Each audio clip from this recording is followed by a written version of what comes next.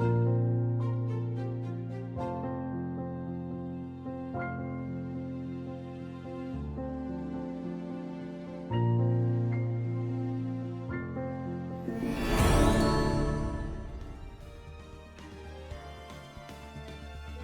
everyone! Welcome to my 1-year streamiversary. I am so excited and very happy about this. I can't believe I've made it to a year, let's be real. But I am planning, keyword being planning on it being a longer stream, 5 or 6 hours hopefully. Gonna do some variety games. I'm gonna do some Trials and Tribulations, try and get through the whole 4th episode today. And then I am also planning on starting a new game on my stream. But I'm gonna keep that a little bit a surprise for right now. So, we are just gonna go ahead and start with episode 4, Turnabout Beginnings. The girl. Let her go.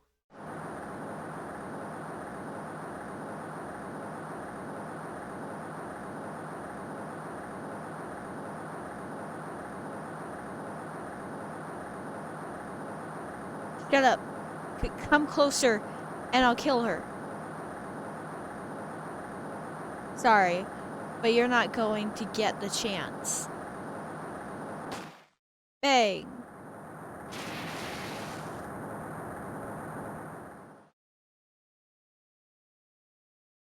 Okay.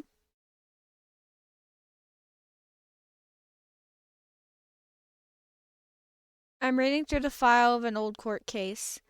It was the first case of my long-time mentor, Mia Fey. Fugitive data. Name, Terry Falls. Charge, kidnapping, murder. Sentence, death penalty. Fugitive movements. After escaping, Falls met with and then murdered Sergeant Valerie Hawthorne. Recaptured on Eagle Mountain after about 8 hours after his escape. Her very first client was a death row inmate who had recently broken out of prison.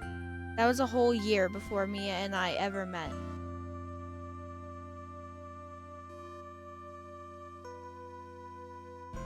Six years earlier, Mia Fey first trial, so we're playing as Mia again.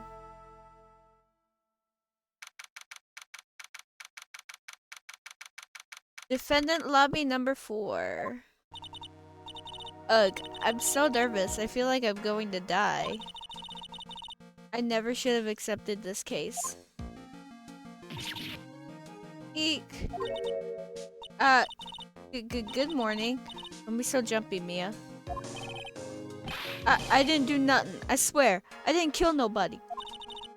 Terry Falls, my first client. Sentenced to death 5 years ago, and now a prison escapee. Just relax, Mia. Make small talk and try to relax him. So why did you escape anyway? Ugh. Eek. I'm sorry. Ugh. I didn't do nothing. I didn't kill nobody. I never lie. I didn't escape from nowhere. But Mr. Falls, the police just recaptured you 2 days ago. Ugh. Sorry, I told a little lie. Oh boy. But anyway, I didn't do it. I never killed nobody. Sorry for asking, but you're on death row, right? Eek! I'm really sorry. They sentenced me to die 5 years ago, but I was tricked, I tell you. That woman, she lied in her testimony. That's why I got the death penalty. I swear it, I didn't kill her. I could never do that. 2 days ago, he escaped from the police wagon when it crashed. Then about 8 hours later, a policewoman was murdered before the police could recapture him. The police believe that Terry Falls did it. After you escaped, did you meet a policewoman? Yeah, I did. She's the reason I escaped. So that much is true. He did meet with the victim. But I didn't kill her. She was alive when I left. She was alive. It's true. I can trust him, right? I mean, I should. Huh. You're not going to figure out the truth by just staring at the guy. Why are you here? I came to see how our little kitten was doing all alone in the big scary lion's den. I thought maybe you'd like someone to play with. Where is Mr. Grossberg? Huh. That old man is probably still in bed. I bet he's clutching an empty bottle and mumbling in his sleep. Aren't I good enough? After all, it's me, Diego Armando. I didn't say... So, Diego Armando, the finest attorney at Grossberg Law Offices, is here for me? No, you've got it all wrong. Today, you're the finest. After all, it took an amazing amount of guts to take this case. Imagine, an escaped death row convict for first client. Yeah, thanks. Sure wish I could get out of it, though. Relax, I just heard some good news. The prosecutor for today is fresh out of his diapers as well. Really? However, unlike a certain somebody who I won't mention, he's earned the reputation as a genius since beginning his law career. Genius? Well, it's about time to head in, kitten. Sharpen those claws of yours. It's go time. A solitary confinement cell for the condemned must be the worst or the world's loneliest place. And that's what my client ran away from. Every other lawyer gave up on him, but not me.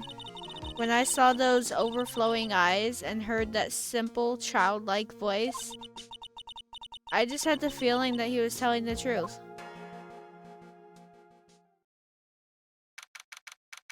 February 16th, 10 a.m.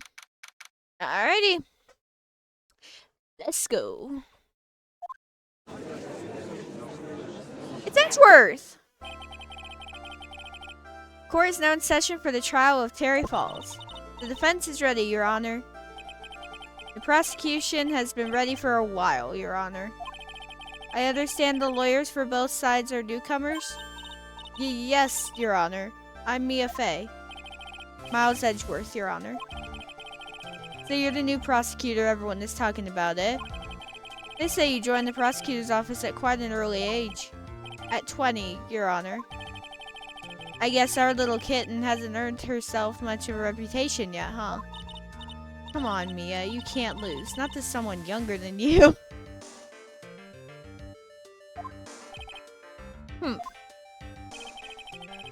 Young people running a trial. I'm not too sure how I feel about that. Now then, the defendant in this case is currently a felon on death row. 2 days ago, he escaped from a police wagon. Is that correct? Precisely. But the defendant is not on trial for escaping prison. On the day that the defendant escaped, a policewoman was murdered. So we're here to determine if Mr. Falls was responsible for her death? You got it, kitten. Well then, Mr. Edgeworth, let's hear your opening statement. Yes, Your Honor. It was 5 years ago. The defendant, Terry Falls, was sentenced to death in this very court. His crimes were kidnapping, extortion, and murder. The girl he threw off the bridge was only 14 years old. A truly horrible crime, I remember it well. There was no decisive evidence, so the trial was long and protracted. Correct. But in the end, what finally decided the case was a certain witness's testimony. A witness's testimony?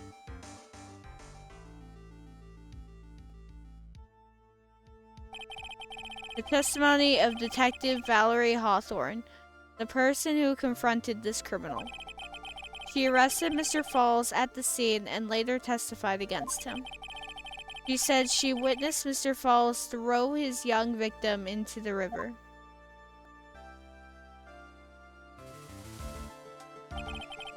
For those who are not aware, Eagle River is well known for its powerful current. Most bodies that fall in are never recovered. So Miss Hawthorne's testimony was the one that put him away.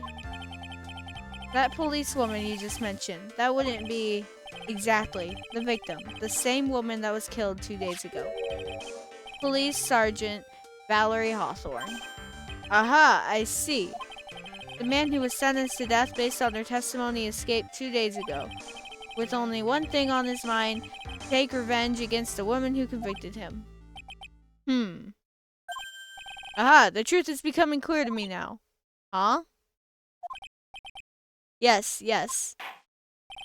It's quite obvious the defendant is guilty. Wait a minute, that's not right. At least hear the case before you decide on the outcome, Your Honor. Grr. Watch yourself, Miss Faye. I'm not sure I care for your word choice or your tone of voice. Young people these days simply don't know how to respect their elders. Why, you're even younger than me, you hypocrite. Now then, Mr. Edgeworth, please call your first witness. I call the detective who was in charge of the initial investigation of this case.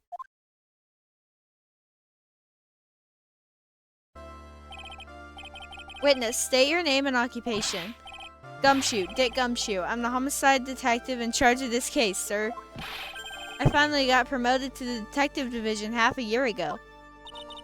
I don't believe anyone asked you about that. Hey, ma'am, you got any idea how much work it takes? What is it? You're really gorgeous. Oh, Gumshoe never change.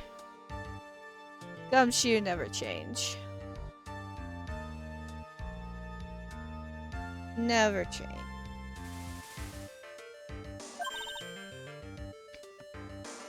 Excuse me? No, seriously, my heart, it's aching for you. Detective, pull yourself together and try to be professional. Otherwise, I'll write you up on contempt so quick that something other than your heart will ache. Okay, I got it. Now, detective, tell us about the incident. Yes, sir, right away. The victim was Sergeant Valerie Hawthorne, a veteran on the police force. She was stabbed in the back with a knife and died from excessive blood loss. That much is already stated in the autopsy report. The court would like to hear more details about the incident itself. Yes, sir, I gotcha. Okay, let's take a look at this aerial map of the area here. This is a sketch of Dusky Bridge, an old suspension bridge. And the river that runs under there is Eagle River. The victim and the defendant met there on top of the bridge. After stabbing her in the back, the killer carried the victim back to his car. He was recaptured at a police checkpoint as he was trying to make his getaway, sir. I see. Dusky Bridge map added to the court record. Was the victim's blood found on the bridge? The victim, Sergeant Valerie Hawthorne, was wearing a thick coat, sir. Unfortunately, no traces of blood were found on the bridge. Mr. Edgeworth, I warn you that I absolutely despise conjecture. There was no blood on the bridge, then you have no proof that they even met there. Your Honor, if you would listen to the testimony we have prepared, I'm sure you'll be convinced. The two of them most certainly did meet on the bridge that day. Why, Mr. Edgeworth, I'm not sure I like you wagging your finger at me as though I were some hoser. Detective, proceed with your testimony. Yes, sir. Here we go, Mia. Hang on. Okay, now listen carefully, kitten. One little mistake and this guy will drink you for morning tea. Trust me and get ready. Alright, here we go. On the day of the incident, an unknown person phoned the sergeant and asked to meet.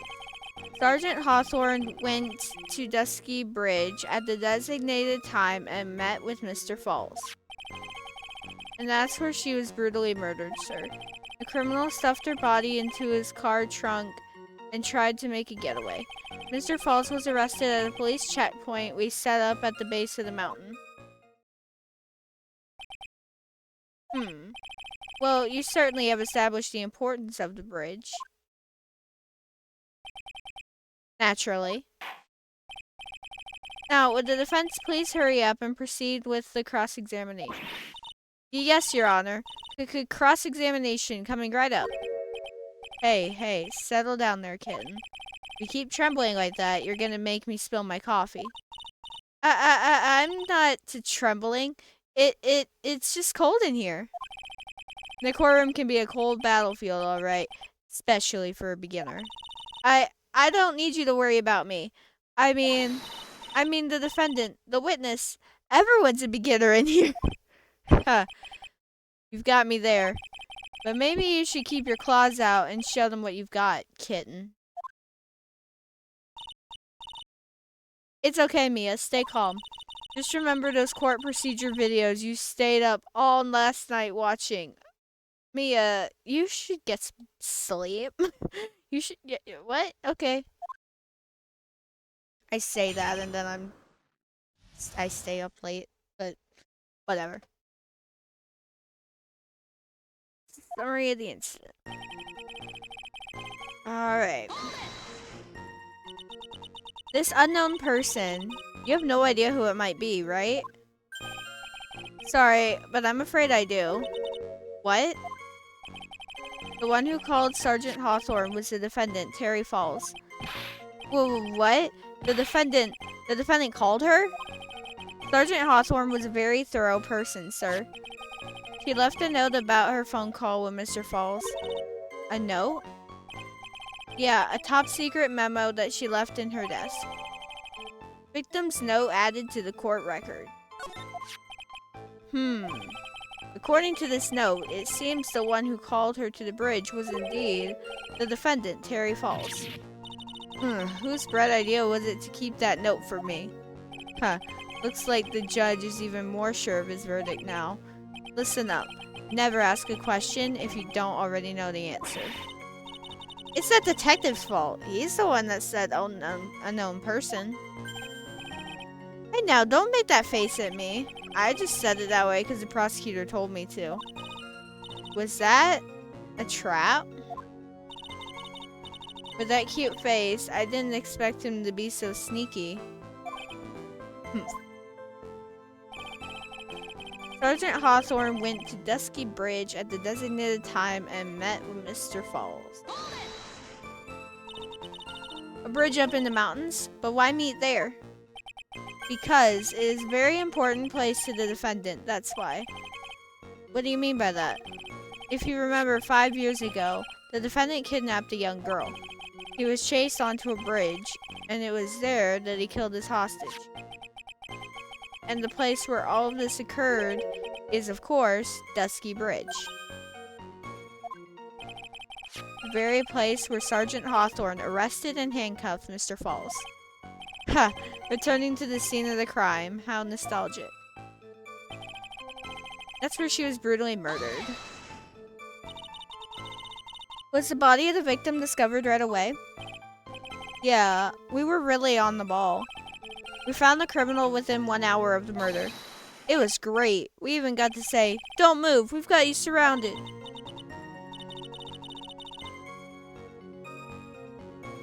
Wait a second, isn't there something weird about that? The location was a suspension bridge up in the mountains. So how did they find out about the crime so quickly? Sergeant Hawthorne must have mentioned the phone call to someone else, right? If that's what had happened, then she wouldn't have been killed. She never mentioned the phone call from Mr. Falls, but she left a note on her desk about it. If only I had noticed it earlier, maybe she'd still be alive. Wonder why she didn't mention the phone call to anyone. The criminal stuffed her body into his car trunk and tried to make a getaway. Mr. Falls had a car then? Well, that bridge is way up in the mountains, ma'am. The defendant and the victim both went up there by car. I mean, how else, right? What? You mean the defendant drove his own car? No, of course not. It was stolen. He stole it from a young couple who had been waiting at a red light. Car thieves. I'm not sure how I feel about car thieves. Is this guy sure about how he feels about anything? This is a photo of the stolen car's trunk. Naturally, that's the body of Valerie Hawthorne in there. Whoa, that doesn't look too comfortable. Crime photo added to the court record. The victim, she was stabbed in the back, correct? Yeah. Huh. For some reason, men always seem to get stabbed in the back. We're talking about a woman here. You can't tell from this photo, but the knife was stuck in her back nice and firm. The condition of the body when it was discovered is very important information. Detective, was there anything strange or noteworthy in the trunk of the car? Here's a photo of the trunk, but I don't see anything strange, do you? Anyway. I do see something strange, but I'm not gonna point it out right now. I'm just gonna... What did the defendant have to say about this photo? Let me real quickly just... Yeah. Yeah, the lock is broken. The lock of the trunk is broken. That's probably it.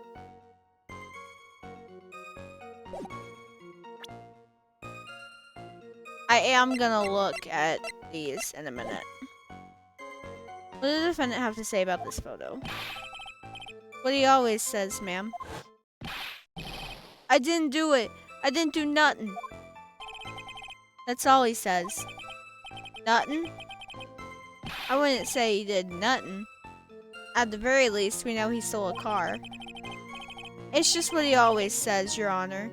Then he always says, sorry, I told a little lie. Or something like that. Well, in any case, it seemed he was caught and arrested. Precisely.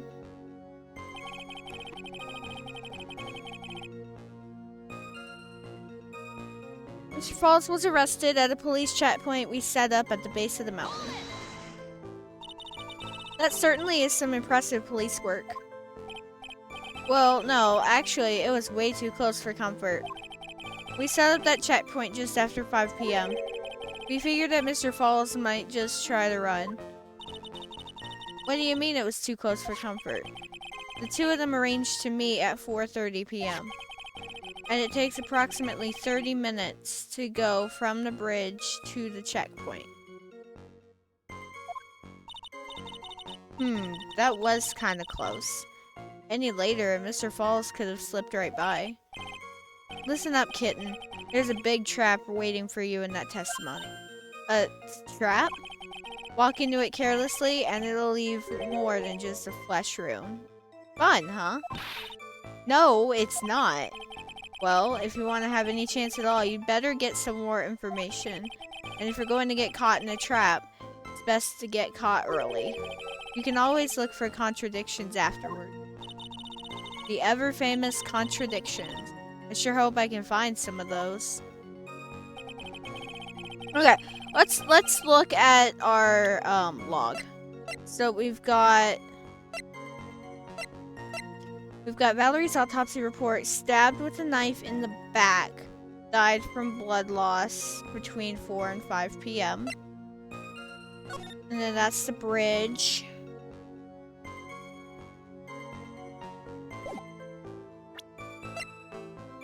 Confidential police materials written by the victims. Let's read this note. February 14th, 1:21 p.m. Falls, 4:30 p.m. at that bridge. Wear white scarf for identification. Talk to Dahlia. Tell her this time the whole truth must come out.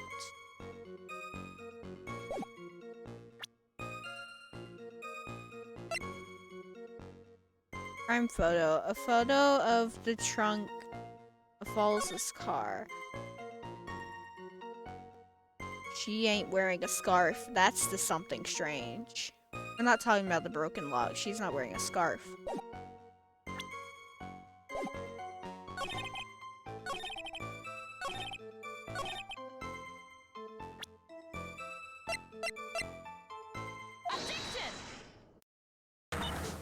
Witness.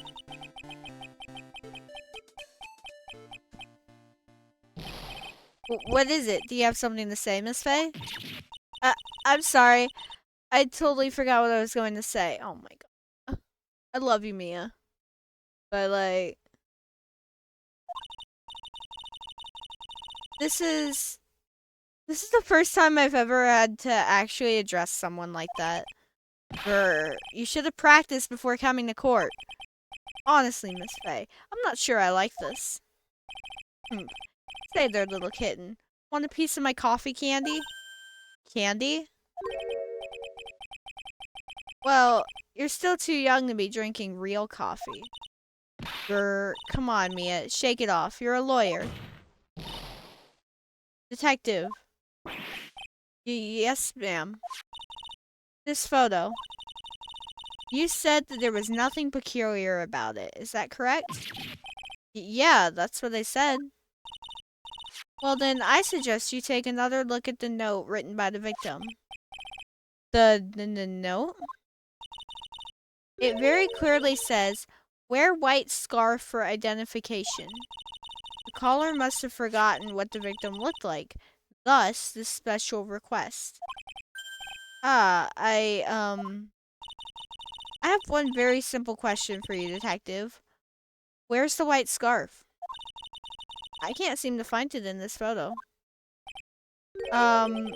Well, to be honest, we didn't find it in the trunk, ma'am. And you stopped there? You should have looked for it. Arg.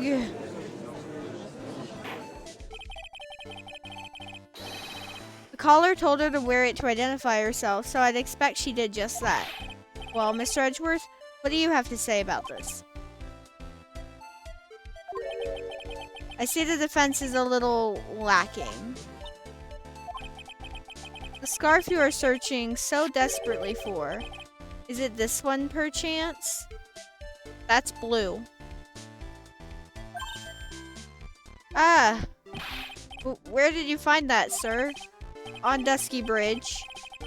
I was there first and decided to conduct my own investigation. Why didn't you tell me? I made a decision to keep all pieces of evidence in my personal satchel. It's the safest place I know. That hotshot sure has a flair for the dramatic. It's not exactly white, as the caller requested. But as you can see, it's close enough for what it was intended for. It looks like it spent some time in the mud. Not surprising. It was drizzling on the mountain that day. Prosecutor Edgeworth, he was intentionally hiding that scarf the whole time. The court will accept the scarf into evidence. Scarf added to the court record. Now, if the attorney for the defense is finished embarrassing herself, I'd like to move on with the testimony. That is alright with you, isn't it, Miss Faye? Boy, would I like to wrap this scarf around his smarmy little neck. Very good. Now, if we're done with this mud-covered scarf business, the prosecution moves to establish conclusively and with hard evidence that Miss Hawthorne and Mr. Falls did indeed meet on the bridge that day.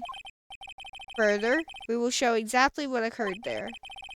That sounds quite promising. I can't wait to hear all about it. Arg, everything is moving at his whim. Don't forget, kitten. There's a reason why everyone considers this kid a genius. A genius, huh?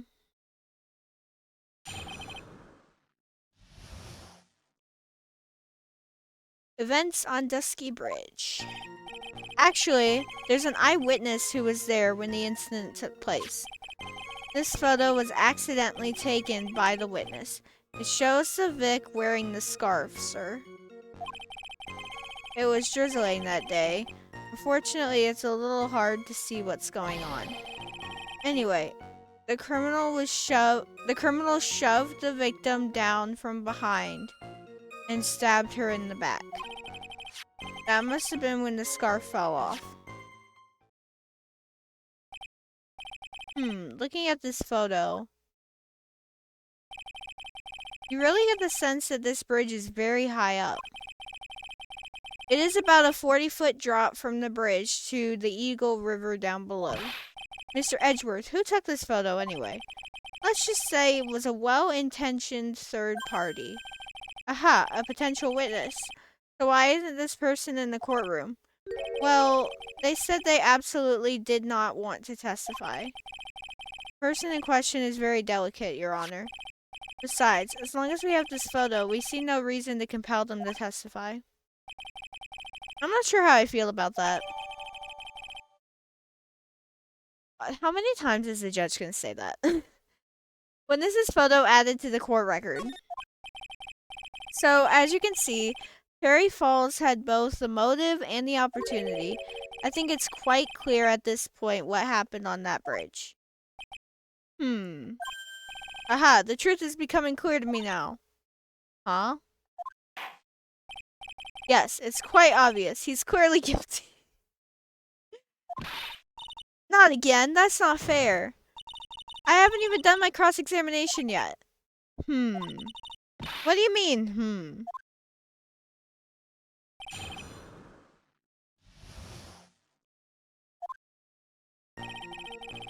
There's an eyewitness. Tell me more. Who is this eyewitness? She's a college student. A female college student? That's right. Meaning she's female and a college student, ma'am. She doesn't do well in front of other people, so I came to testify for her. Maybe so, but as the attorney for the defense, I have the right to cross-examine her. For the time being, we're not relying on the witness's statements. That is all. What is that supposed to mean? The prosecution has other, more decisive evidence. Our case doesn't rest on the vague testimony of a female college student. A female college student, eh? It means she's female and a college student, sir. If you absolutely must hear her testimony, you'll have to give us a good reason why. Grrr. Please tell us about the more decisive evidence in question. This photo was accidentally taken by the witness. Okay. The victim is wearing a scarf in that photo, alright? So, about the witness who took this photo. What was this person doing all the way in the mountains? She was taking photos of wildflowers, apparently. There are many unusual types of flora on that mountain, Miss Faye. People in the area say it's because of the spirits that live there. Spirits? Now you mention it. This photo. This cloudy fog-like thing. Is it a ghost? I don't believe it. No, Your Honor. No, I don't think it's a ghost. It was drizzling that day, unfortunately. It's a little hard to see what's going on. Drizzling, huh? That's right. There was a light rain coming down. The whole place was dreary. But not as dreary as the mood that this courtroom's right now.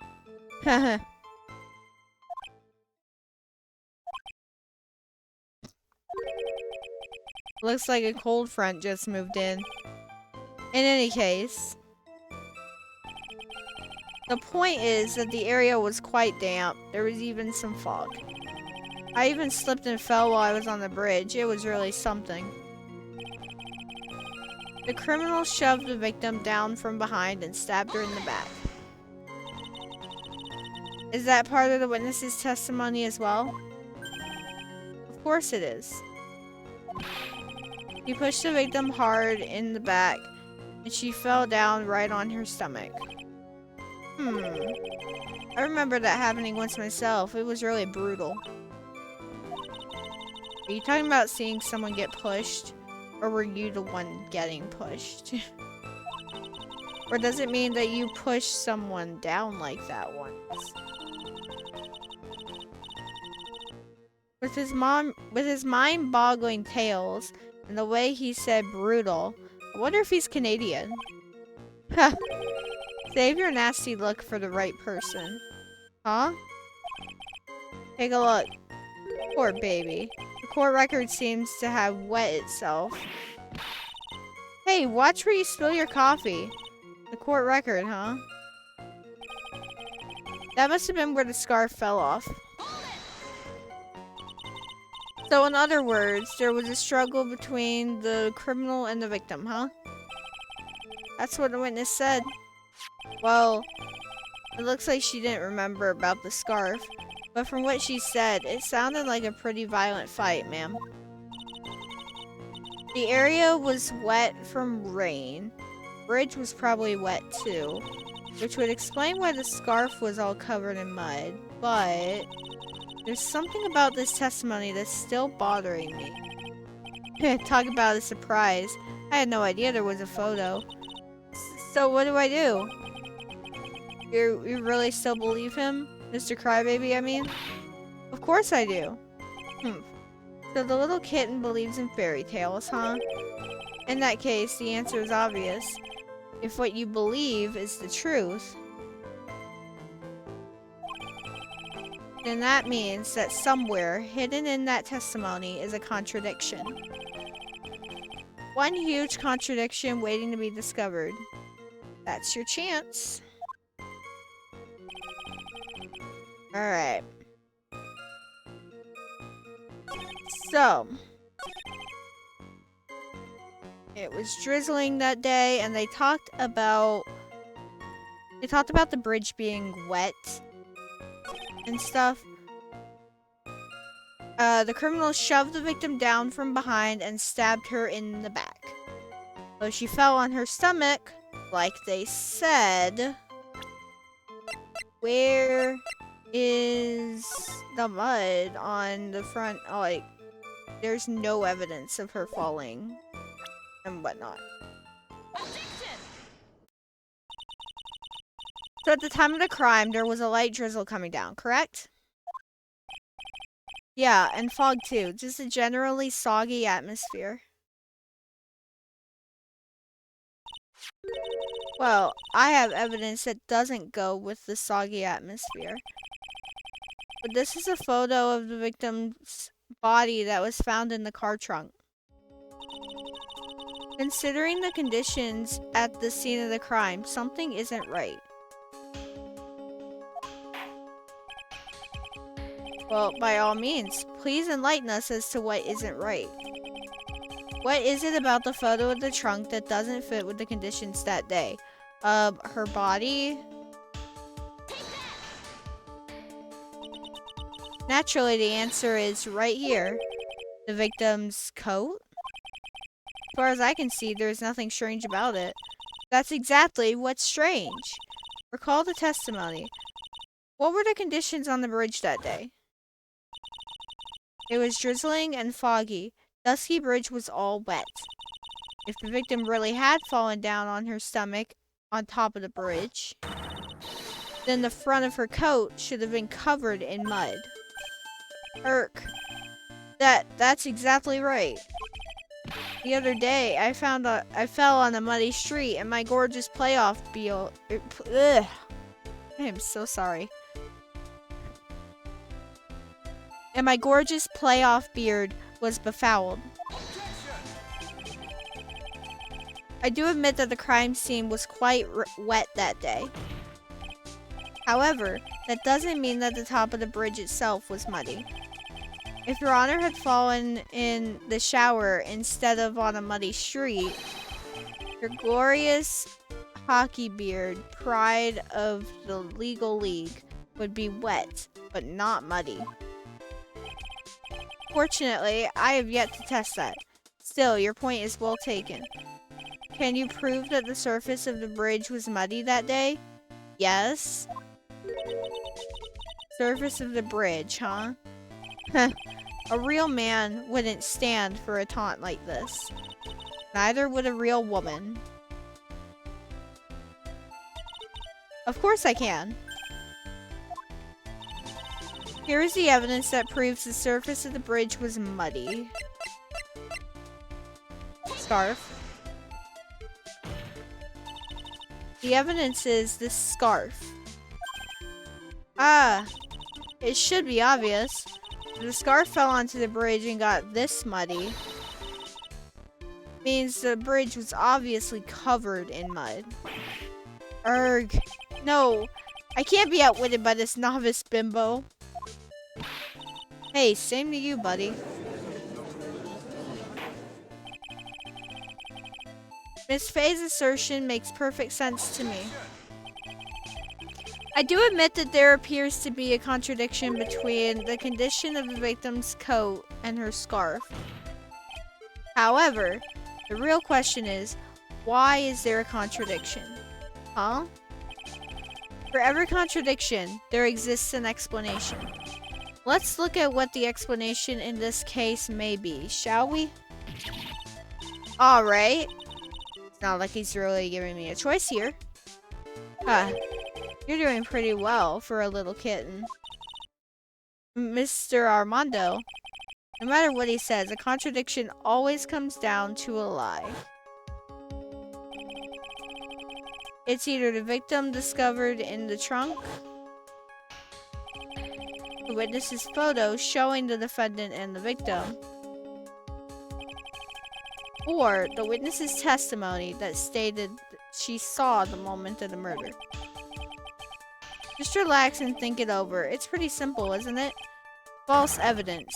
It's one of those three.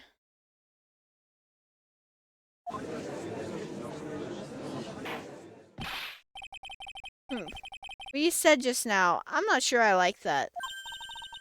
That wasn't me, Your Honor. It was the coffee aficionado over here that said it. This court is not in the habit of accepting false evidence, you know. Blame it on him, Your Honor. He's the one trying to slip false evidence in the court.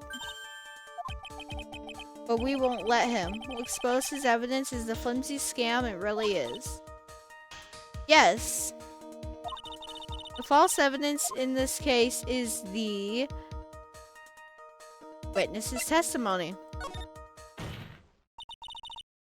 It's a no-brainer.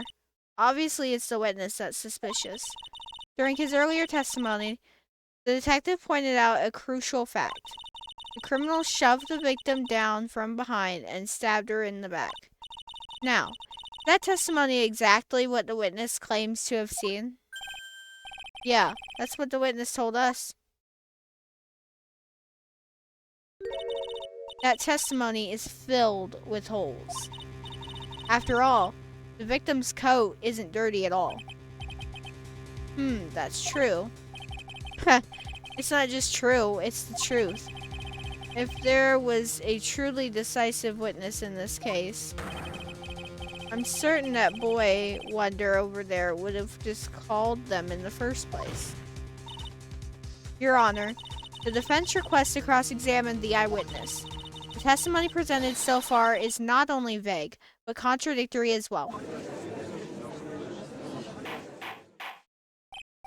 Well, Mr. Edgeworth, it appears that we'll need to hear from your mystery witness after all. You should brace yourself for the brutal truth. Your Honor, the prosecution has no intention of hiding the witness from the court. We are prepared to present our witness at any time. Very well. Please bring forth your witness at this time. What Mr. Edgeworth said kind of worries me. What does he mean by the brutal truth?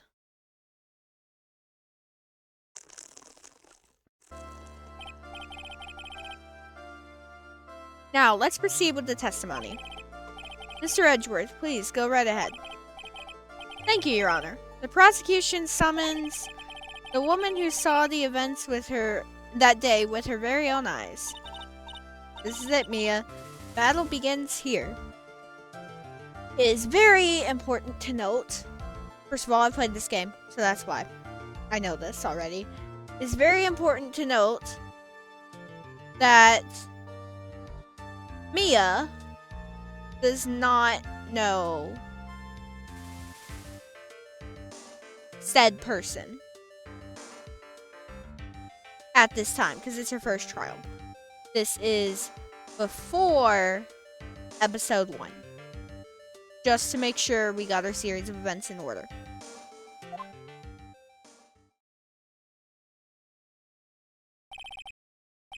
Witness, what is your name and occupation?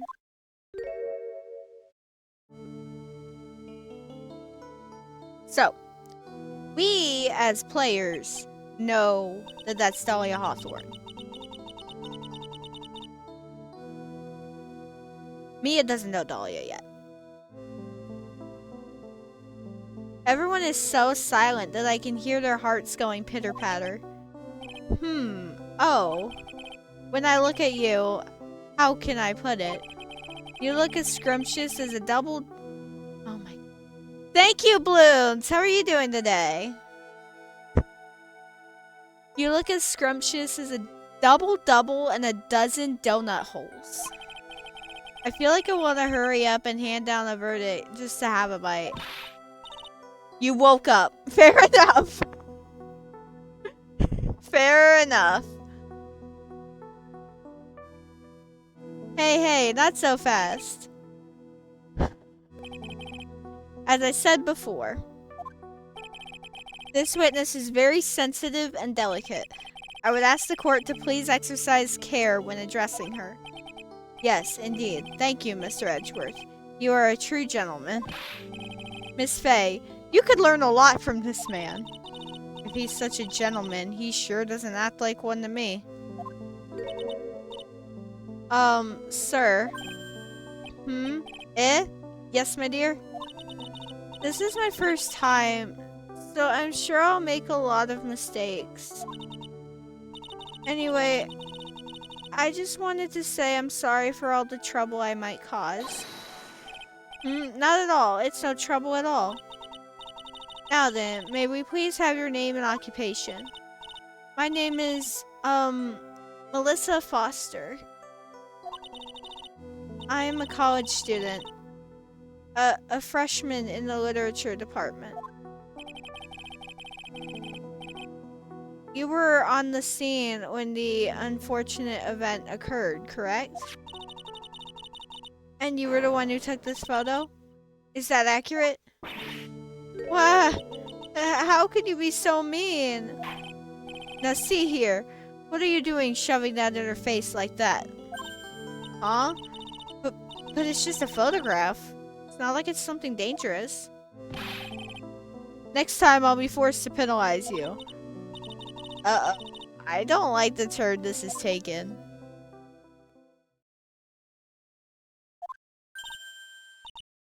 Is she staring at me? And you would be? Huh? I'm the defense attorney. My name is Mia Faye. I see. So you are. Now then, young lady, could you please give us your testimony? Yes, Your Honor. I'll do my best. Witness's photograph. I was using my camera to take some pictures of wildflowers. Then I noticed there were 2 people standing up on the suspension bridge. Suddenly, they just started fighting. That's when I hurried and took the photo that shows the crucial moment. And right after that, I called the police. By the way, where were you standing when the incident occurred? I believe the map would be of help here. I was standing right over here.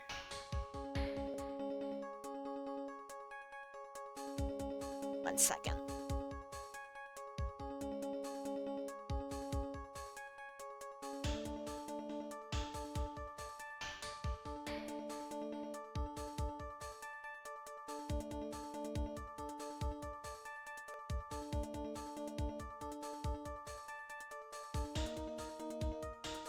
I was standing right over here.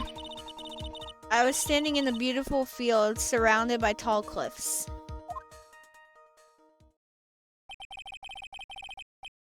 So you took the photo from that location, eh?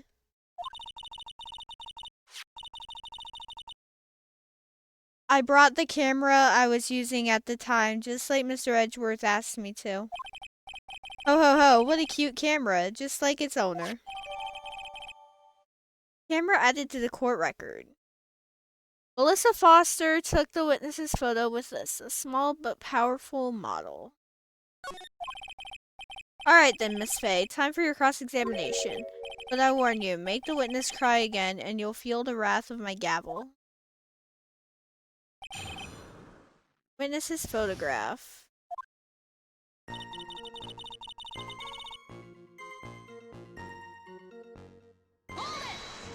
Something tells me wildly pressing things like I usually do probably isn't the best idea right now, but I'm gonna try it.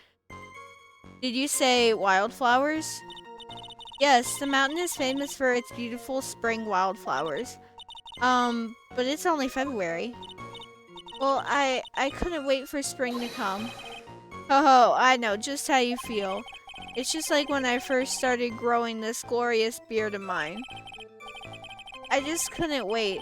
So I wore a dyed blonde Santa beard until mine grew in properly. Would you mind if we got back to the facts of the case, Your Honor? There were 2 people on the bridge. Was there anything strange about the 2 of them? I'm a bad girl. I know I am. It looked like they were having a really serious conversation up there. So I decided to watch them, like some kind of peeping Tom. No, not at all. Everyone is like that. I love watching other people fight too. In fact, I can't get enough of it. Actually, that's why I took this job in the first place. Too much information, Your Honor. In any case, it's perfectly natural for you to have kept watching them, especially dressed as they were. Well, anyway, I was watching them very closely.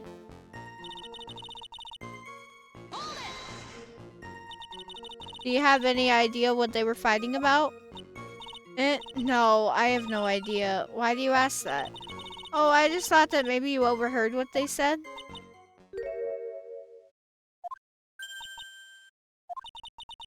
I would never eavesdrop. I've got more class than that. That's right, Miss Faye. Don't drag the witness down to your level.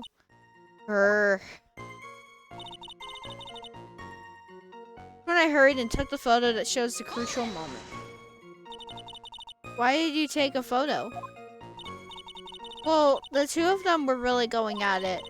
Ever since I was a little girl, I always wanted to be a news reporter.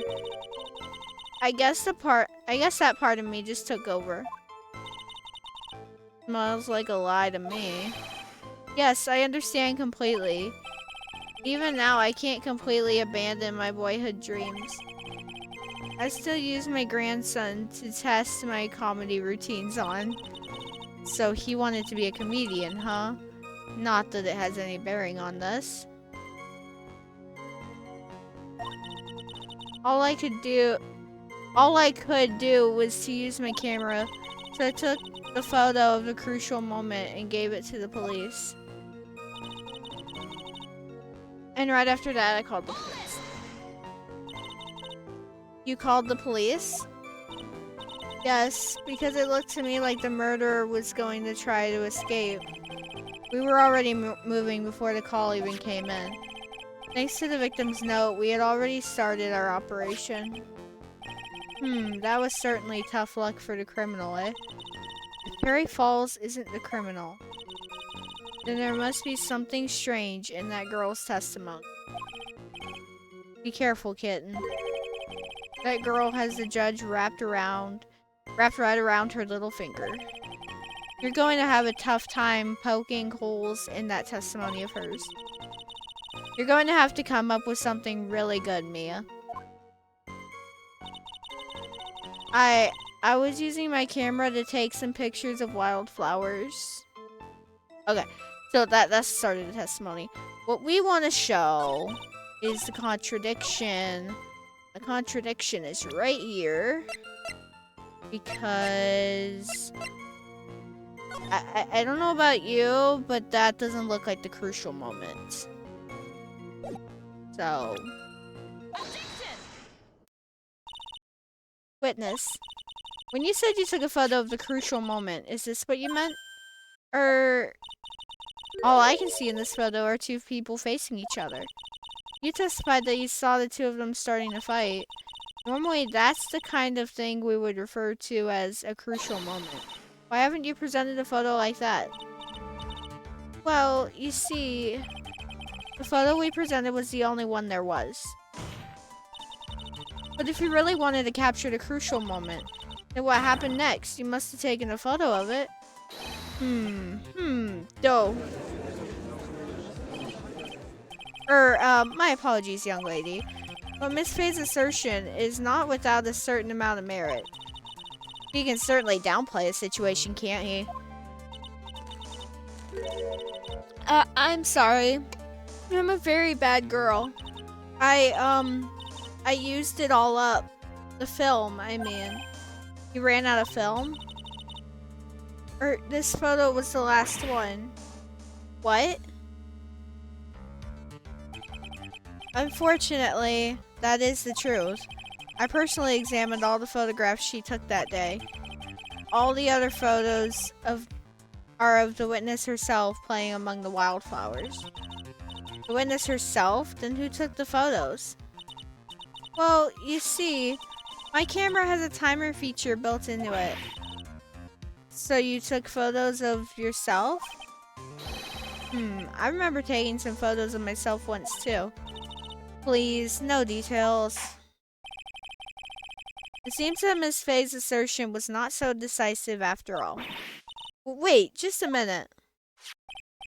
Well, if she had no film left, she couldn't very well take more pictures, eh? Miss Foster, perhaps then you could tell us about a different sort of photo. Photos of the incident that you took with your very own eyes. Mr. Edgeworth, you're quite the poet. Very well then, let's get back to the cross-examination. Let's hear your thoughts on the fight that you witnessed. Yes, Mr. Judge. Boy, this guy is really a sucker for sweet talk. Huh. It looks like the other kitten in the room is the one that's getting all the attention. Yeah, it's sickening. I was using my camera to take some pictures of wildflowers. Okay. So this is the same one.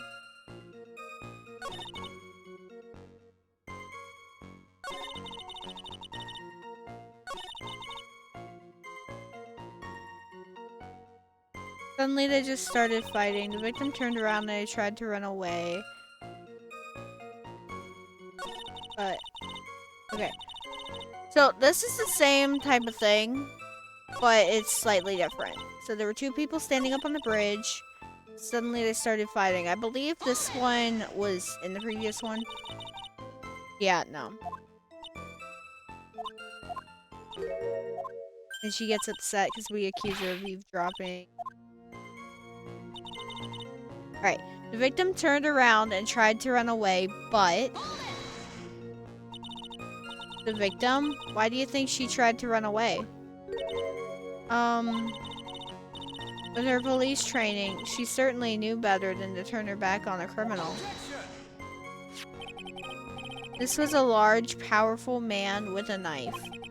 If it had been a waggy woman like you, I'm sure she would have acted differently. Waggy? Why you? If it had been me, I probably would have jumped into the river. There's still something wrong with this testimony. She only got about 10 yards before she was stabbed in the back. So you're saying Sergeant Hawthorne wasn't able to get away from him? Well, it's a narrow bridge, and it was swaying back and forth. If you ask me, both of them were in danger of falling off. I only wish I could have done something to help her. That seems to make sense. I wonder about that. Something seems kind of off. Does it now? You have a good sixth sense. When you feel that something's off, that's when you need to figure out why. If Perry Falls isn't the criminal, then there must be something strange in that girl's testimony. Be careful, kitten. That girl has the judge wrapped around her little finger. You're going to have a tough time poking holes in that testimony. Alright.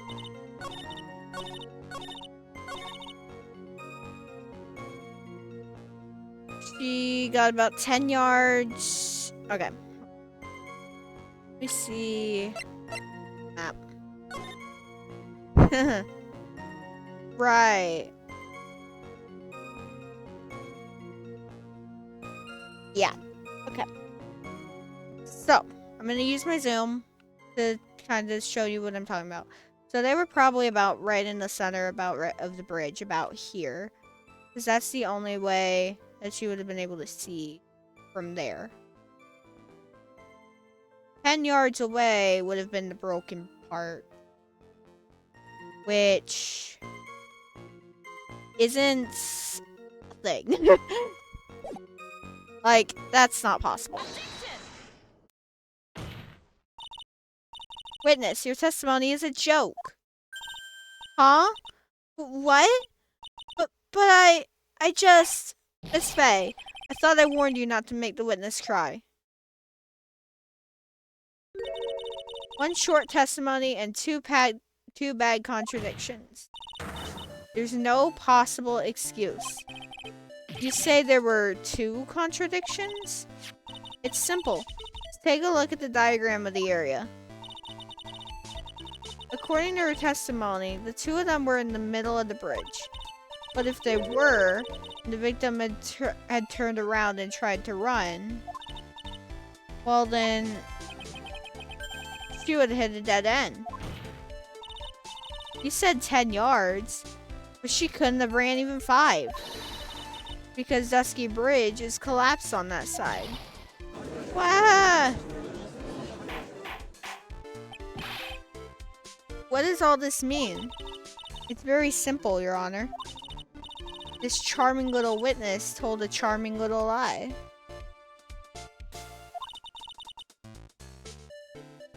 That's all there is to it.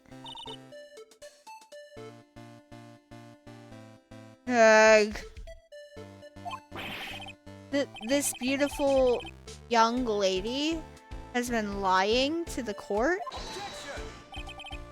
Just a moment, Your Honor. Mr. Edgeworth? Your Honor, allow me to personally apologize for the confusion. What do you mean? There's one major mistake in this diagram. What'd you say? What are you referring to? It's all because this diagram was made after the incident occurred. It's a very old bridge. We couldn't find any official blueprints of it. So you're saying... I'm saying that even though the bridge is currently in disrepair,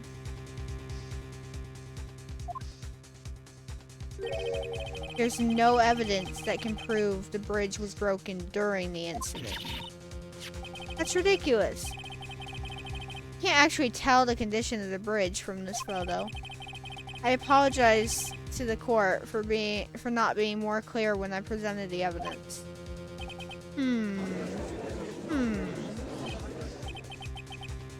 That guy is good. Huh? What do you mean? He planned it from the beginning. He's a genius, alright. That diagram of the bridge was his insurance policy. What? That coward? Well, Miss Faye, it seems you've once again made a reckless accusation. I'm so sorry. I should have been more careful myself. No, no, no, no. It wasn't your fault at all. Now then, shall we go on with the trial? I'd like to establish once and for all what it was the witness actually saw. Indeed. All right, young lady. May I ask you to please proceed with your testimony? But it's so hard to go on. We're all on your side, Miss Foster. There's no need to worry. Just tell us what you saw. Yes, sir.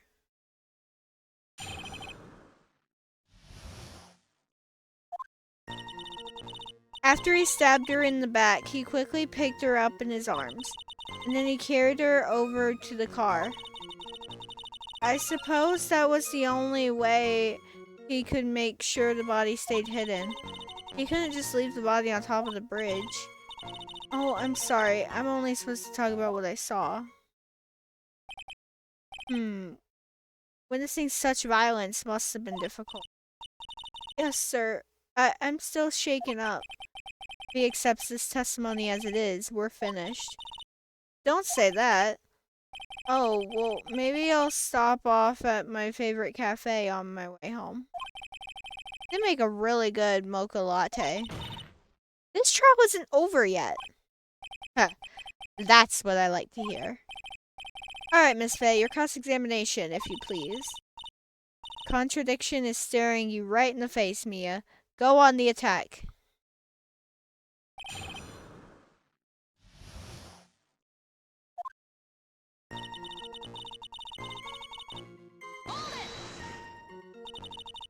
Are you saying that the victim didn't fall down on the bridge? Actually, maybe she did fall. Of course she didn't fall down on the bridge. If she had fallen down, this photo wouldn't make any sense. If that was the case, her coat would have been all muddy. If you don't mind, I was asking the witness.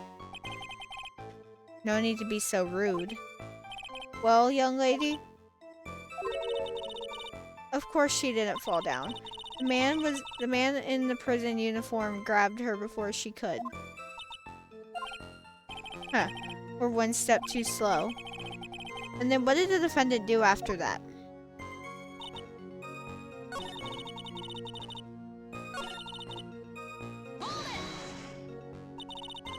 You personally witnessed that? Yes.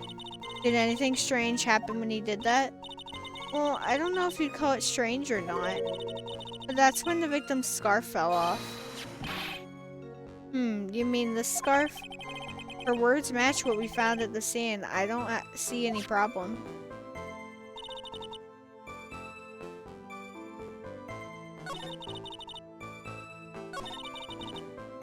I suppose that was the only way he could make sure the body stayed hidden.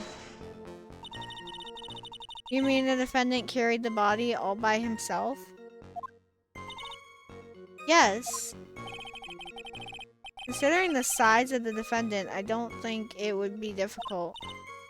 Yes, but let's remember they were on a narrow bridge that was ready to collapse. Is it even possible for him to have carried a dead body on a bridge like that? Well, the fact of the matter is that he did.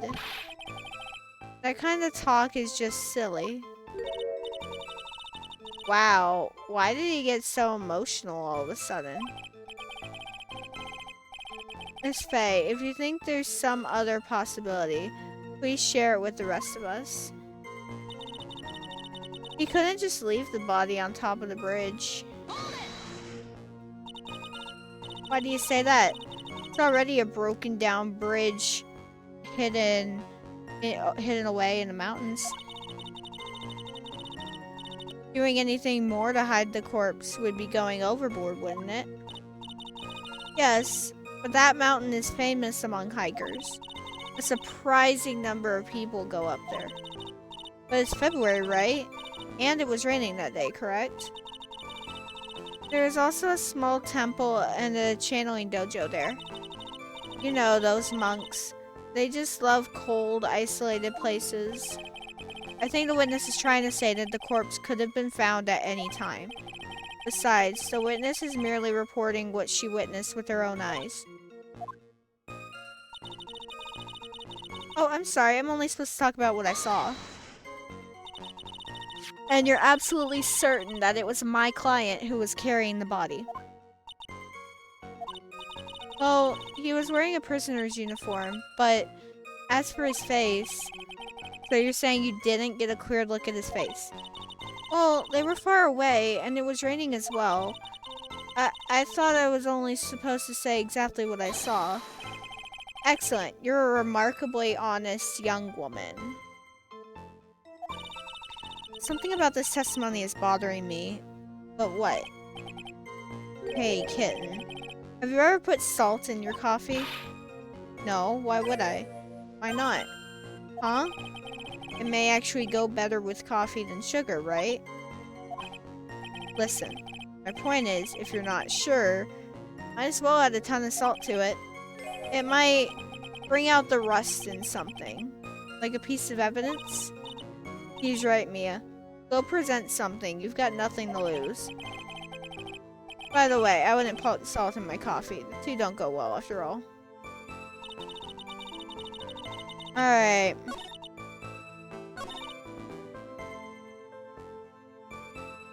What about throwing the body into the river? I mean, we already were told. We were already told that, we were already told that bodies that go in the river never, or almost never recovered. So.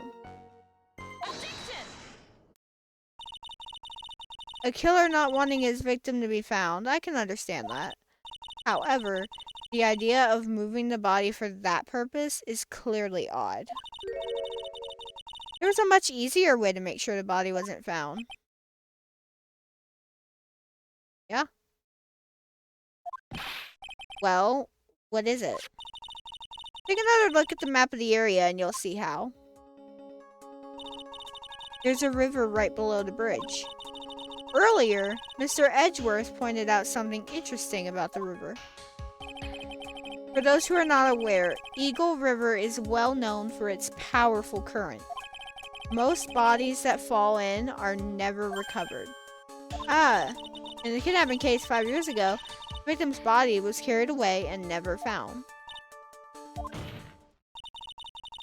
If 10 murders were to occur at that same spot above the Eagle River, you can bet your boots that every other killer would have tossed the body in the water.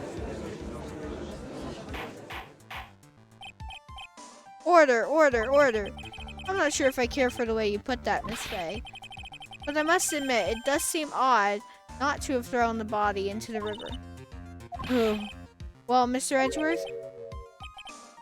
How sad.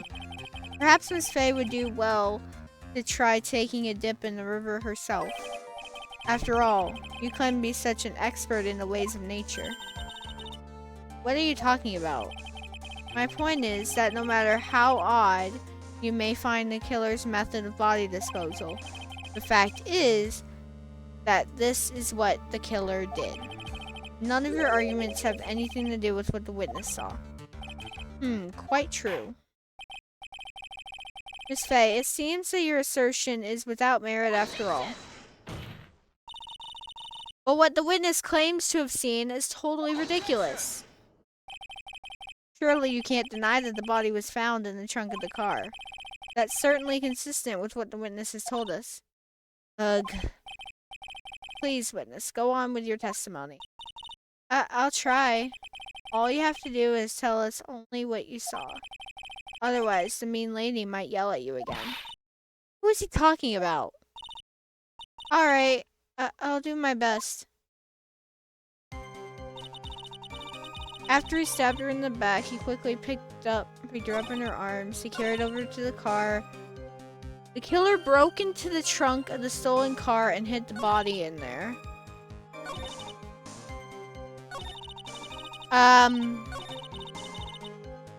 That's true. But how would you have seen that? There's a giant cliff there. Well, Miss Foster, looks like you've done it this time. Done what? Made a crucial mistake. A crucial mistake? Like what, Miss Faye? The killer broke into the trunk of the stolen car and hid the body in there. You're saying you saw that, right? With your very own eyes? Yes, and? It's simple, Miss Foster. Take a look at the diagram. The place you claim to have taken the photo from that day is here. You see what I mean? Even if you tried to see the car, this outcropping of rock is directly in the way. Ah, that's right, Miss Foster. From where you were standing, you could not have possibly seen the killer's car. I admit the diagram shows a large outcropping of rock. However, it isn't so tall that it would stop her from seeing the car. Yes, it is. That's right. It's not high at all. I was able to see his car just fine. No, you weren't. Quit lying. I'm so sorry, but that just doesn't wash. I believe it was the witness who presented this as evidence to the court, yes? This is the location that the photo was taken from. Your own photo tells the whole story. You can clearly see the left side of the bridge, but the outcropping that is being referred to is really more like a cliff. Your view should have been completely cut off by this cliff. Wait, still you claim to have been able to see the killer's car? No! Yeah. Order in the court. What is the meaning of all this ballyhoo? Your Honor, don't jump to any hasty conclusions. The fact that the escapee fled in a stolen car was reported on the news. After witnessing a murder, I'm sure you can appreciate that the witness was very upset. She must have heard about the stolen car and convinced herself that she saw it. But she was repeatedly warned before starting her testimony. She was told to testify only about what she saw with her own eyes. Oh. Mr. Judge? What is it? I think I must have remembered things. Hey, wait a minute. You can't just say that. Miss Faye, no one on the face of the planet is perfect. Yes, indeed. Quite true. You know what they say. To err is human, to forgive divine. I'm inclined to give the benefit of the doubt to our witness here. What? That's not fair. Save the tears for later, kitten.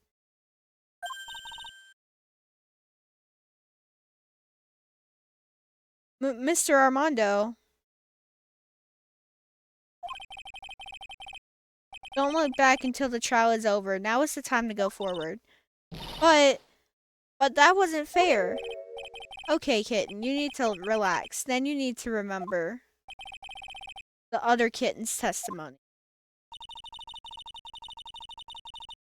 The killer broke into the trunk of the stolen car and hid the body in there.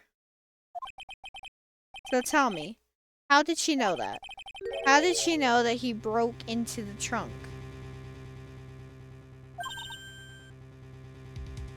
Aha! Well, Miss Foster, till you can explain how you knew that, you're going to have a lot of very suspicious people on this side of the courtroom.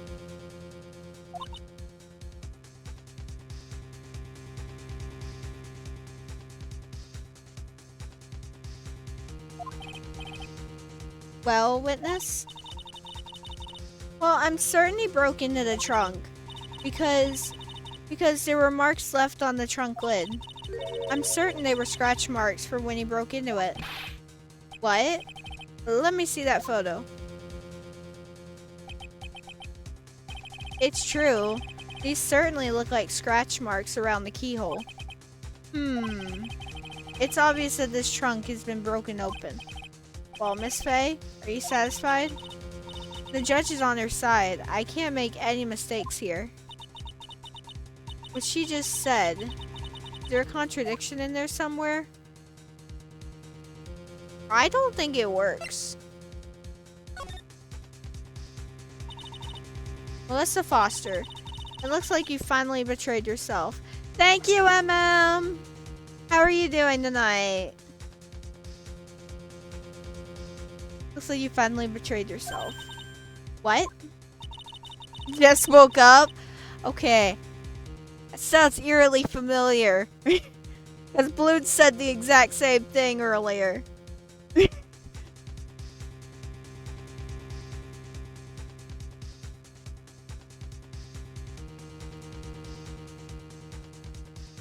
You said you were in a field taking photos of wildflowers, but even so, you knew about the scratchers.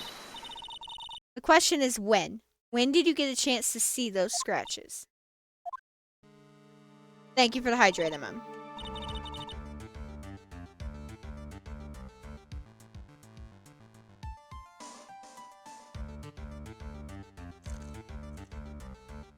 I really need to fix that alert.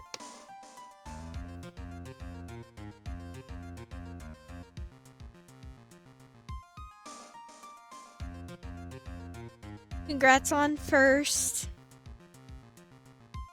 And thank you for that hydrate.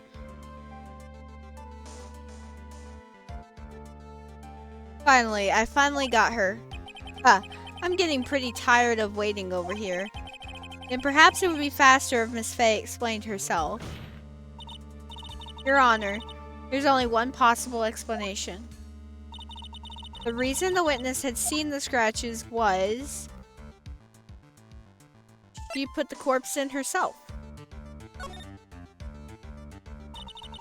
There's only one way that the witness had the chance to see those scratches.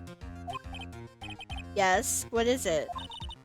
Naturally, when she opened the trunk and stuffed the corpse in herself. The person who really hid the body in the trunk of that car was Melissa Foster. It was you that did it, wasn't it? That's ridiculous. I could never. It was the man in the prison garb. He's the one that... I don't think so, Miss Foster.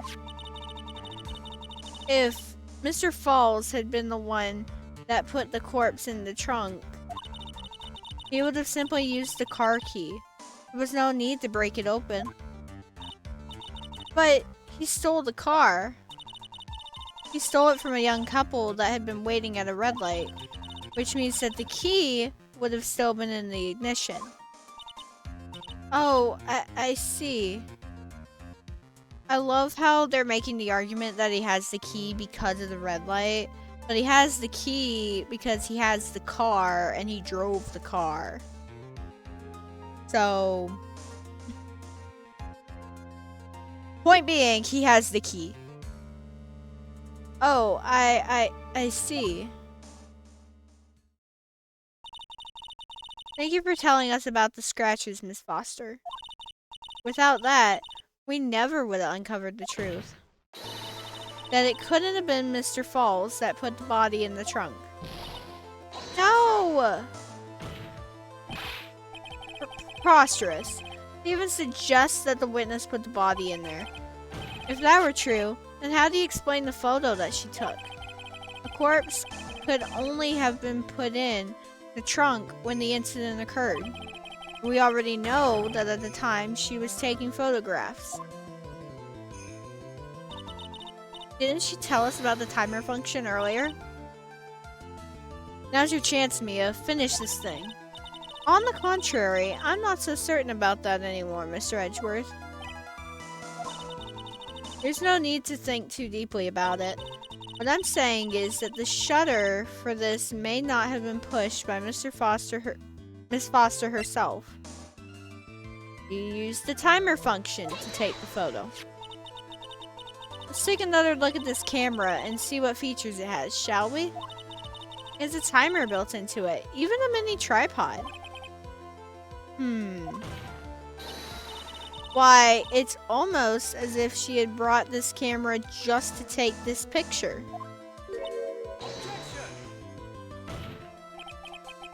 What are you trying to say then, Miss Faye?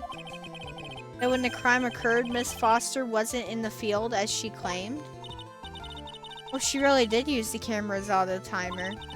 Then the answer is yes, she was somewhere else. Exactly, she was not in the field. Would the defense please explain further? Listen, this is a crucial point.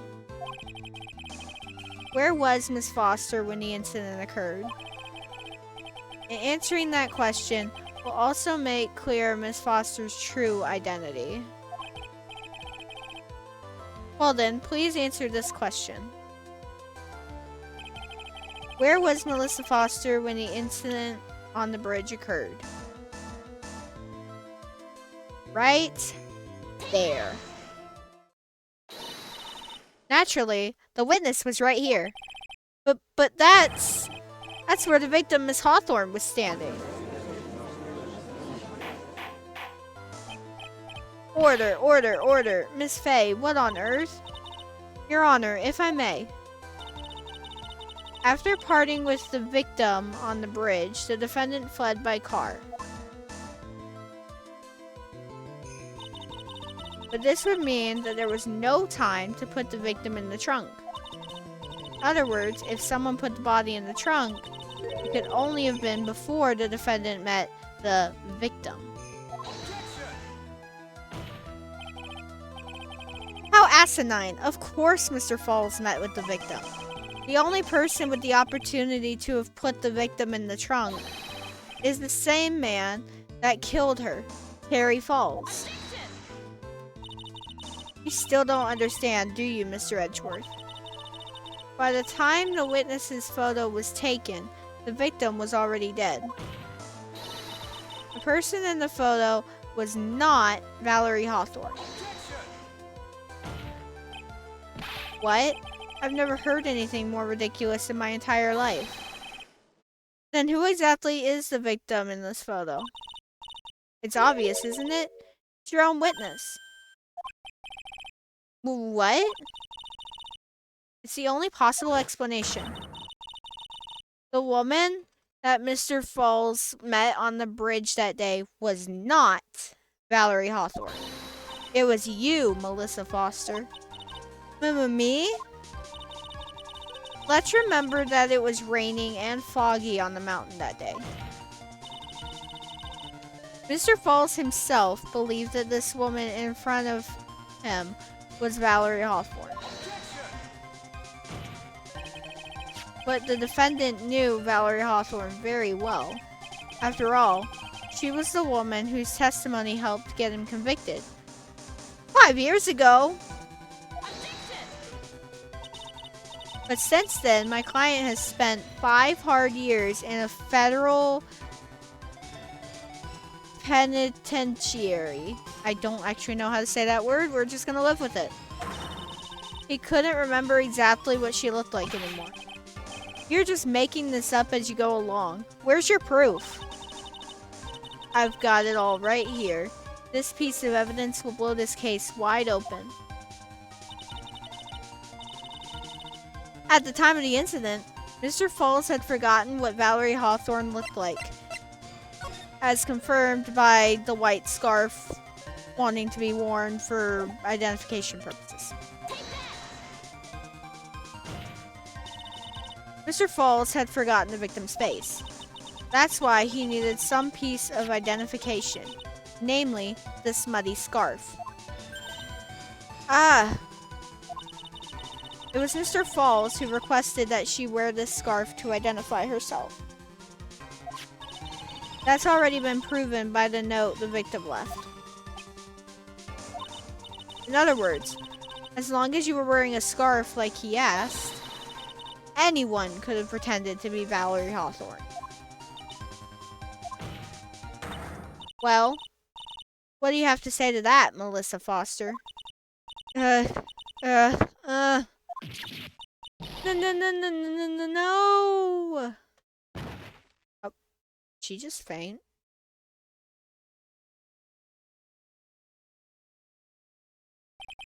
I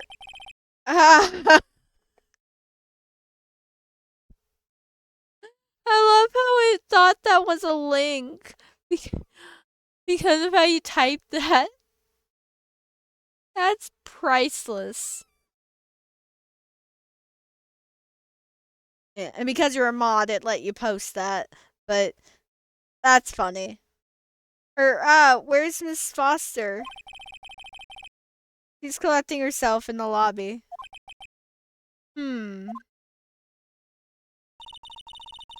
Obvious that Melissa Foster did it. She hid the body in the trunk and disguised herself as the victim. She set up the camera to snap a fake photo of them together. The only question is, why did she do it? Well, isn't that obvious? She's the real culprit. Huh. Well, we'll have to wait for Miss Foster to compose herself before we start again. Until then, this court is in recess. The defense and the prosecution are both to wait in their respective lobbies. Yes, Your Honor. Understood. Very well, this court is in recess. To be continued. I did say at the start of the stream that I'm going to try and finish this episode today. I am going to take a short break to do a bathroom break. And when I come back, we're going to finish this trial. Because we're doing a long stream today. It's going to happen. So I will be right back.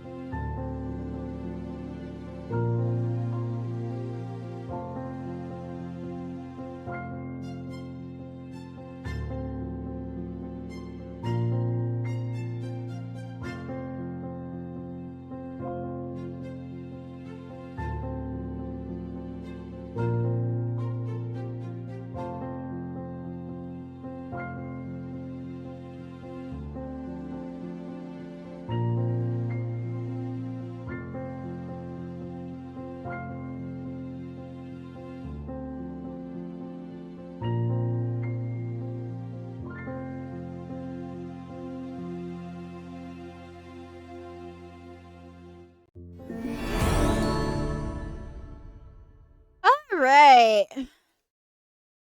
Let's keep going, shall we? And save again, just to make sure, and we'll keep going.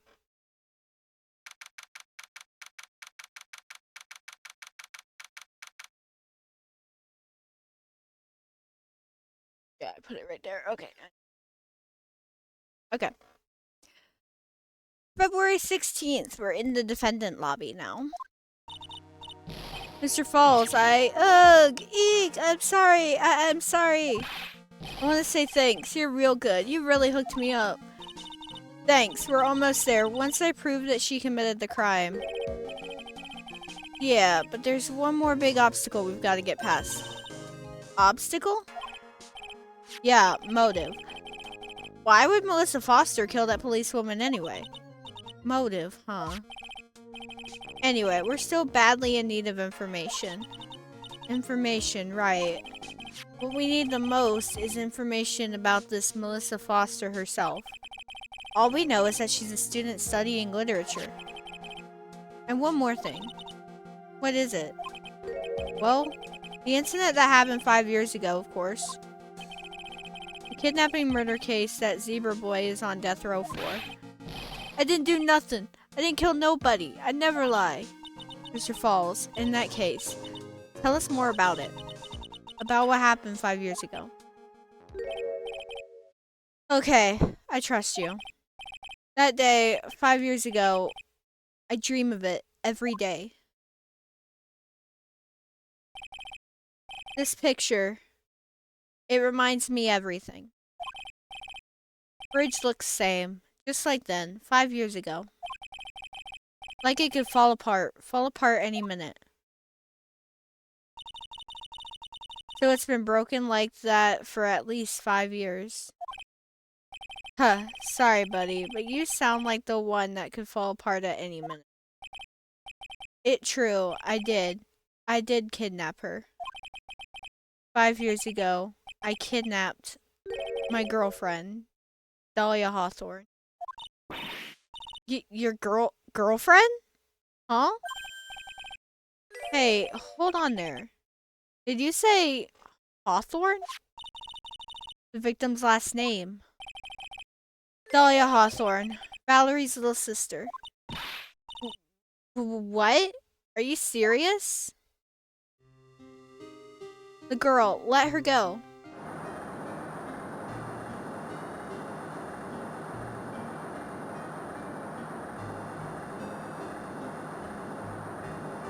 Shut up.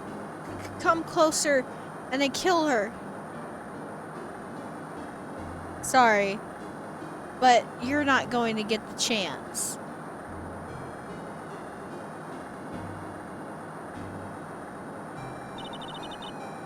The detective back then was Valerie Hawthorne.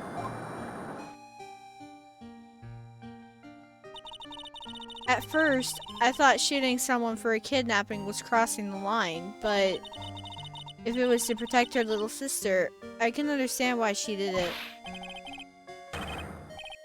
Wrong.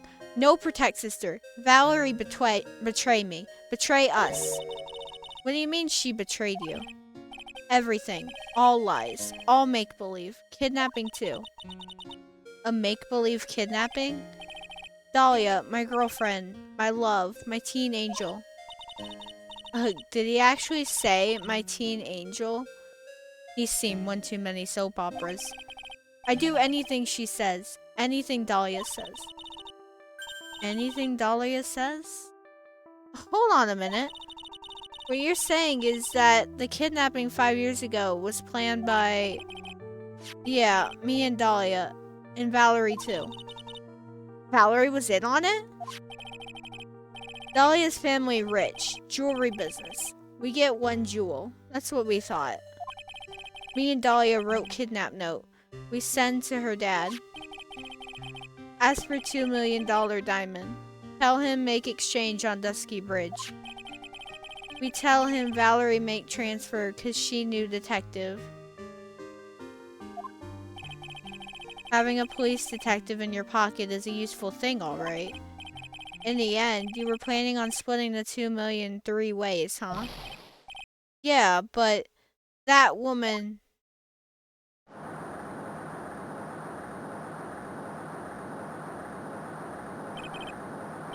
That woman, Valerie, she do it for real. She shoot at me for real. Me and Dahlia.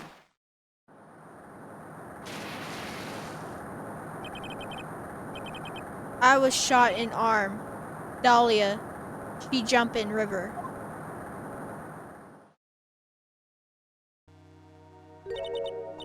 Jump? You don't mean she jumped on purpose, do you? I couldn't do it. I could never push her. Anyway, I blacked out. Wake up with police all over. And that's when they decided to give you the death sentence? I couldn't believe it. That woman, she betrayed me.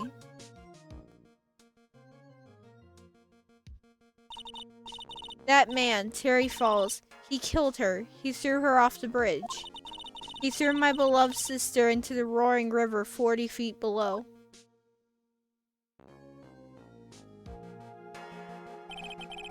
These 5 years, all I wonder is, why? Why? Why? Why? Why did she lie? That's all I want to know. So that's why you called her. You wanted to hear the truth from Valerie herself. Yes. But I forget what she looked like. So I tell her to wear a scarf. I don't want to hurt her. Just ask why. Why? Why did you lie? Why did you betray me? I just want to hear answer come from her mouth. That's all. So that's why. That's why you made a crazy escape like that. Just one thing, Zebra Boy. My senses are tingling all over. Tell me, Mr. Falls. Where is it? Huh? Where's what? Come on now, kitten. The ransom. The $2 million diamond. Remember that now? Did you give it back to Pops? Did the police take it? I don't know. Huh? You don't know? No, really, I don't know. It's gone. With Dahlia. With Dahlia? That day, on the bridge, Dahlia put it in backpack.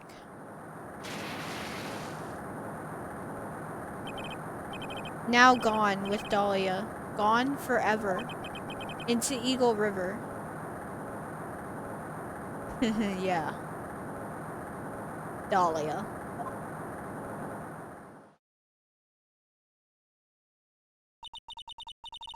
It disappeared with Dahlia, huh? Wait a minute. You can come back in now. We're about ready to go. Mr. Falls, just one more question. When you said with Dahlia, do you mean the diamond is still missing? Along with the body of Dahlia Hawthorne?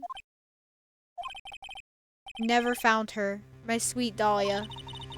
They never found her. Swallowed by river. Gone. Dahlia, my teen angel. Your teen angel. How old was she anyway? Just 14. 14? Guess you were robbing cradles before diamonds. She plans a fake kidnapping and disappears into the river with a rock worth 2 mil. Man, oh man. Angels these days. Falls takes the fall and gets a one-way ticket to death row. Is Dahlia Hawthorne an angel? Or is she really a... It's time, kitten. Looks like we have a few more aces up our sleeve now. You bet. Diamond added to the court record. Training wheels come off now, Mia. You've got to strike while the iron is hot. That's one of my rules. Remember it.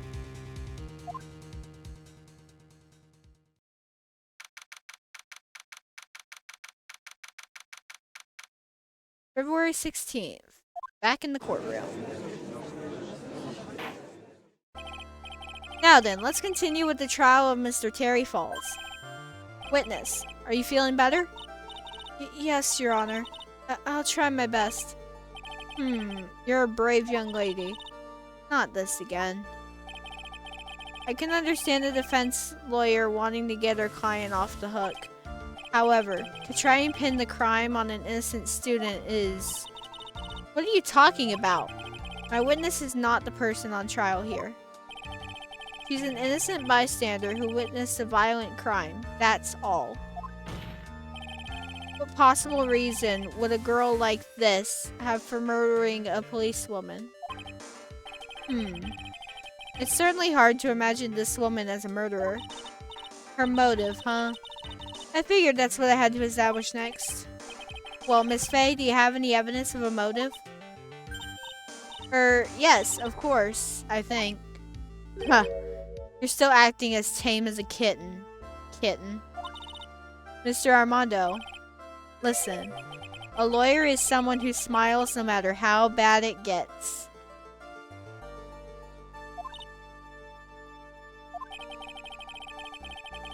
Smiling on the outside while your guts are twisted in knots is the mark of a pro. Maybe so, but I wish you would stop grinning at me like that. Excuse me. May I speak, Mr. Judge? Of course. Mr. Judge is ready anytime you like. I'd like to say something.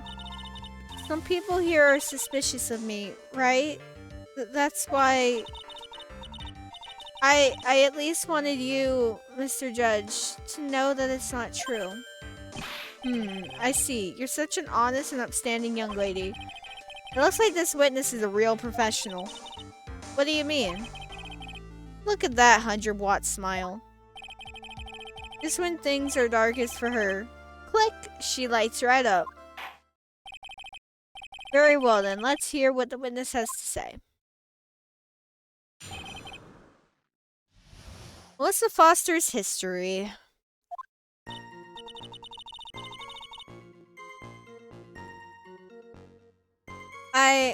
I was out of the country until the year before last. Until I entered college, I had never even been to Eagle Mountain before. And I certainly don't have any reason for wanting to hurt a police officer. Holding a grudge and killing the officer who testified against you 5 years ago, or kidnapping a poor girl. I just think the defendant is a terrible, horrible monster. Out of the country, eh? Precisely. Furthermore, she has no possible motive for committing murder. Indeed. You're up to bat, kitten. Sharpen those claws and put on your best smile. You bet. Somehow I have to tie her to this case. Melissa Foster's history.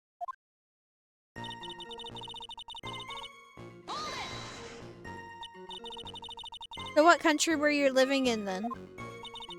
We were all living abroad, but after my parents were killed, it was a brutal civil war. She had to try and make her way back home alone. I lost everything. I didn't even have any personal identification. What kind of sob story is this? What do I do? Should I press her for details? Sure. Witness, answer my question. I'll even repeat it for you. What country were you in? Your Honor, this line of questioning is childish. What country she was in and how many languages she may speak are irrelevant here. What we're here to evaluate is whether this witness has any connection to the case. I've lived abroad ever since I was a little girl. That's why I could never have known Mr. Falls or Detective Hawthorne. Yes, I think we've established that point. Yes, indeed. Well then, shall we add what you've just stated to the official testimony? Yes, please, Mr. Judge. Naturally, I didn't know either the victim or the defendant. You didn't know either person? Are you certain of that? Yes, I'm afraid I'm rather shy around people. Oh, well, that can't be helped. Why is he just agreeing with everything that comes out of her mouth? The first time you saw either of them was when they were on the bridge, correct? Yes, it really was a coincidence.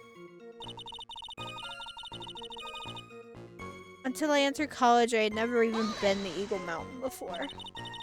What made you decide to go to Eagle Mountain anyway? I just love being outdoors.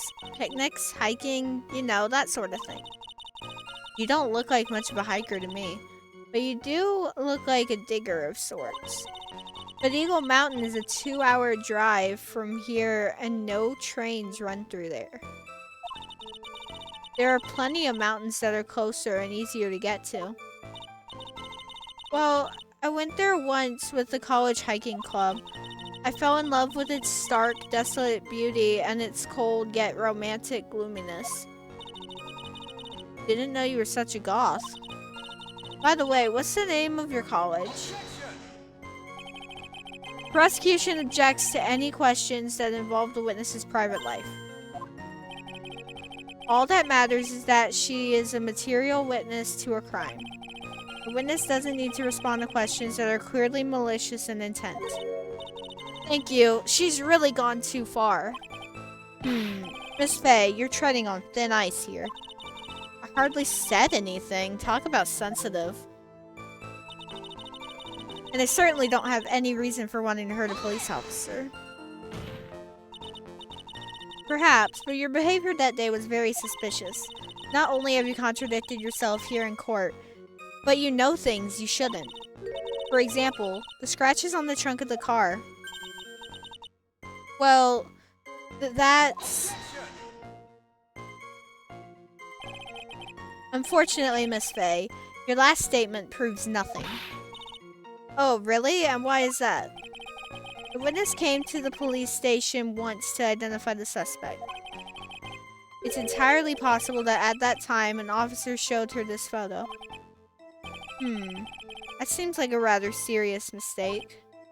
Huh, that's the oldest trick in the prosecutor's book. That's not fair. That wicked inmate. I'll never be able to forget that horrible day. Holding a grudge and killing the officer who testified against you 5 years ago. A grudge? The policewoman's testimony was crucial, wasn't it? Crucial in getting the defendant sentenced to death? Yes, and that's precisely why he harbored such a deep anger against her. So much anger that he forgot his own guilt. My client has always maintained that he's innocent of those charges.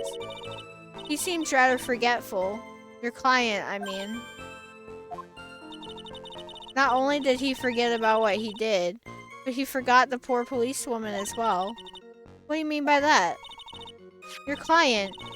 You forgot what the detective looked like, right? It's too bad for her that he didn't forget about her testimony as well. Well, she's right about that. Mr. Falls is kind of forgetful. I want to hear more about this. You said he forgot what the detective looked like. What did you mean by that? Okay, this is just the scarf thing that we already... Well, he couldn't tell... He couldn't tell who she was without some kind of identification, right? Quite right. That's why the victim was wearing a scarf as identification. Why, if I had been wearing a white scarf that day, then he probably would have tried to kill me. That's true. He's clearly a bitter man. This is bad. Mr. Fall's reputation just keeps getting worse and worse. Sometimes it's best not to poke too deep. What should I do with that last statement? Add it to the testimony. Your Honor, what the witness said just now was tremendously important. I'd like it added to the official testimony. Prosecution has no objection. After all, the defendant is a killer and a mentally unbalanced one at that. That testimony only helps to further prove that point. Then no, that's not why I... Enough. Witness, if you would. My pleasure, Mr. Judge. I guess I'm lucky I wasn't wearing a white scarf. What do you mean by lucky? Well, it's February now. Everyone is wearing scarves. If I had accidentally worn a white scarf like he said, then you yourself might have been killed. That would have been a terrible loss for this world. Aw, thank you.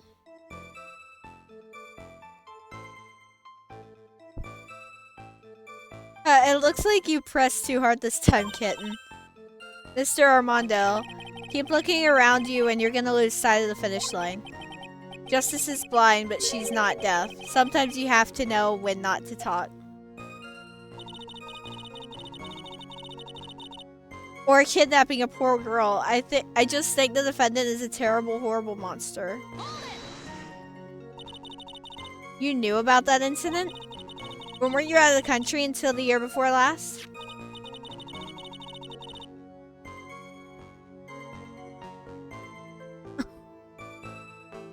Thank you for the hydrate.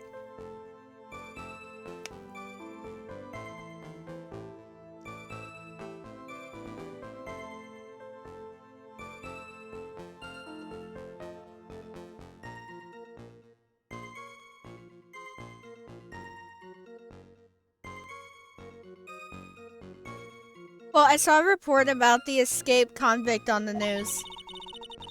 They had an in-depth report about his whole history.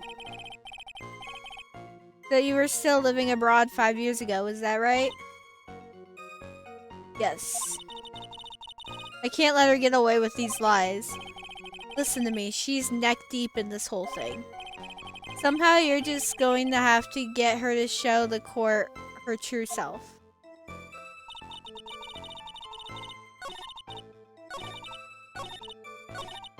So, the contradiction here is that the scarf wasn't even blue. Or wasn't even white, excuse me, it was blue. So, even the victim wasn't wearing a white scarf, so... Witness, I want you to look at this photo you took. It's hard to see in the photo, but look at the scarf the victim wore as identification. Ah, you're talking about this scarf right here, eh? Yes, that's it. The scarf the policewoman was wearing. I've got her now. Just don't mess up. But that's strange. In your testimony, you stated the following. I guess I'm lucky I wasn't wearing a white scarf. White? This is the scarf you identified as belonging to the victim. But it certainly doesn't look white to me. Oh. Well, it was foggy that day, and it was raining as well. It's not surprising that she mistook it for white. Sorry, but not this time. The witness just confirmed that this was the victim's scarf. Yes, but what's the significance? It's true that the scarf doesn't look white, but there's only one explanation for this mix-up. The reason why the witness thought the scarf was white is because of the note.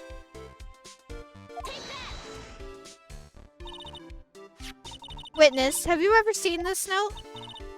No, no, never. It's top secret evidence. There's no reason that you would have.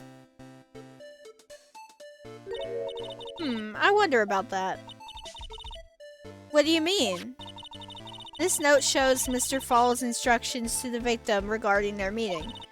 It says, wear white scarf for identification. White scarf? Ah! Witness, you knew what this note said. And it's because you knew that you slipped up and mistakenly said white scarf. Ugh. Ugh. Well, Miss Foster? No! Order, order, order. Mr. Edgeworth, I'm waiting for an explanation. I'm quite sure this note wasn't leaked to the public. And yet, this witness knew exactly what the note said. At the time of the murder, the number of people that knew were quite limited. Terry Falls is one. The person who wrote the note, Valerie Hawthorne, is another. And finally, one more person. Did you say one more person? That's right. a person that no one would have suspected. Have you figured it out, kitten? Yep. The third person that knew the contents of the note was Dahlia Hawthorne. And that person is Dahlia Hawthorne. Dahlia Hawthorne? I've never heard that name before. Look at the victim's note. This is what it says. Talk to Dahlia. Tell her this time. There's her name. Right there. What's this? So who is this person? This Dahlia Hawthorne. Miss Faye must be desperate if she's trying to bring the dead back to life. The dead? Dahlia Hawthorne was the victim's deceased younger sister. She was killed in a crime 5 years ago. Killed in a crime? You don't mean... Yes, she was kidnapped and killed by Terry Falls.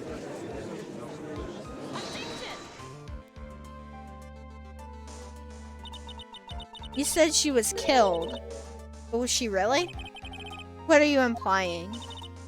Of course, people thought she had died 5 years ago when she fell off of Dusky Bridge and was lost in the Eagle River. However, her corpse was never found. She was declared legally dead 5 years ago. As far as the law is concerned, Dahlia Hawthorne is officially dead. But the fact remains that her body was never recovered. Dahlia Hawthorne was 14 years old 5 years ago. If she were still alive, she would be 19 now. Melissa Foster, I believe that's the same age you are.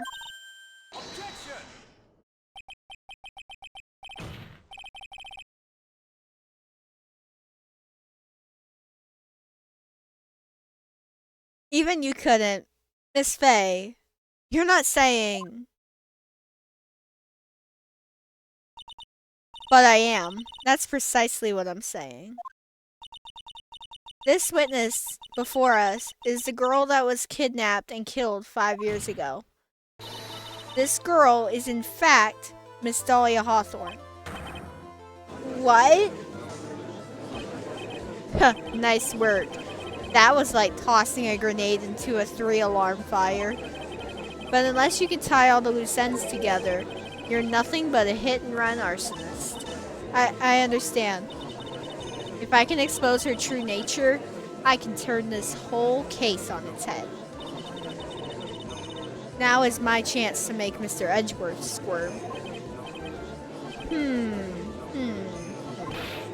Witness, just who are you anyway? I didn't think it'd come to this. That's enough. You don't have to say any more, witness. Yes, I understand. What? Mr. Edgeworth, explain yourself. Your Honor, I have an admission to make. I honestly never thought the defense would pursue this matter this far. You don't mean... Yes, the prosecutor's office isn't filled with fools, you know. Naturally, we conduct full background checks on all of our witnesses. What did he say? It looks like the kid knew. He knew her true identity from the get-go. No way! But then why? And if you hadn't revealed her secret, he wasn't going to say anything about it. All he wanted was her testimony, so he made a little trade. Let me introduce you to the victim's younger sister, Miss Dahlia Hawthorne. But, I thought she died 5 years ago. We thought so as well. But, well, as you can see. Why did she hide her identity for 5 years? That has nothing to do with the current case. He was merely an accidental witness to a crime. Accidental? I don't believe that for a minute. For the last 5 years, she's been playing the role of victim. And now we find her acting suspiciously at the scene of another murder?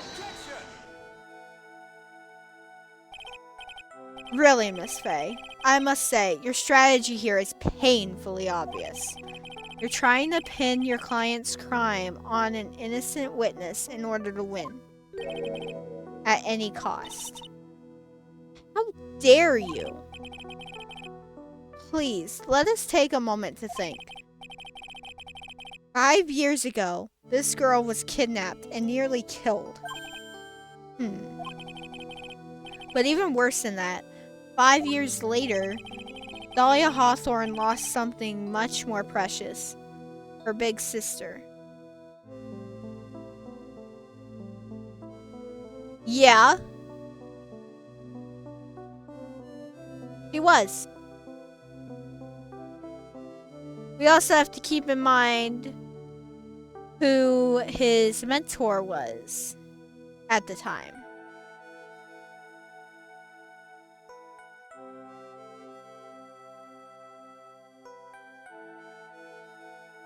Fair point, exactly. Dahlia Hawthorne lost something much more precious, her big sister. Miss Faye must be insane to even suggest that she murdered her. What? Don't know why you're hiding it though, it was revealed ages ago. I don't care. I'm not necessarily hiding it, I'm just... Like, we all know that his mentor was Von Karma at this point. Not necessarily hiding it, I was just saying. I'm inclined to agree with the prosecutor's logic. Miss Faye, do you have any evidence to back up your assertion? What possible reason would this witness have for killing her beloved sister? Well, you see, I thought I was winning, but somehow he's turned it around on me. Huh. I think you need a little push in the right direction, kitten. The defense is prepared to present evidence supporting our claim.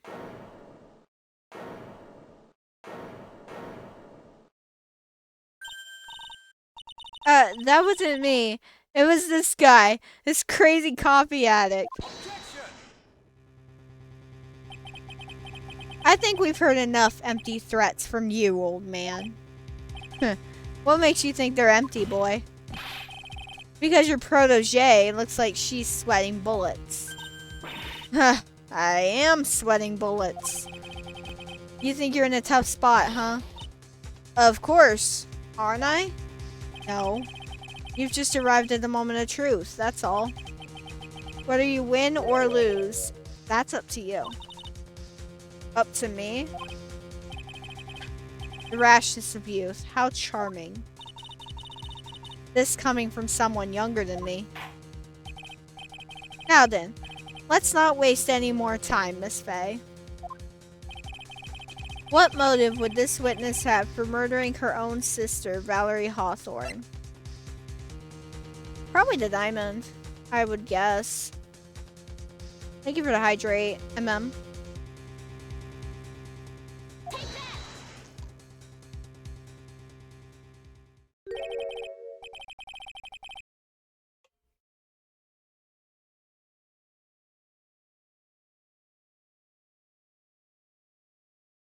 What is this? Is this the defense's idea of a joke? If so, I certainly don't get the punchline. Well, Miss Faye? Oh, that was the rashness of youth. The rashness of youth? And what is your point in furthering such a stereotype? That witness stayed hidden for 5 years, kitten. There must be a good reason for that. And somehow it must involve Valerie Hawthorne. Okay, one more time, Mia. You gotta read the court record more carefully. So that clearly wasn't it, but that was funny. Now then, let's not waste any more time, Miss Faye. What motive would she have? I love you too.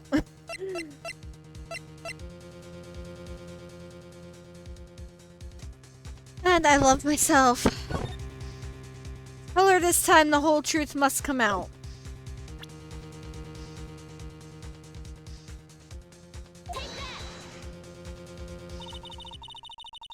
The story starts after Terry Falls escaped.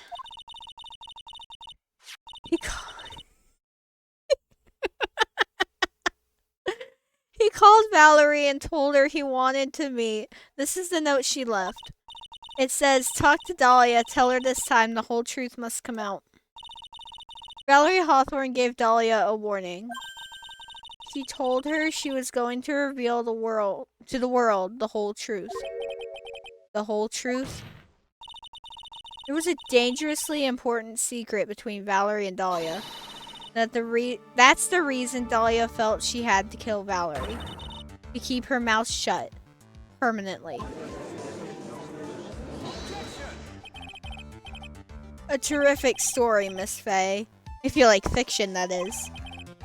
Enlighten the court, Miss Faye. What was the secret that was so important? Where's your evidence? Dahlia and Valerie Hawthorne and Terry Falls. There's only one important secret that connects them all. Oh yes, I know this secret. Your Honor, the defense would like to request further testimony. What testimony? Regarding the kidnapping 5 years ago. We believe it will explain a lot of things, such as the nature of the important secret between the Hawthorne sisters. Ugh. Very well. I'll grant your request for further testimony. I know it'll be painful for you, but can you enlighten us once more, my little maple leaf? Yes, I'll try, Mr. Judge. He is flirting with... I know, that's just how Dahlia is, but like...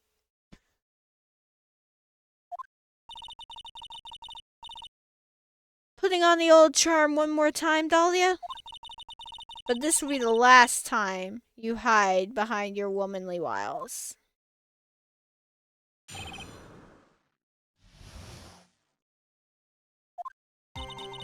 "5 years ago, I was kidnapped by Mr. Falls. The ransom price was a raw diamond. My sister, Valerie, brought it to the bridge. After she made the exchange, she shot Mr. Falls in the arm.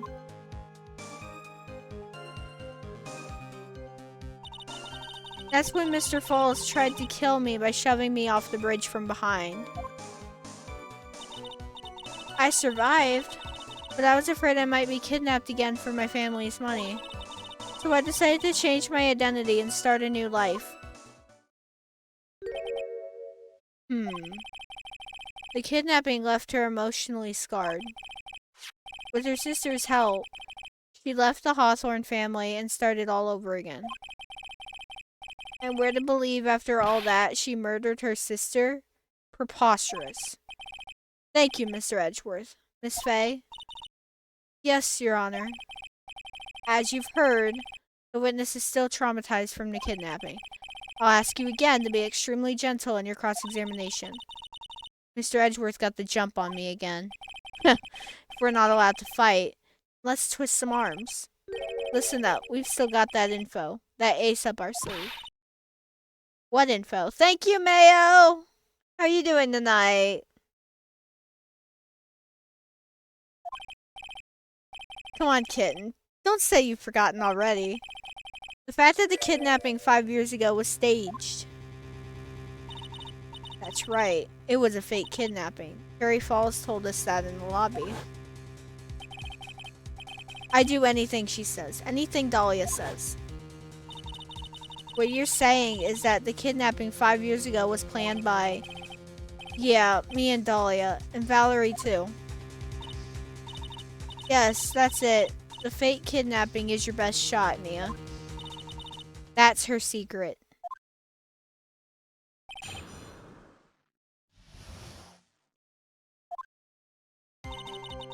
"5 years ago, I was kidnapped by Mr. Falls. Did you and Mr. Falls have a relationship?" Yes, as a tutor. You were tutoring him, Mr. Falls? No, of course not. Don't be ridiculous. Mr. Falls came to the house to tutor me. That makes sense. 5 years ago, she was only 14. He probably came up with the kidnapping plan during that time. The Hawthorns are in the jewelry trade and are quite wealthy, you see. Quite the clever fellow, that Mr. Falls. Did I hear him right? Did he just call Mr. Falls a clever fellow? The ransom price was a raw diamond. My sister Valerie brought it to the bridge. I heard the diamond is valued in the neighborhood of $2 million. $2 million? It was still uncut, so it was about the size of a pint of milk. A $2 million pint of milk. I don't know what I think about that. The defendant demanded that her sister Valerie made the exchange. I am having a good day, thank you very much. It's gonna be a longer stream for the Streamaversary, but it's going good. I actually feel really good right now, so. Not as a detective, of course, but as an individual. By the way, I want to ask you, Mr. Edgeworth, why do you think he wanted to make the exchange up there on that mountain? If he ever got surrounded, it would be hard to escape. There's one thing a kidnapper wants to prevent, and that's police involvement. In a place like that, it would be easy to tell if he was being followed. With only one entrance to the mountain, he was ensuring his safety. What a wickedly clever man that Mr. Falls is. Yeah, right. It was all your plan. Anyway, Valerie brought the diamond to the mountain, and after she made the exchange, she shot Mr. Falls in the arm. That was a dangerous thing to do, considering you were being held hostage. Yes, but actually, that saved my life. What do you mean? You see, Mr. Falls was holding a knife in his right hand. Somehow, I just knew he was going to use it. I knew he was going to use that knife to kill me. That's why my sister shot him. It was to save me. That's when Mr. Falls tried to kill me by shoving him off the bridge from behind. I'd like to hear more about what happened right at that moment. Well, when Mr. Falls was shot in the right arm, he let go of me. I was dazed. I turned to try and run away, but Mr. Falls turned to grab me as well. As I ran past, he and I locked eyes for a second, and he gave me a large, bloodthirsty grin. A bloodthirsty grin? Ooh. And in the next instant,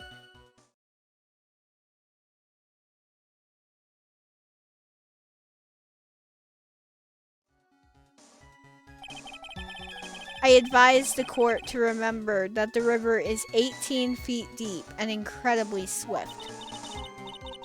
I was a strong swimmer, but I was knocked out. When I came to, I had been carried away by the river to a strange place. I'll never forget that day. A crumbling bridge, nowhere to run. And just one little shove from behind. That was it. Before my sister could catch me, I fell into the river. I survived, but I was afraid I might be kidnapped again for my family's money. And that's why you hid your identity? Yes, I only told my sister. Valerie Hawthorne, eh? Yes, she's the only one who knew about me. Meanwhile, legally, this witness has been deceased for 5 years. Thank you for the hydrate, MM.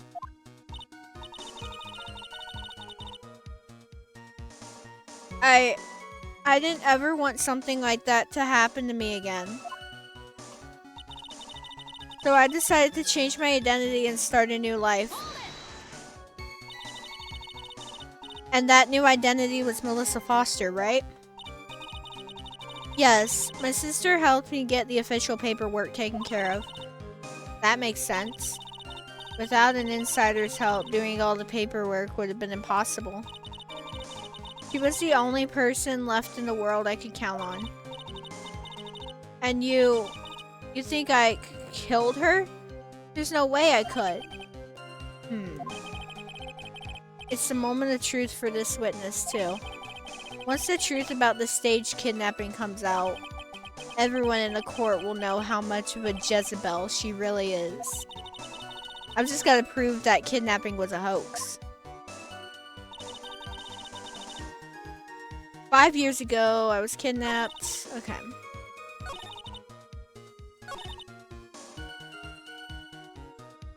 Shoving you off from behind.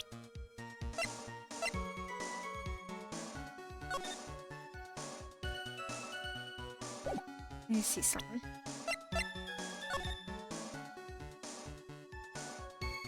Seeing the high stuff or whatever, probably shoved from behind, from off of the broken part.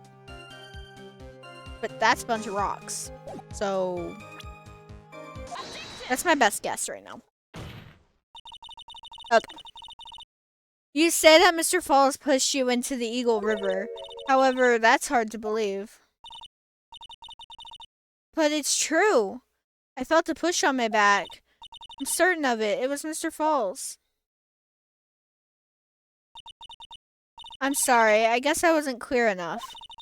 I shouldn't have said that's hard to believe. I should have said that's impossible.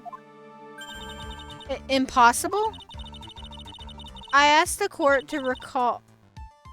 court recall the condition of Dusky Bridge now and 5 years ago. That bridge hasn't changed one bit in these last 5 years. If someone had pushed you from behind, as you have claimed, instead of being carried away by the river, you would have been smashed by the bedrock below. A most certain death. Do you understand now, Dahlia Hawthorne? The very notion that my client pushed you from behind is impossible.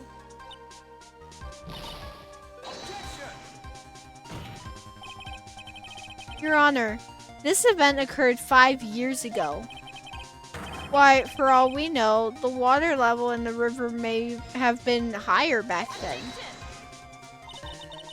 But it's 40 feet from the bridge to the river. A small change in the water level wouldn't have made a difference.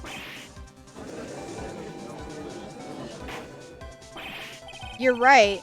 If the events occurred just as the witnesses testified, then the defendant couldn't have pushed the witness into the river. Young lady, what is the meaning of this? You see, Just a moment, Your Honor. It's true that the witnesses testified that the defendant pushed her into the river. However, she never stated that she fell from the back end of the bridge. What do you mean? After being shot in the arm, it's plausible that Mr. Falls panicked. Therefore, he could have unwittingly pushed her off the side of the bridge. That's not possible. If that's true, she would have fallen into the river. Well, Miss Hawthorne, is Mr. Edgeworth's explanation correct? Now that you mention it, I do remember now. When I fell off the bridge, my skirt got caught on one of the bridge's side wires. You can't be serious. Order in the court.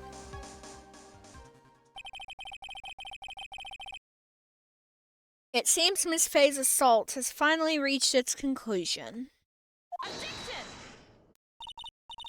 Not now, Mia. This is no time to retreat. Unfortunately for you, this is just the start of Miss Faye's assault. What? I believe your reasoning went something like this, Mr. Edgeworth.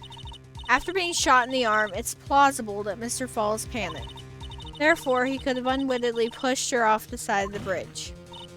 However, once again, I'm forced to say that's impossible. Ridiculous. What's so impossible about it? Because your flawed logic contradicts the court record. That's the wrong button. That's the wrong one. Yeah.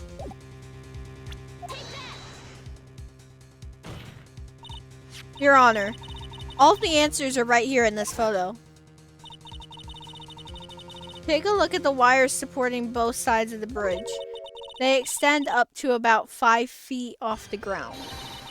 It would be impossible to push someone off from there. No! But let's remember the size and strength of the defendant. Wires like this wouldn't be a problem for him. He could have easily picked up a 14-year-old girl and thrown her over. So young and already so forgetful, Mr. Edgeworth. Mr. Falls had been shot in the right arm. And more importantly, Valerie Hawthorne had her gun trained on him at point-blank range. Ugh.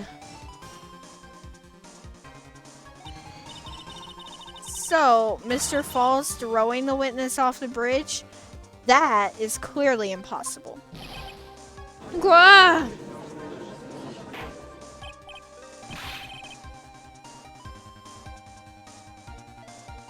Order, order.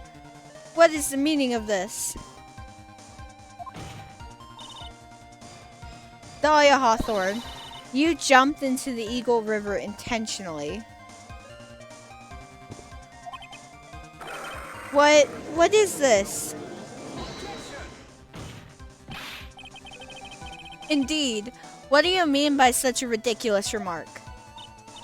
Yes, it's ridiculous. My sister was there to help me. She had her gun and handcuffs. She could have saved me. Jumping into a raging river like that would have been suicide. Perhaps. But still, that's exactly what you did. You were probably confident that you could handle the swift current. But even more so, the witness had a much more compelling reason for jumping into the river. Oh? Then what was it? What was so important that she'd want to jump into the river? The witness is still alive. This fact alone explains everything. This is why she risked her life by jumping into the rapids of Eagle River. Now we talk about the diamond. 5 years ago, something else disappeared along with Dahlia that day. The item that Valerie brought up the mountain with her, the $2 million diamond. No, it can't be. Yes, Dahlia had it all planned from the beginning. The $2 million, she was going to keep it all for herself. She forced Mr. Falls to help her fake the kidnapping.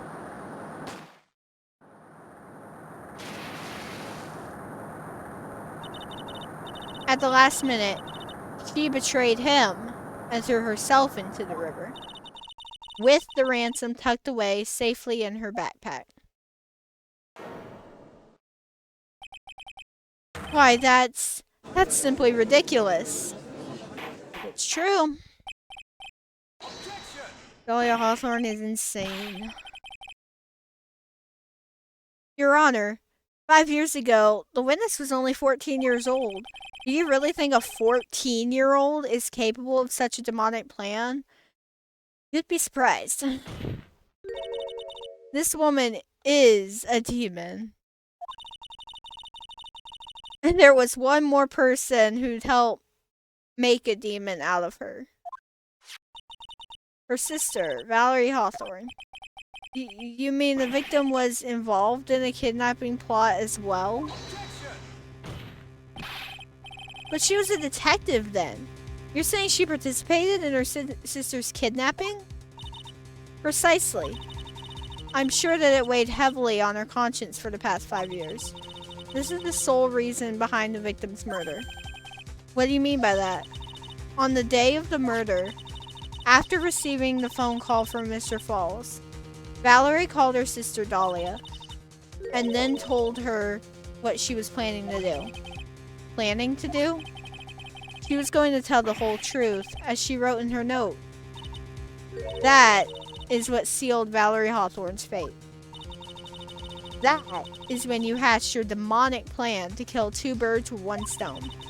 A plan that would ensure neither of your accomplices to the kidnapping would talk. And that is why you killed your sister, Valerie Hawthorne.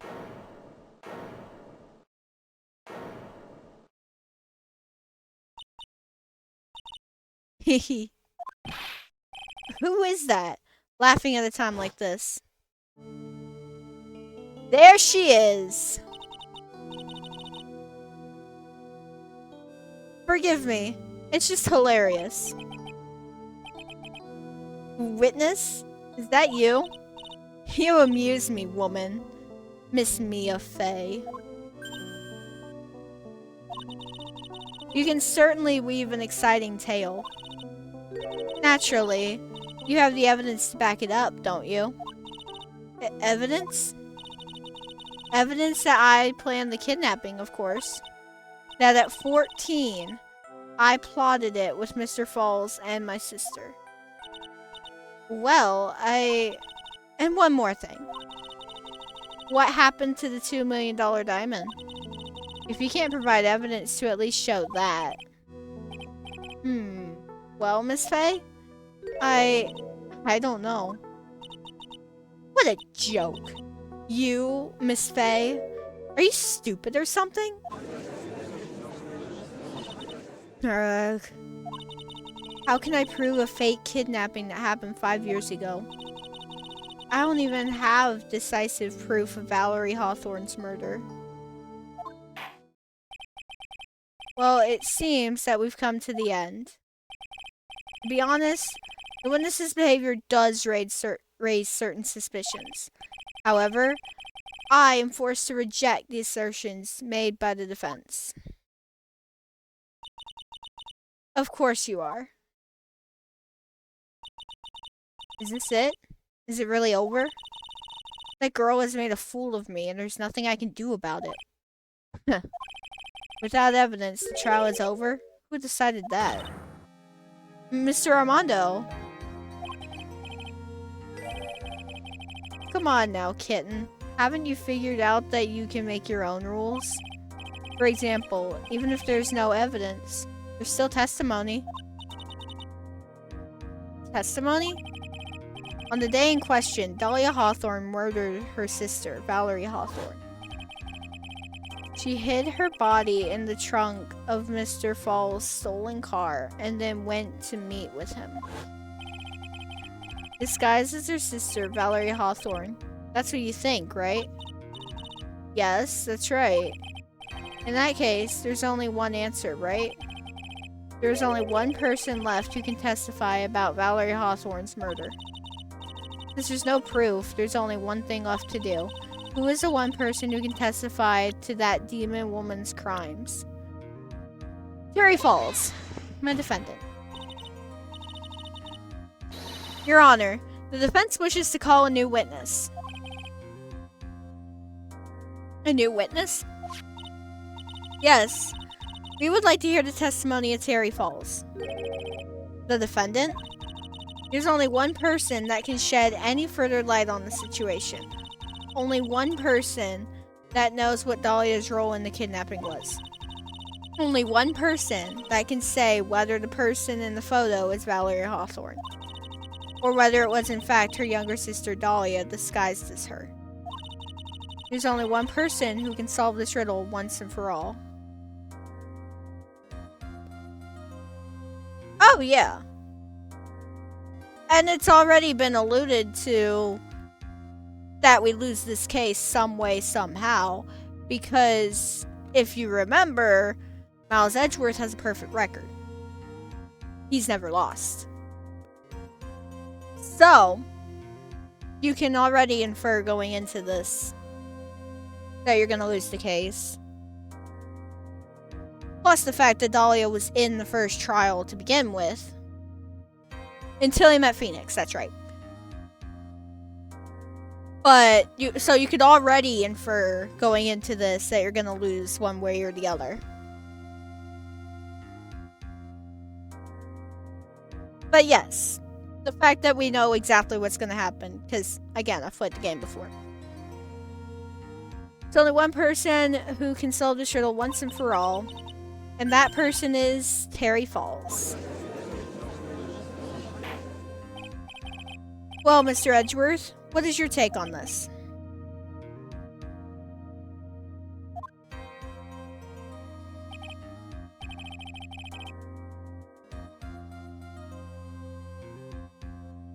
Go Timberwolves?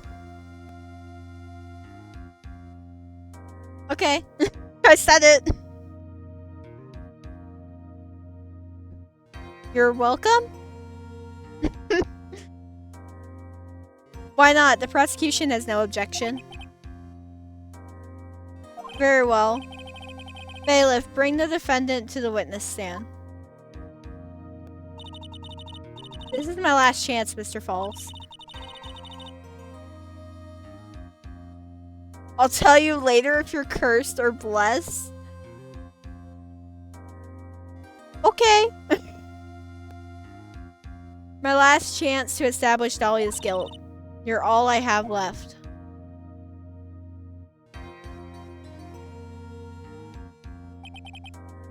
Defendant, you've heard everything that's been said up to this point, yes?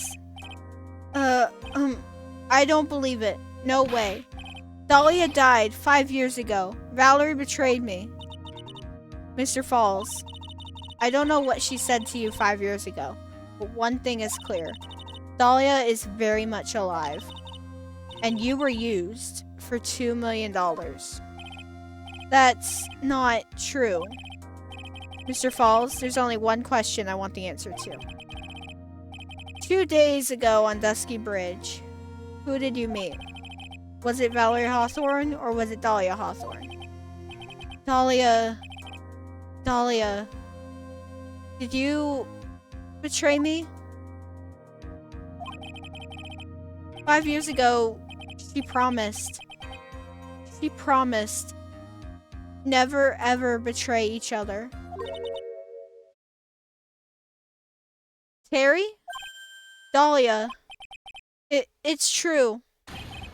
You are alive. You don't trust me anymore? That makes me sad. Tell the truth. The real truth. I believed in you. I shouldn't need to say it. You should already know. But there is one thing that I will say. My life is in your hands right now, Terry. Dahlia. I will allow Mr. Falls to testify once and once only. Well then, Mr. Falls. Yours will be the final testimony in this trial. Witness. Yeah, eek! I'm sorry, I apologize. Thank you for the hydrate.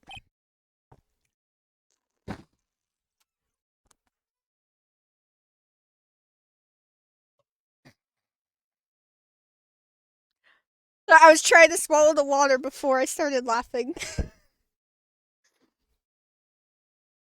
Can we just talk about the fact that MM redeemed the hydrate, I drink some water.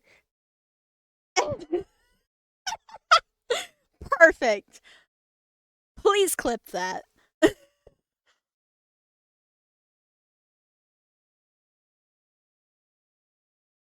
What? Water. Please, water. Hmm?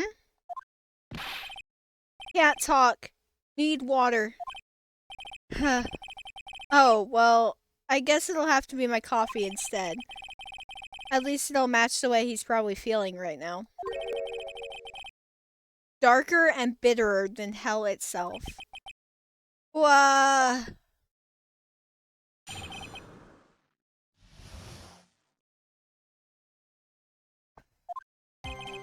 That day, 4 p.m., I stopped the car. I was in front of Bridge.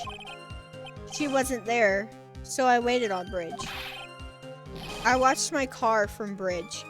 I never put no body in that car. Finally, one woman came. She stood in front of me. We talked, then she left. That was Valerie, not my Dahlia.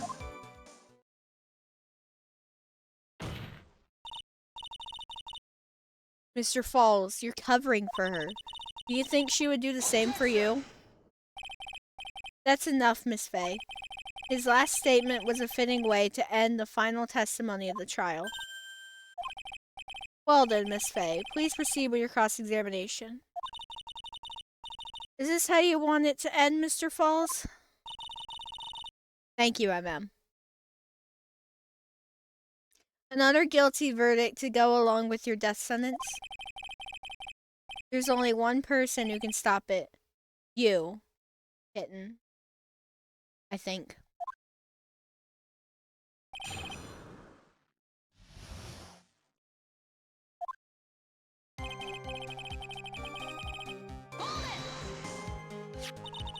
According to the note, the meeting was supposed to take place at 4:30.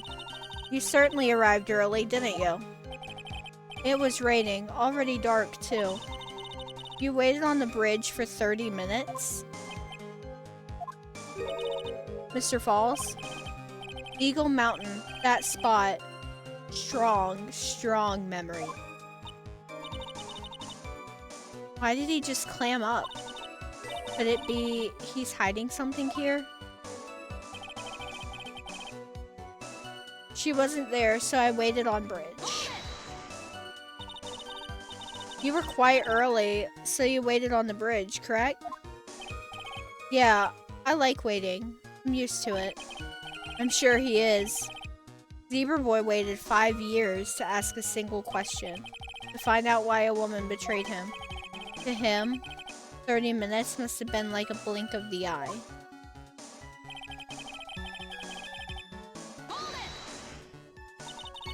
You were watching the car? That bridge. Other side is broken. Nobody can come from there. So, I was watching car.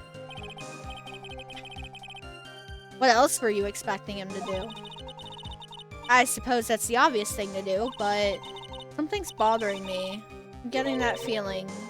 Contradiction? I wonder what's on the other side of the broken bridge anyway.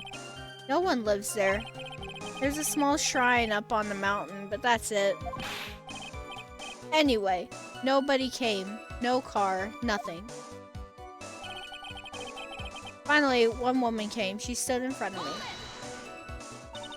Mr. Falls, think carefully now. Are you certain that it was Valerie Hawthorne? I never lie. It's the truth. It was Valerie. I remembered her face. Wait a minute. If you had remembered her face, then why did you make her wear a scarf as identification? Sorry. I told a little lie. But the woman I met, she was different from woman standing here now. She was different. It was Valerie. We talked, then she left. What did you talk to her about anyway? Mr. Falls? Valerie told the truth about the kidnapping 5 years ago. She said someone needed to take the blame for it. That was all I could think to do. She said that. That's why she lied. Got me the death penalty. And were you satisfied with that answer, witness? Dahlia died. It was my fault. But I don't really remember. Maybe I did. Maybe I did push her in. It don't matter no more. Either way, my Dahlia, my sweet teen angel, dead. But you just saw that she isn't dead. After Valerie talked to me on bridge, nothing left to live for. That was Valerie, not my Dahlia. How can you be so sure? It was raining at the time, and sunset that day was at 5 o'clock. It would have already been pretty dark on that mountain at 4:30. Please, Mr. Falls, this is your last chance. You've already taken the fall once for something you didn't do. That woman. It wasn't Dahlia. Stop right there.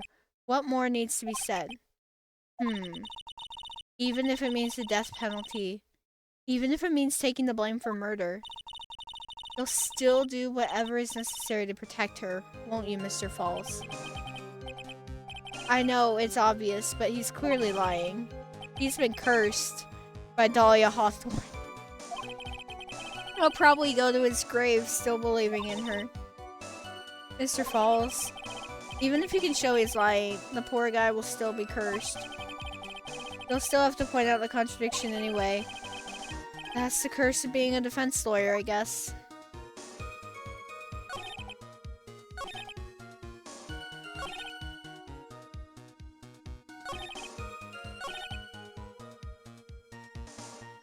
I don't actually know what the contradiction is.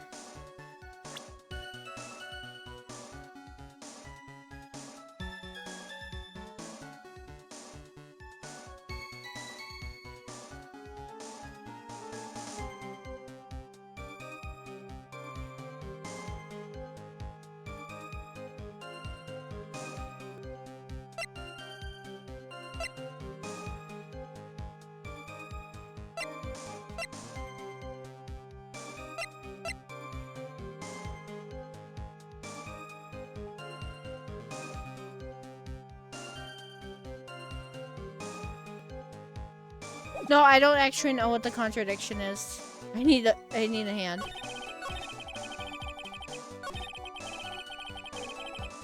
Let me keep pressing. Let me look into this again.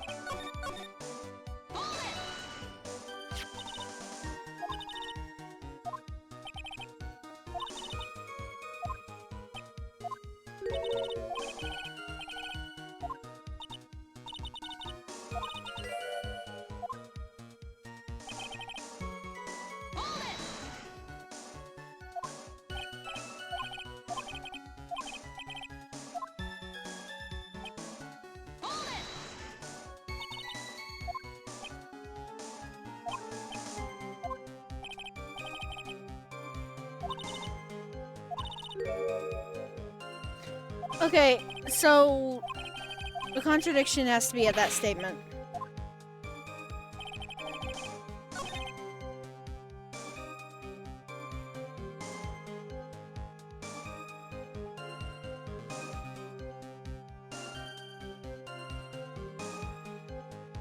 I mean, probably that the body ended up in the car somehow.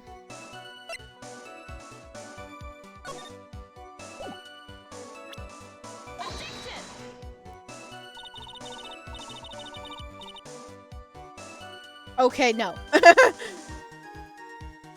I was gonna say because he was watching the car the whole time, and then he drove off in the car. Like, when did the?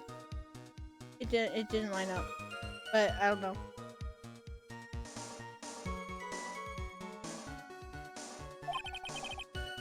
Don't ask me to confirm your facts. Sorry, this is my first time handling a case. Well, let's make it a memorable occasion with a penalty. Okay, so, and here I thought he would go easy on me because I'm new. Thank you for the hydrate. It's gotta be something.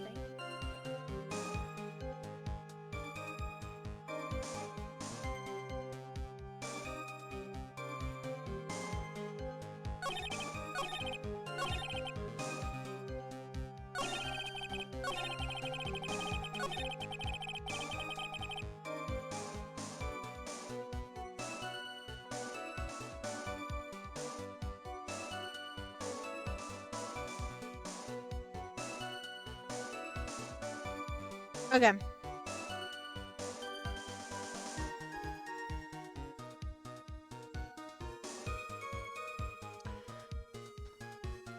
I need a hand. I need help. I'm not sitting here forever.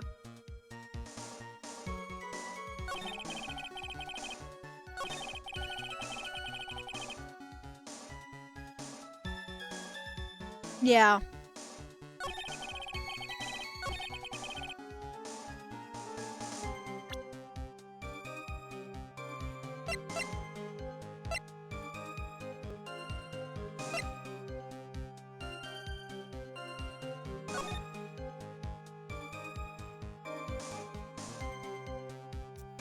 Wait a minute.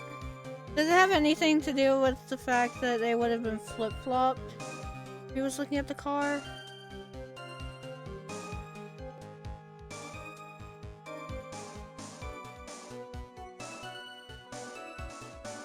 I am gonna try this real quick.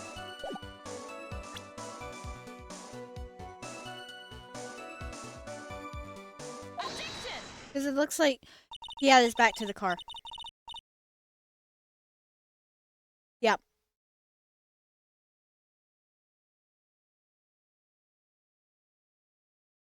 It took me a minute. It took me a minute. I just had to look at it more. The game helped me out a lot by telling me that was the statement that had the contradiction. The game told me that. I just had to, like, work through it and figure it out. Also, there's 4 things I could have done. The photo on 4 different statements.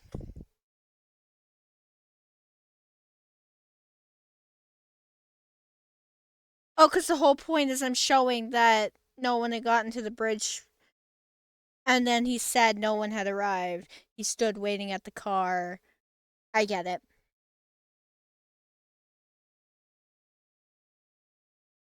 So when you got to the bridge, no one had arrived, huh? You waited on the bridge. You're sure of that? Yeah, I'm sure. You're sure, huh? Well, then I'm sure too, Mr. Falls. I'm sure that you're lying. Huh? What? What? Oh, I would love to hear your rationale on this, Miss Faye. You want to know who arrived at the bridge first? Just look at this photo. It's perfectly clear. Obviously, the person that came first would be the one at the end of the bridge, right? But that's the victim at the end of the bridge. Precisely my point. In other words, Mr. Falls, you must not have arrived at the bridge. You must have arrived at the bridge after she did. Irk. Good blah. Mr. Falls, please don't get so worked up. We just want the truth.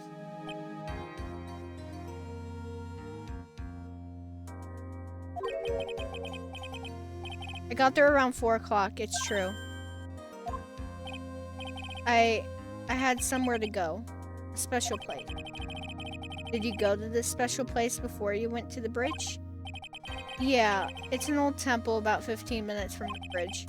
5 years ago, me and Dahlia promised each other. We swore we wouldn't betray each other. She brought a memento to represent our love. A memento? 5 years ago, I hid it under base of tree there. Oh boy! It's a special memory for me. This is it. This is what I went to get. This little bottle on a necklace is your memento? It's quite charming, but it looks empty. Your Honor, you heard what my client said. He arrived at the scene at 4 o'clock. But then he left his car unattended and walked away. He was gone for approximately 30 minutes. Irk. With that much time, Dahlia Hawthorne could have easily hidden the body in the trunk of his car. No! Indeed, there certainly was enough time for it. I've still got a chance. Mr. Falls, there's no mistaking it. Huh? Mr. Falls?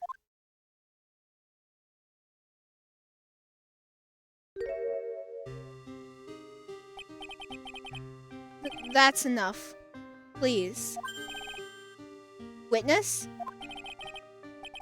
I promised her 5 years ago, if it ever happened, that we can't trust each other no more, then we're supposed to drink bottle.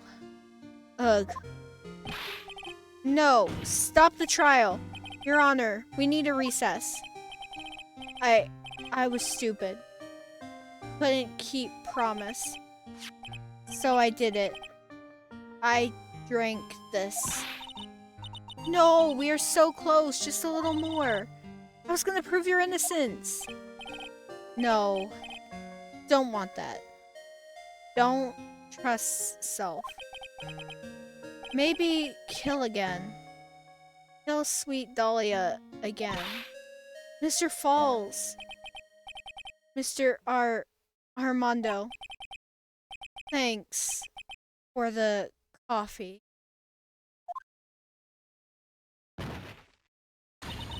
Mr. Falls!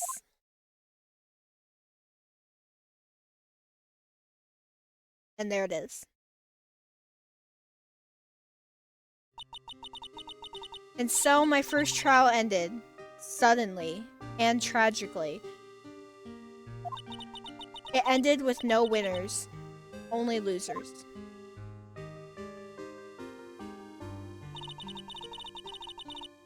I ended up with a wound that cut so deep into my soul, I thought it'd never heal. I'm sure it was the same for the young prosecutor as well.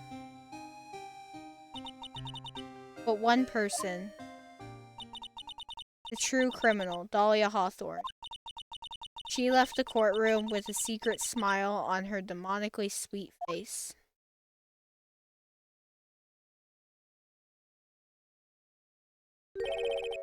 Unforgivable, that witch. But Mr. Armando, we were so close to the truth. It was right there in front of us. You were just a little too soft, kitten. It's my fault.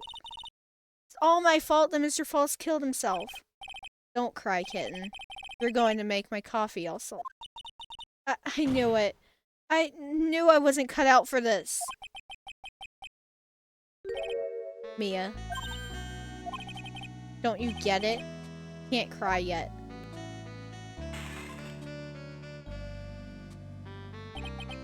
The only time a lawyer can cry is when it's all over. Mr. Armando.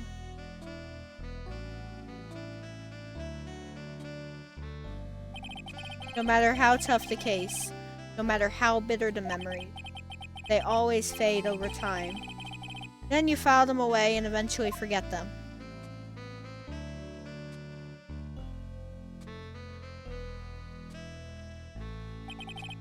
One year later, in this very same courthouse, I myself got wrapped up in that case.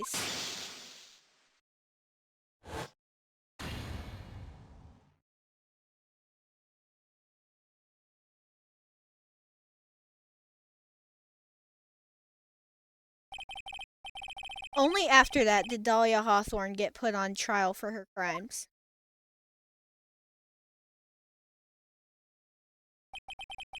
The verdict that was ultimately handed down to her was guilty, of course. Naturally, when the verdict was read, she had a perfect angelic smile on her face.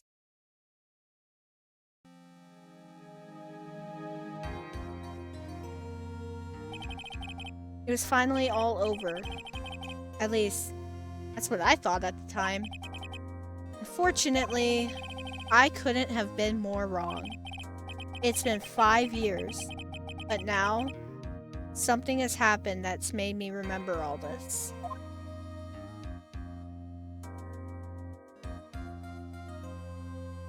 And that's the end of episode 4.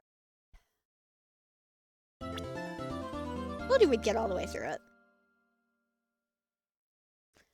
Episode 5, Bridge to the Turnabout. So that's the last episode in this game. Episode 5 is. I'm not going to do that tonight. So, I am going to be right back. And when I get back, I am going to have a different game set up. So, yeah, I'll be right back.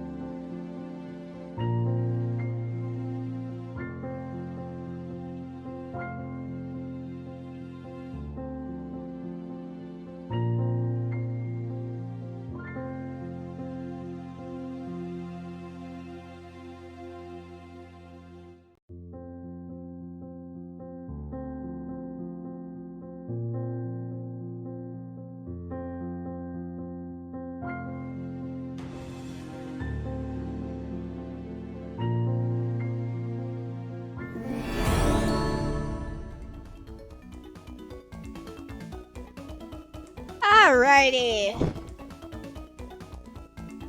Given that my first game on here, or my first affiliate stream, I should say, was the start of Paper Mario Thousand Year Door,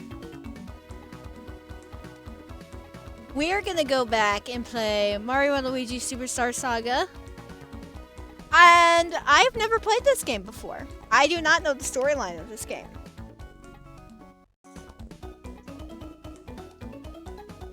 So we're gonna have a little fun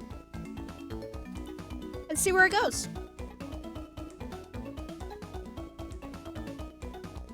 Recommends it. So, I have not played this game. I do not know the main storyline of this game. And we're just gonna roll with it. I should have had an ad going while I had that 2-minute break. Or while I had that break and was setting up. I did not, so an ad's gonna be going soon.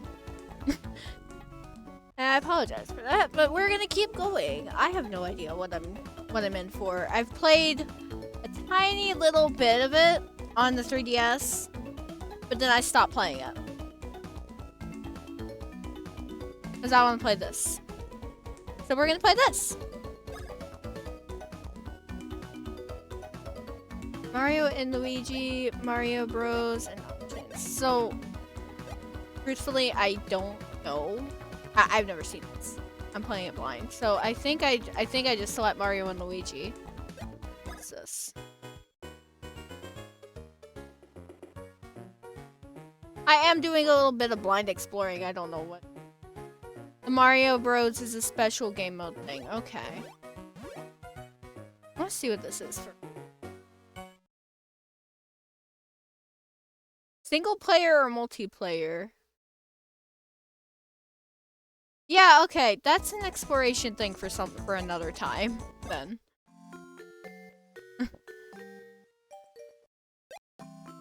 Alright. We're just gonna play, I guess.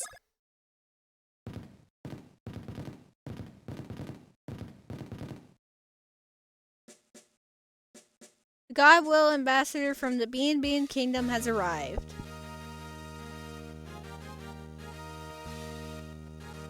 I wish to improve my kingdom's ties with the Mushroom Kingdom. I bring a gift from Queen Bean.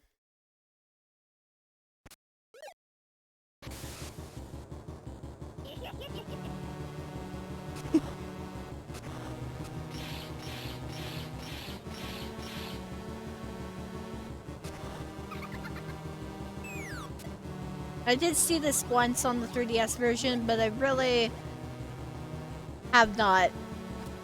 I really have no concept of what's going on.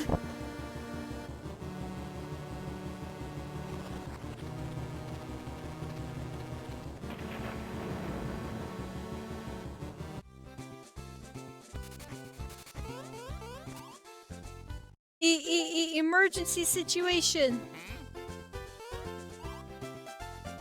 Did you see the Kingdom Courier?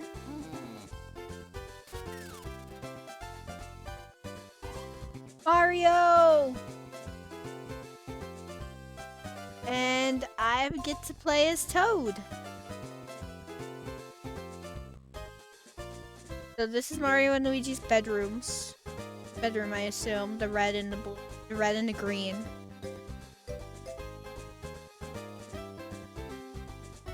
You can't look at any of this stuff. Yeah, but Mario's in the shower. Mario's showering, and we're just gonna walk in on him. I hear humming. Eek.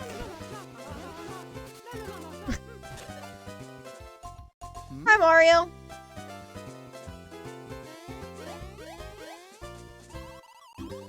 Princess Peach. Princess Peach.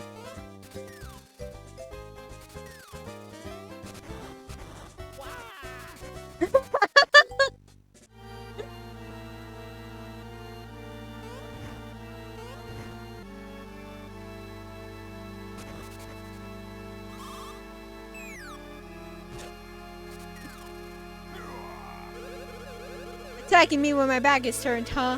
Well, that's typical. Come here, super coward bros.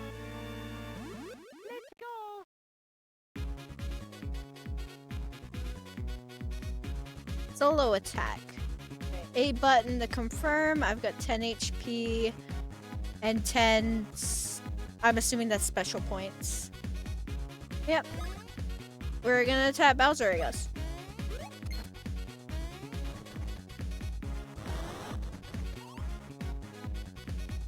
Works quite similarly to...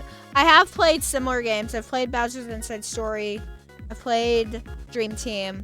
I've not played Mario and Luigi Brothership. I might end up playing that on stream in the future. I have not played Partners in Time. Yeah. It's the same kind of mechanics. When was your last battle? Did you already forget about your action commands? I'm gonna say yes, but I have a good idea of what I'm doing, I think. Let me explain, okay? First off, you have to attack. Stop. Press the A button here. If you get the timing just right, you'll do extra damage. Every attack has its very own action command, so be sure to master them all. Okay, on with the pummeling.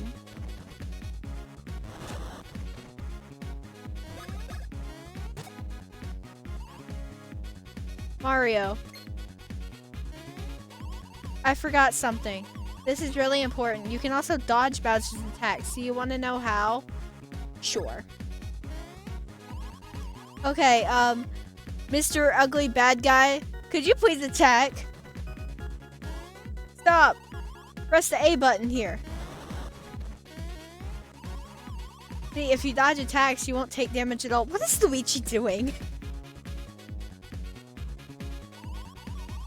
By the way, when you think you can dodge, just look over here to be sure. Then watch closely as your foe attacks and time your dodge. Okay, on with the pummeling.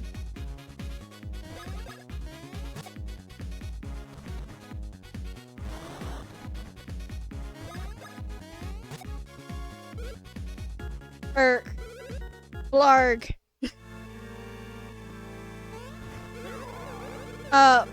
Wait a second. Listen, this is no time for fighting.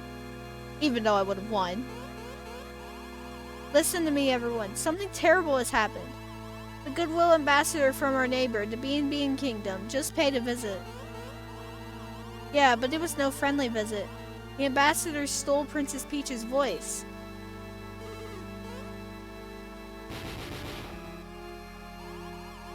And replaced it with this explosive vocabulary.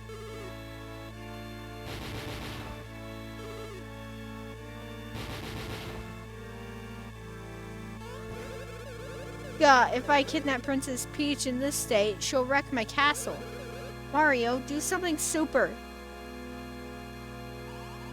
Mario, please, go and retrieve Princess Peach's beautiful voice. Only you can do it. The perpetrator came from the Bean Kingdom. If you head over there, you should be able to learn more. Wahaha. Yes, go capture that fiend and get back Peach's voice. And then I can kidnap her. We'll take my Koopa Cruiser and reach the Bean Kingdom in no time. Mario, we leave immediately.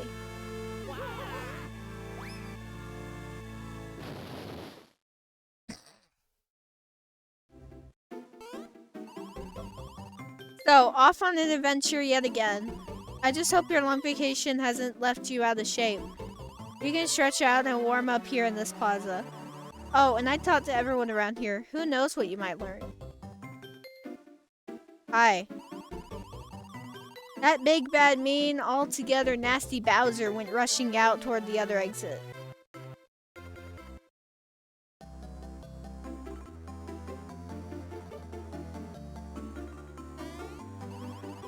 Oh, Mario, your mustache looks so silky smooth today. Show me that super jump.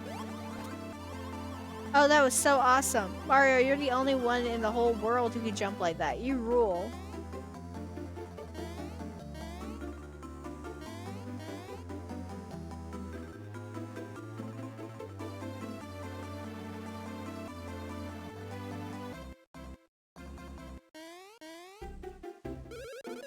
This is weird. I can't seem to find my precious belonging. Mario, do you think maybe you could help me look for it? Sure. I think I dropped it while I was walking up here, so focus on this sledge, okay? You know, when you approach suspicious looking areas, the action icon changes. If I were you, I'd ask that guy near the fountain about the action icon.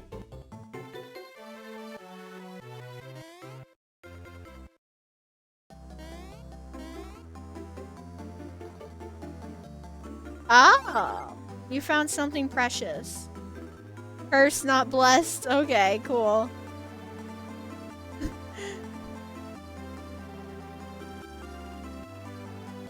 Timberwolves, the NBA team, lost by 2. Hey, that's it. That's the precious belonging I've been looking for. Thank you. You are the best, the best. Please take this in return. A one-up mushroom. Keep up the good work. I can't get to this. I'm assuming I can't get to that yet. Because I can't jump that far, can I? No, I can't. I can? How do I get to that? Oh, cannot. Yeah, no, I don't think I can jump that far.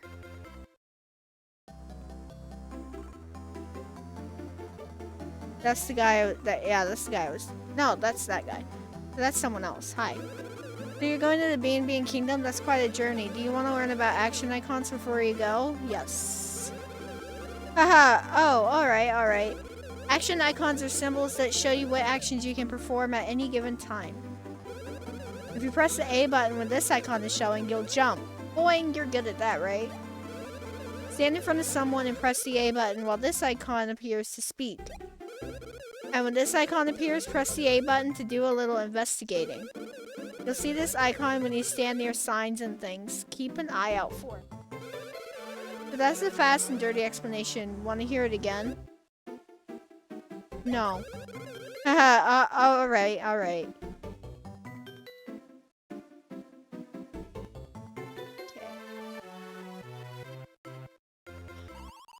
Oh, I can't get the mushroom up there. This is so late. My poor mushroom. You found a mushroom.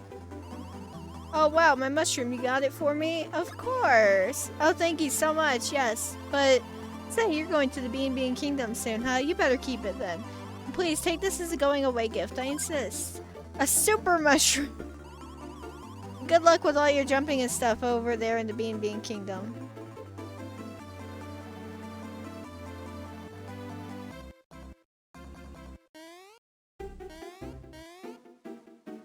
This one I can get.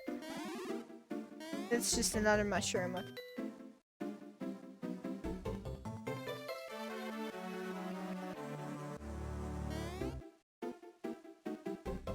Nice, I can jump on the...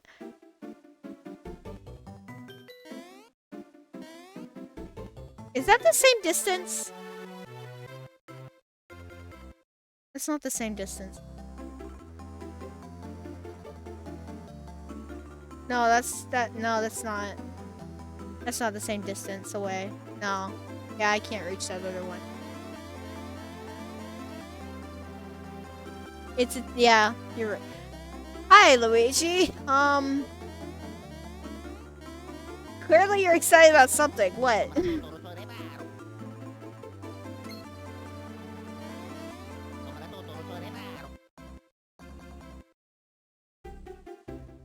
You're saying that Bowser went up there.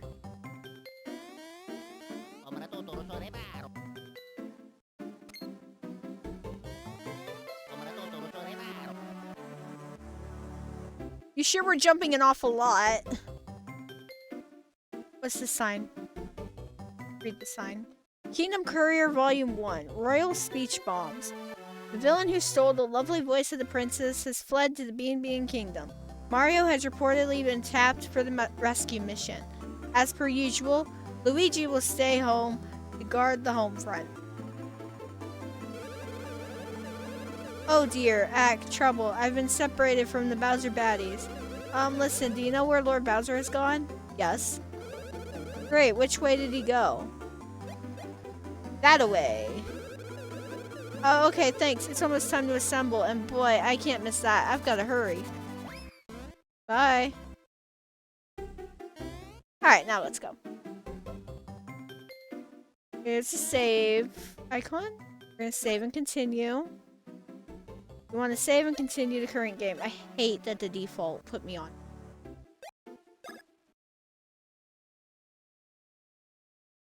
Toad Town Square. Save completed. It is an old game, and I get that, but I hate that the default put me on no. Like, if I hit the button, if I hit it, clearly I want to save. It's like, do you want to save and continue? Yes, I do.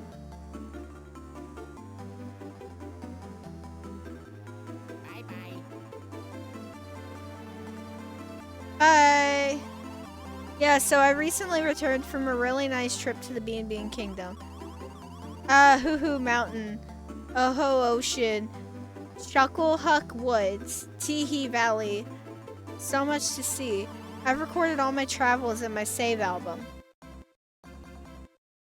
The save album. It's a book. That makes so much sense. Okay. A lot of laughing in that place, I can tell. Bowser's Koopa Cruiser is parked just up ahead. Who? That is one mean machine, boy. Anyway, it's time you were on your way. Head in that direction once you're ready, okay? But, rushing headfirst into trouble like you always do is crazy, so be sure to save with that save album.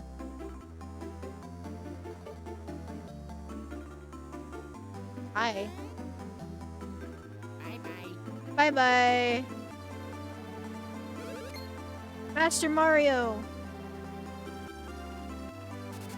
Is that Toadsworth? It would appear I'm just in time. I have prepared a suitcase for you to take with you on your long journey. I'm quite sure it will prove useful as it holds many items and outfits. Please take it. Been so long since you've seen Toadsworth. I've seen Toadsworth quite recently in Bowser's Inside Story on my 3DS. And on Dream Team. But I'm rambling again. But I've more recently played Bowser's Inside Story, so that's where I've seen him most. Yeah. Anyway, I got a suitcase. Press select to open your suitcase and check the menu screen. Then you can use any items you found on your journey or even change your clothes. Toadsworth's last appearance in the new Mario game was in Mario & Luigi Dream Team in 2013. Oh, he didn't appear in Brothership at all. Okay, that's interesting. I would have thought he would have appeared in Brothership. I guess not. Okay.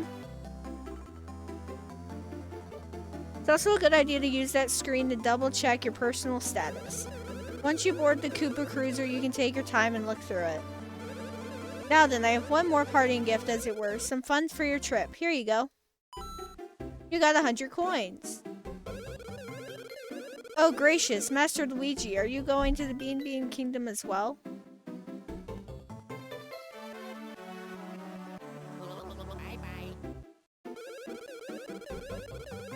Ah, you're just seeing Master Mario off. A capital idea. I do believe I'll join you. Master Mario, I'm going on ahead. I shall be waiting for you in front of the Koopa Cruiser.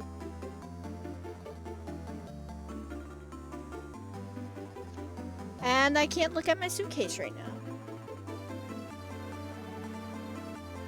Okay.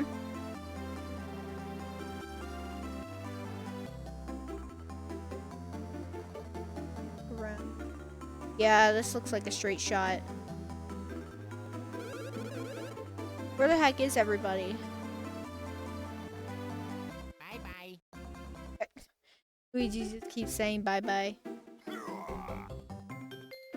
Mario. You're late. What were you doing? We're leaving right now, so get on board and make it snappy. Wahahaha. Well, so what do you think? Incredible, isn't it? This is my newest weapon, the Koopa Cruiser. Yes, very good. Now all I need are my baddies. Bowser baddies. Bye bye.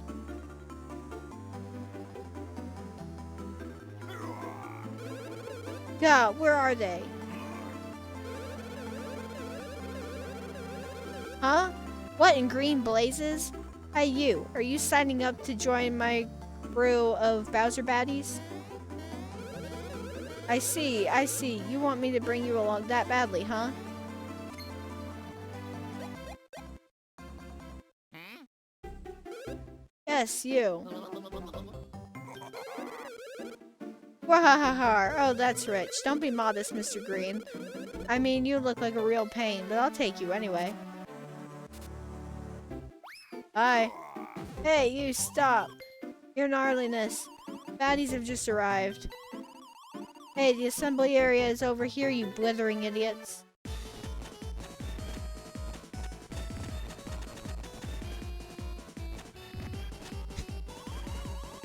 All baddies have assembled. We shall now begin boarding the Koopa Cruiser.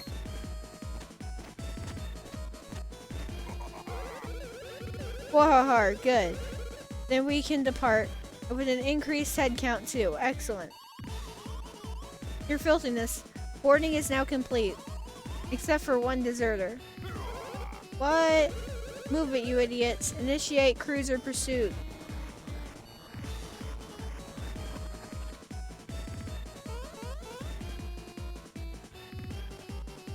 Oh no, Luigi.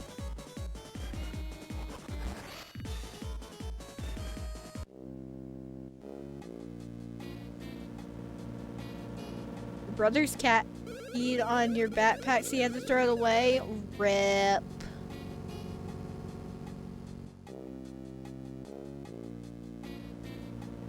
Hey, you, down there in the ship's belly. Mario and what's your name? Green guy.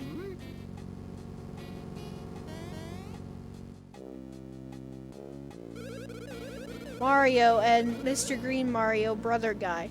Look alive down there, will you two? We're about to arrive in the B&B Kingdom. Press select to open your suitcase, arrange your stuff, and get ready to roll. Then report to the deck, pronto.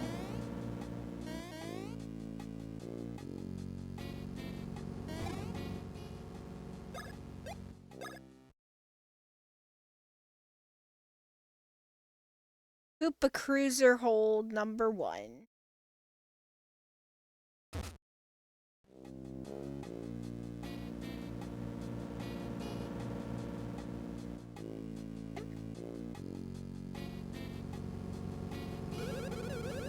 Yeah, so you may not know this, but we Bowser Baddies recently added a new member. Yep, he's in training until we land in the B&B Kingdom.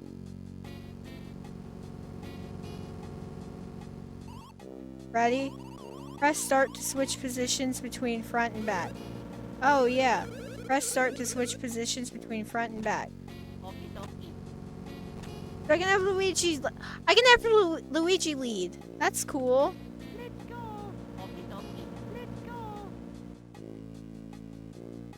Okie dokie. And weird from me. Let's go.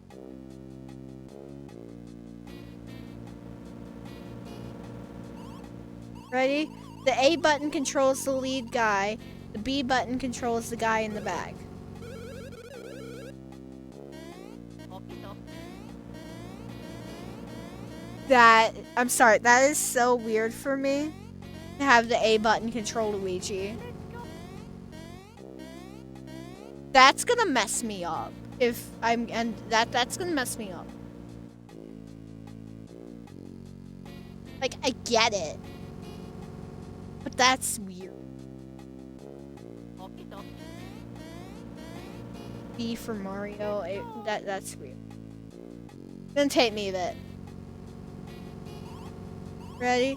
If you see a bros block, make sure you hit the block that matches your color. If you hit the block that matches your color, the block will move sideways. If you hit the block that matches your color, the block will move sideways.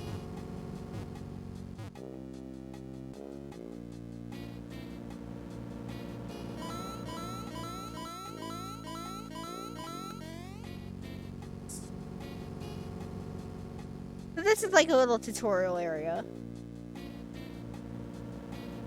Literally just telling me how the controls work, basically. Hello.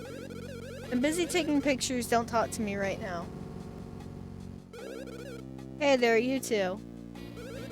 Yeah, you two mustache dudes. You're about to enter the Bean Kingdom, so you have to have your passports with you, right?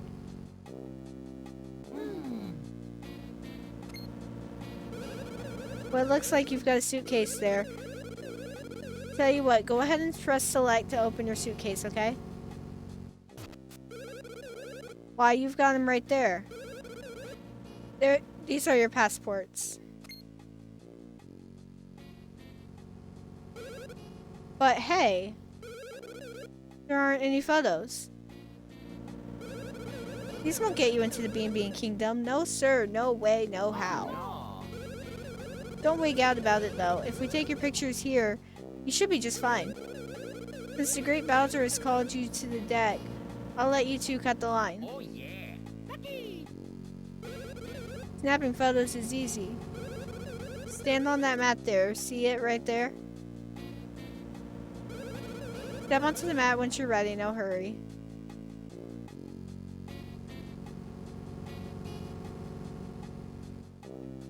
Just remember front is always A. Yeah.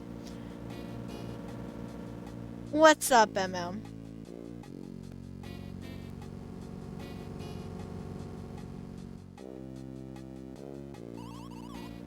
Get in line, cutters. Is it noticeable? I always look so awful in photographs.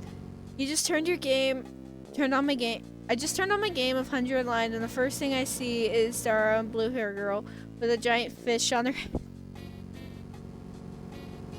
Nice.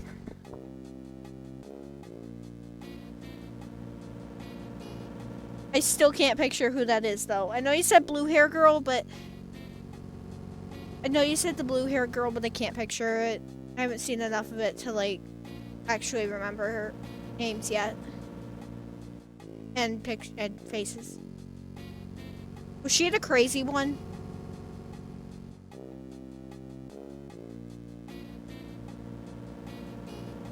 Got it. Now, Mr. Greenstash, you step back. Okay, I'm gonna take it. Oops, I forgot to tell you. Listen, when you're getting your picture taken, stand still. Don't go pressing up, down, left, or right on the control pad to hold a pose. And away we go. Ready? Say cheep cheep. I didn't hit the button in time. You're next, Mr. Greenstash. Press start to move to the front of the line. Then just stand on the mat. Okie dokie. Okay, Mario, you step back. Nice and easy.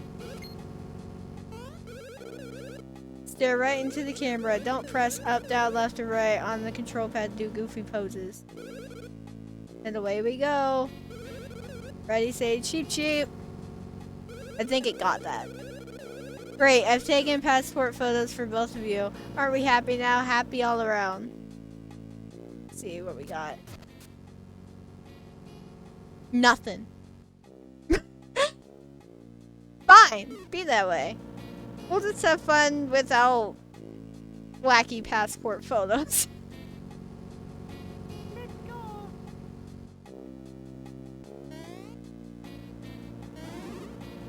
There's a mushroom. Okay, I want to look. I do want to look at this though. So we've got items. Covers 25 HP. Recovers 50 HP and revive with half HP. Okay. Then beans and key items.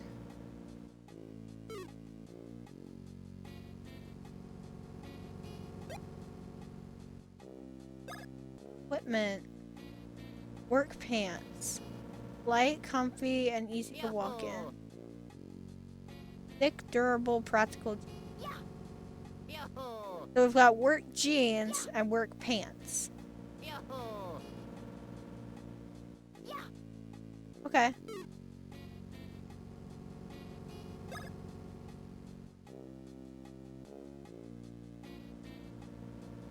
Got my defense listed. So, correct me if I'm wrong. The little number on the left is what my defense is before the effect of the outfit. And then on the right, it goes up, so it goes up to 13 with the work pants on. So my defense right now is 13. And then for Luigi, his defense is 14. Okay.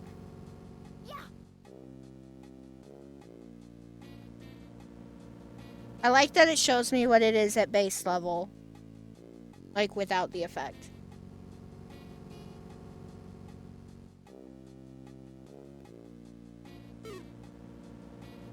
And then bros info. We've got POW, defense, speed, and stash.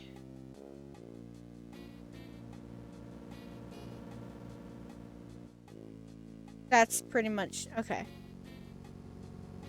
This game can be a little RNG, by the way. Okay.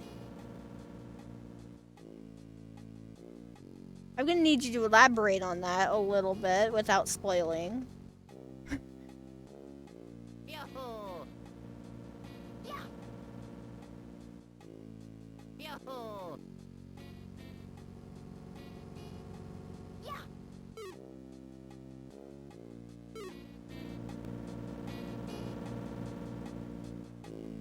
Go upstairs. I want to look around.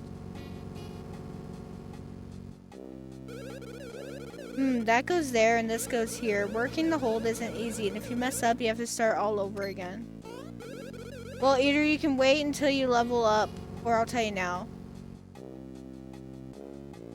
Really, Stream Elements? I entered that command during the break to change my title, and now you're gonna change the title? When it's already... Okay.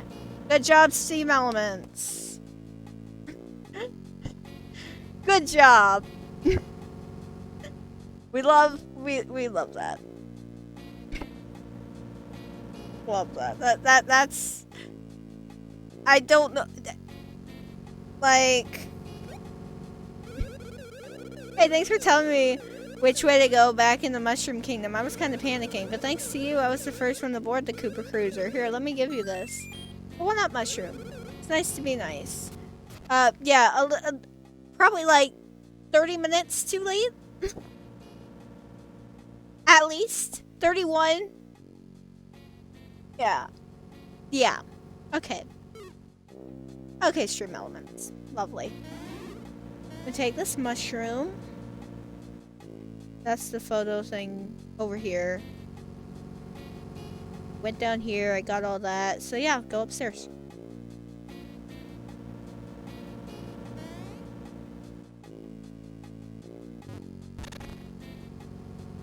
Okay. So I can roll the barrel and break the barrel. Hey. Watch it, you clumsy elves. Don't break the Great Bowser's cargo. It's important stuff. The deck? The deck's just up ahead. But before you go there, I need to make sure you won't slow Lord Bowser down. So I'll teach you how to fight as a pair. Please do. Then go have a look at that barrel over there, but remember, you're about to face the best of Bowser's most elite troops, so prepare yourselves. Want to break the barrel? Yes. Hi, Mr. Goomba. Let me show you how to dodge. Mario uses the A button, and Green uses the B button. So, the defense stuff, it's always Mario uses A and Green uses B. That hasn't changed. That's good. Now then, little baddies. Attack Mario. Attack. Halt. Press the A button here. Next, attack Mr. Lean and Green. Halt. Press the B button now. So, Yeah, in battle, Mario is always A. That's good. That's very helpful. So as you can see, depending on how you time your jump, you might not only dodge, but counterattack as well. The thing is, though, there are some attacks like Bowser's Flames that you can't counter.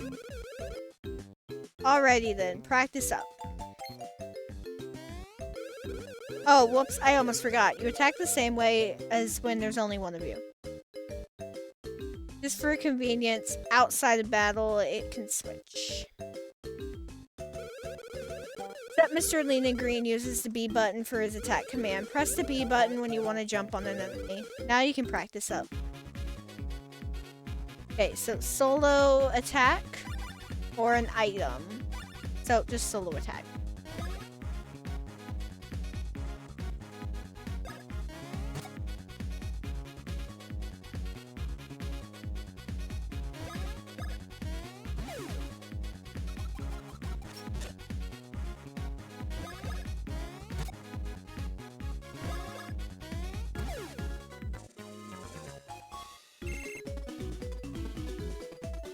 So, the nothing, that's my coin count at the bottom. That's the amount of experience I gained.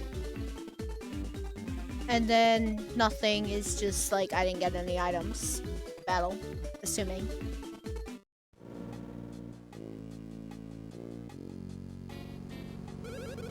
Move along, nothing to see.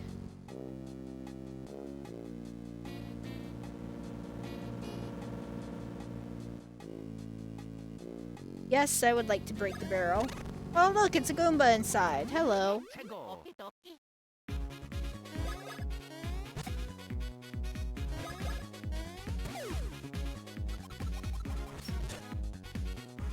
I gotta get better at that. And usually I'm actually decent at dodging. Like in Bowser's Inside Story, when I'm playing, I'm usually decent at dodging. And I don't know why, like, I'm not dodging well right now.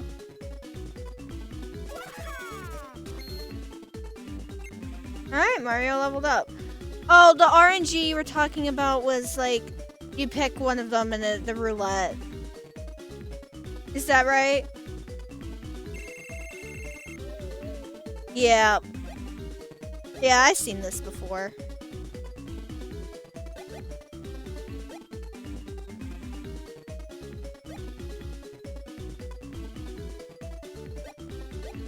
Put up my stash real quick. Whoa!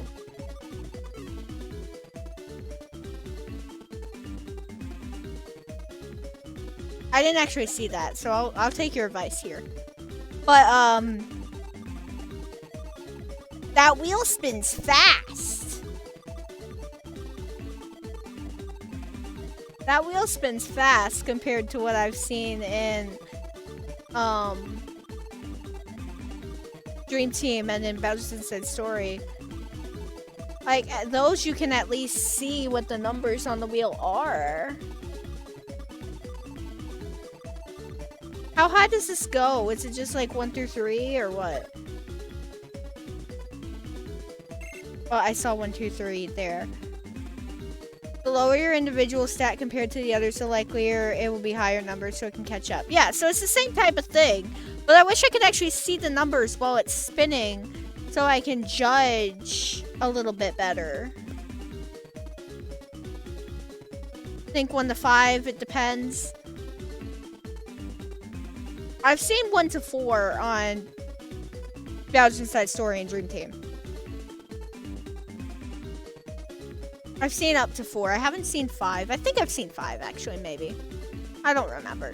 But I wish I could, like, actually see the numbers so that I could more easily judge when they're spread out.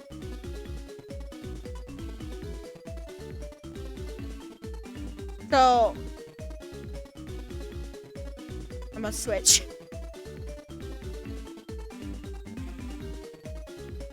Are you saying I can zoom in? No, it's not. It's not that the numbers are too small, it's that they're going too fast. While it's spinning.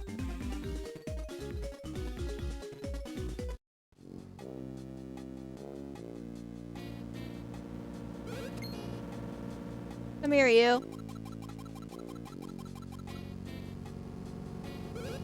Come here, you.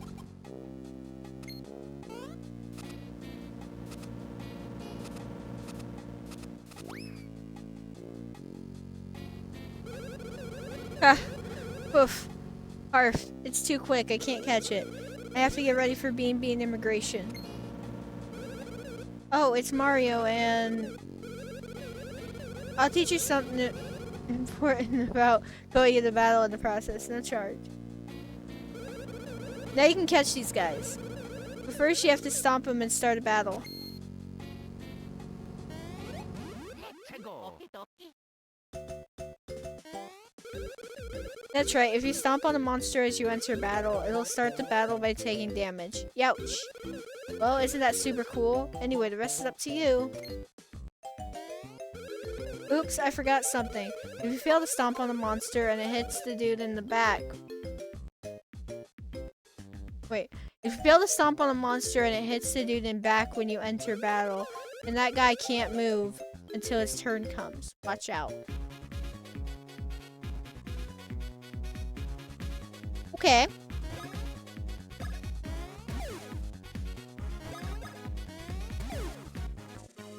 That was easy.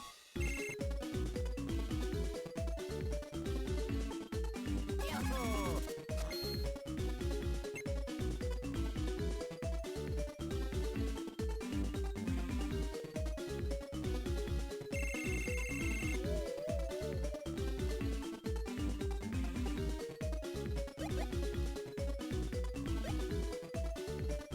Up your speed.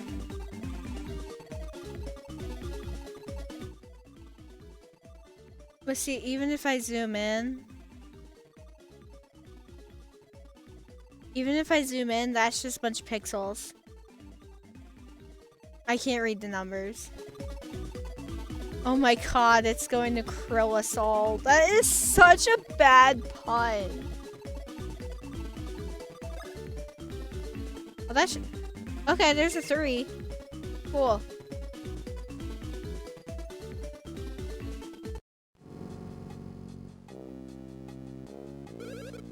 Ooh, thanks.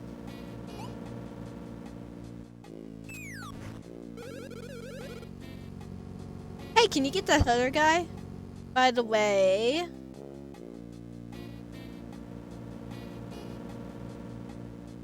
what?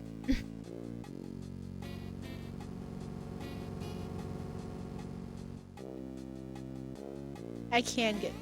Let's go. Okie dokie. Ah, I missed. The opposite of what I said earlier also applies. If one stat is too high, you'll likely get low numbers. Yeah, that's fair. But again, I can't see the numbers. It's hard to judge.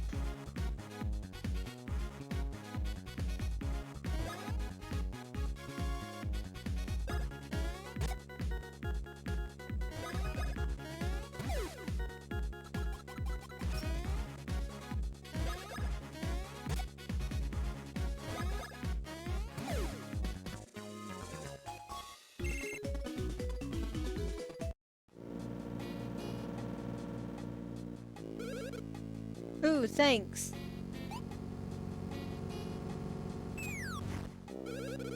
Now I'm all ready. Thanks. Remember, when you see enemies, just stomp them into the ground. Just make sure the bro in back doesn't get hit. So I noticed that was green. If I swap it, it's gonna be red. Let's go. Make sure the bro in back doesn't get hit. That's gonna be interesting. Save.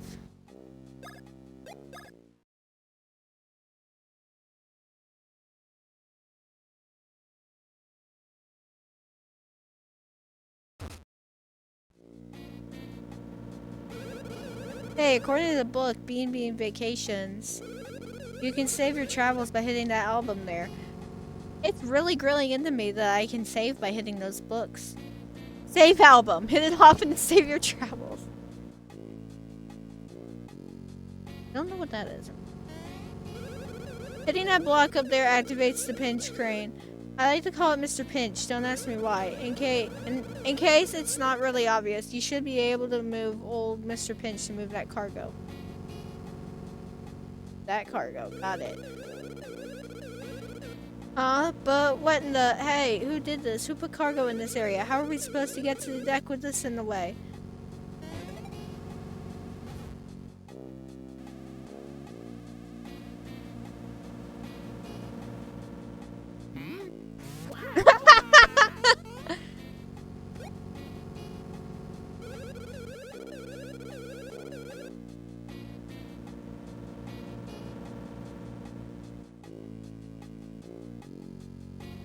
Hot girl was...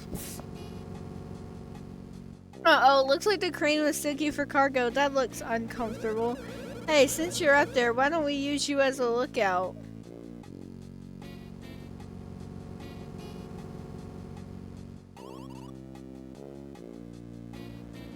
Your rancidness.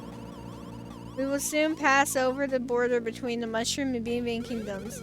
Nice work. You can go back below decks now.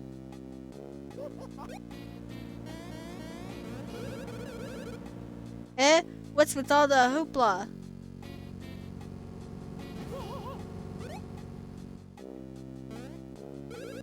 War, what now?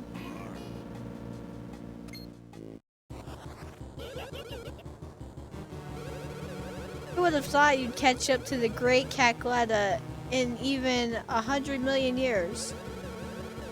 You're the fiend who stole Peach's voice. How dare you pull off such a cool evil plan? Yeah, oh I dare. And now I'm going straight back to the Bean Kingdom so my next plan can take root. I have no time to chat with the likes of you. Waffle, take care of this. War, hold it. I am the Grey Cacletta's most best pupil, who is named Fawful. I am here laughing at you. If you are giving us the chase, just to get your silly princess's voice, then you are idiots of foolishness. Princess Peach's sweet voice will soon be the bread that makes the sandwich of Cacletta's desires. And this battle shall be the delicious mustard on that bread, the mustard of your doom.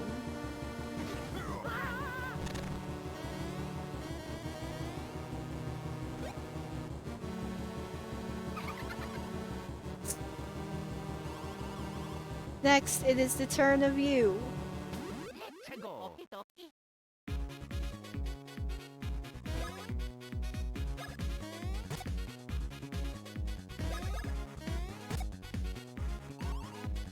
Think, rat.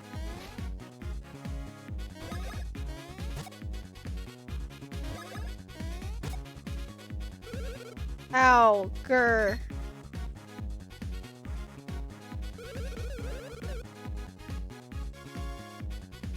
How did you go for what? Yeah, I'm not gonna question it. Hey, wanna dodge this nut's attacks? Yes. Before he attacks, watch what he says really carefully. Such mumbling, stop it. Finger. It's red. I didn't even notice that. When the stuff this nut says is red, he's attacking you, Mario. All enemies have a hint in their attacks, so keep your eyes on them. Pink rat.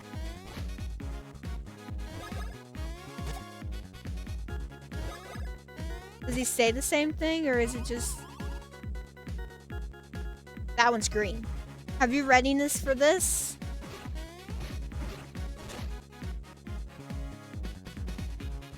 Okay, that one caught me off guard. What?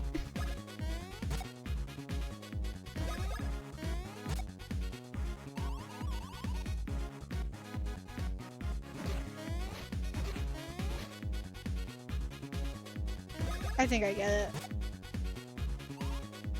Oof.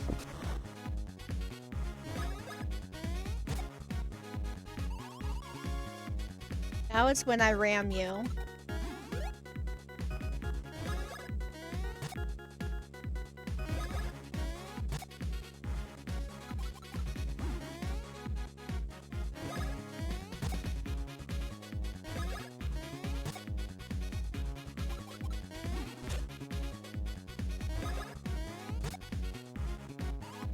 Oof.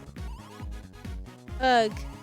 How could fink rats like you be such an awful nasty as me? Headgear.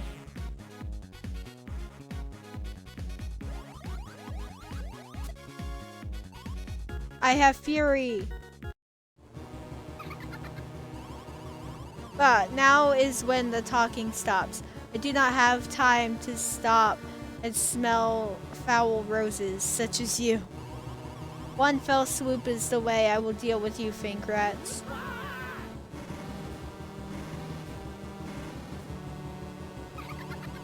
Yeah ha ha ha ha.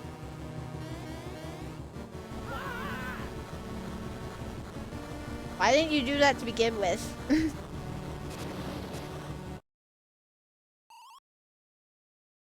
General Starshade, a massive explosion has been sighted. I need confirmation. I need confirmation. General Starshade, meteorites confirmed. That's Mario and Luigi. Impact in Stardust fields. Initiate recall. Emergency, emergency. Bean Borderland.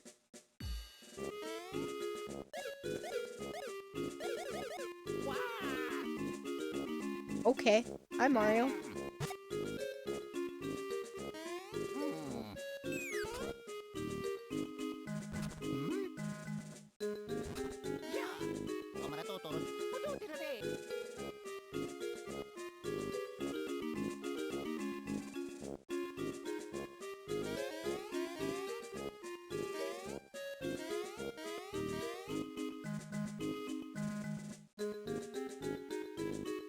There's a save album up here, so I'm gonna save.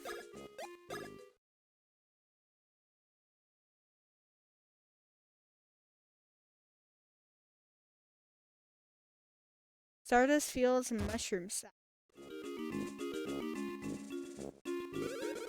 The Koopa Cruiser. We haven't finished paying it off. Fine, Lord Bowser. Oh, God, help us.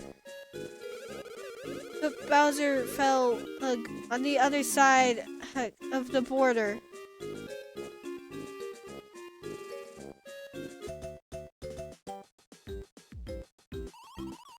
Well, talk about a nice surprise. Check it out, bro. It looks like the famous Mario Bros have arrived. Man, that really brings back the memories, doesn't it? Good times, good times. So what's up, brothers? Are you two heading off on a journey together? Oh, so you probably want us to let you pass, huh? Yeah, well, I'm sure you guys know this is the border of the Mushroom Kingdom. That's right, it's the border, and since we're the border security, we can't let you in until you do some jumping worthy of the Mario name. Want to do the border jump? Explain it. The rules are really simple. Just jump to avoid touching the royal border line. Keep on jumping until that flag in the background reaches the top of the flagpole. But listen, if either one of you makes 3 mistakes, then the game's over. The end. Well said, little border bro. Anyway, we'll be nice and let you practice first. Sound good? Okay, Mario, you'll go first. Press the A button to jump. Okay. Next, it's your turn, Luigi. Press the B button to jump. I was trying to skip past dialogue. My brain didn't brain properly. Thank you for the hydrate.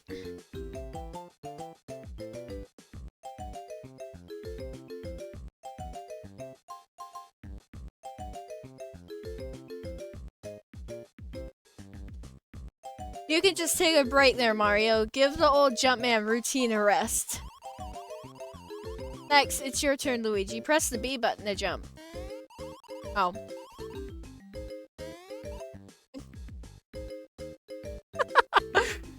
We don't talk about it. We don't talk about it. Okay. Okay, Mario. Try to jump the rope. Or, I mean, try to jump the royal borderline.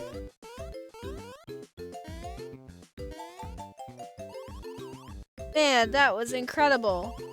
Now it's your turn, Luigi. Let's see you jump.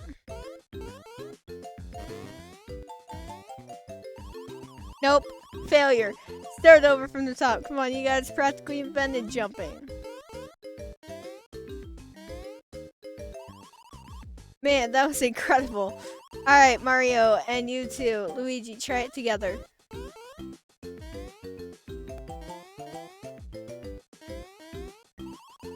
Man, that was incredible. Well, that's all the practice you get. Want to do the border jump? Yes. Oh, yeah.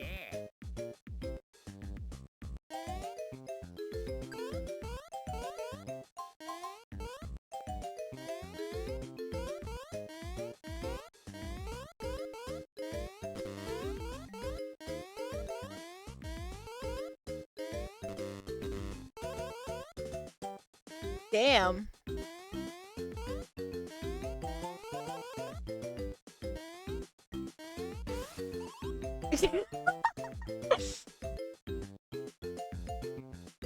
I am scared for when you have. I have to do this again. I am bad at B. Thank you for noticing. Oh, yeah.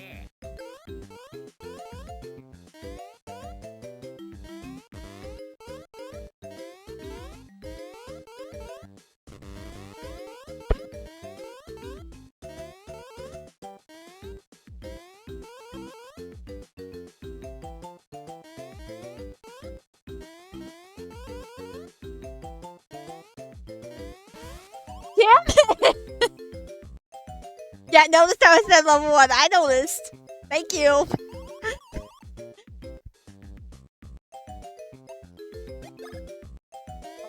Yeah, I know I have to do this to get through, but I need to see something.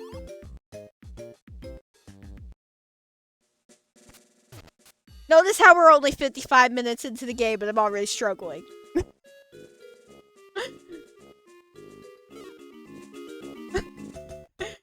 It's gonna be fun. Oh, yeah.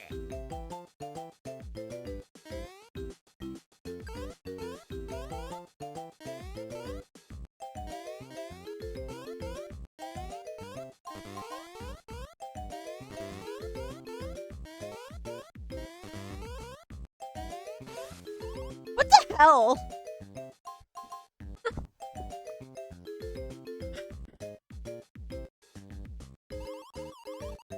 Oh, yeah.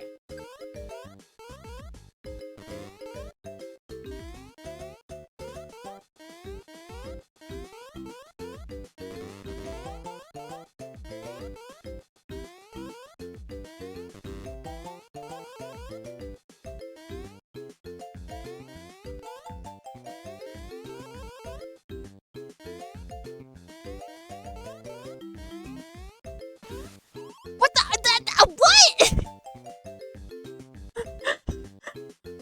What the hell? Oh, yeah.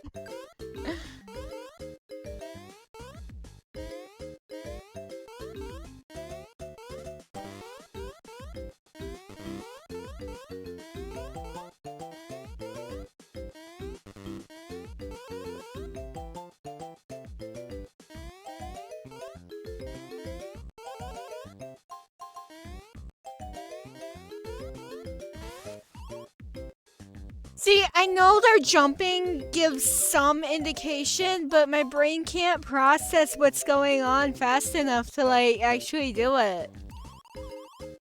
Oh, yeah.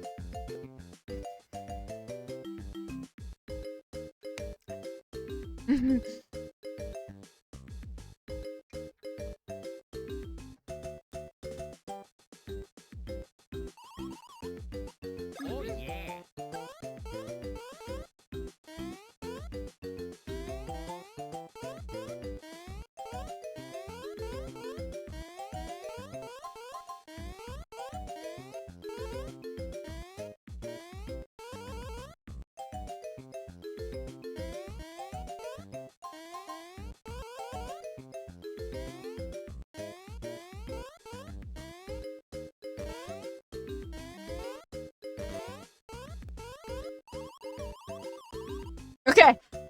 I fucked up at the end, but I got past it. Okay. Man, very cool. That was some incredible jumping. Oh my god. Just beyond here is Beaming Kingdom. You be extra careful when traveling there. God.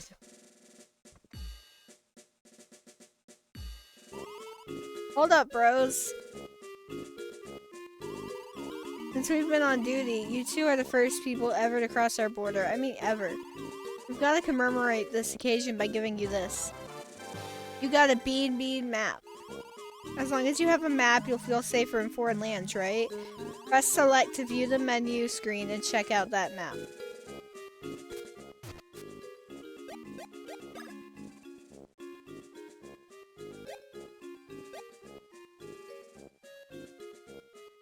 Okay.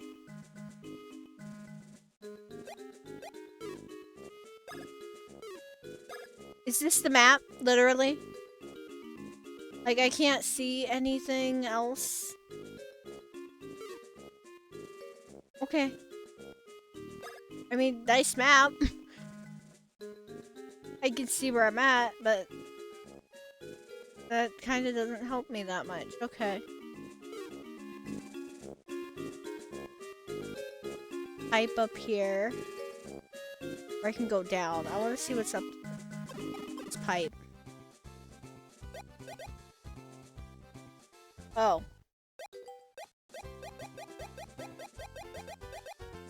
That's like the teleportation. That's the instant teleportation to different areas, I see.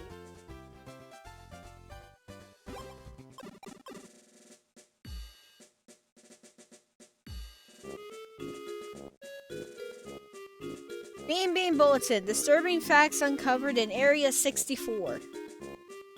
Recent studies show that the Spiky Stardust Defense System, SSDS, can be jumped. It's easy. Press the A button and then immediately press the B button. Such a defense gap is appalling. Improvements are demanded to prevent increase in intruders.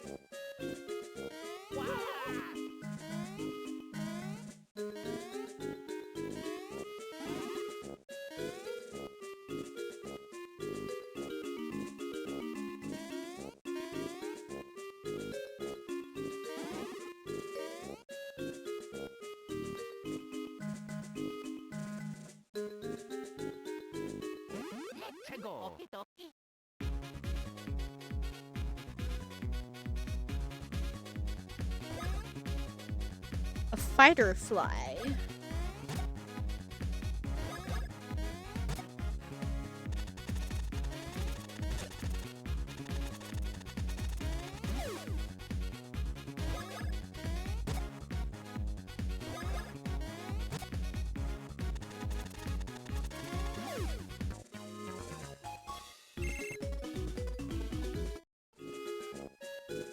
You got psyched by a fire. I did, but in my defense, I didn't know how they attack, so...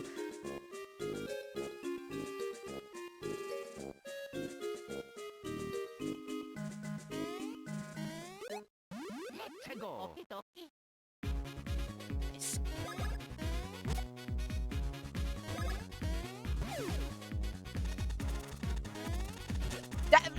Okay, that one I can't defend at all.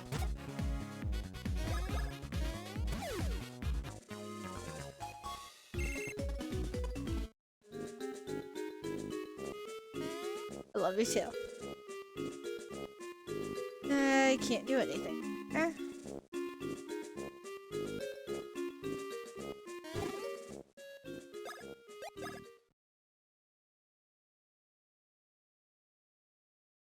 Be inside.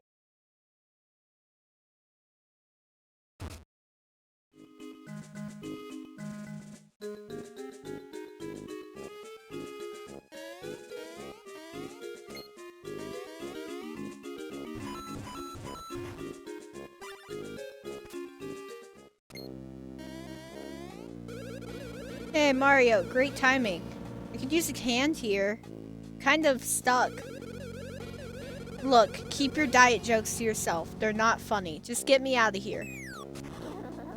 Nyek, nyek, nyek. Why, could it be that Bowser, the great Koopa King, has fallen into my cannon? Nyek, how amusing. I think they're both level 2 right now. Maybe level 3. I don't remember. I gotta look. Why could it be that Bowser, the great Koopa King, has fallen into my cannon? Nyek, how amusing. But who dares speak to me so? Nyek, nyek, nyek. I am Tolstar, the great and famed king of Stardust Fields. I've heard tales of you, but you aren't very impressive in person. Nyek, nyek, nyek. Nyek, nyek. If you want me to get him out of there, little people, you must pay in coins. I will set him free for all of your coins. And I'll even keep this most embarrassing incident a secret. I believe at 32 and 37 respectively for them to level up again. That's also gonna annoy me, that it's different experience points for both of them to level up.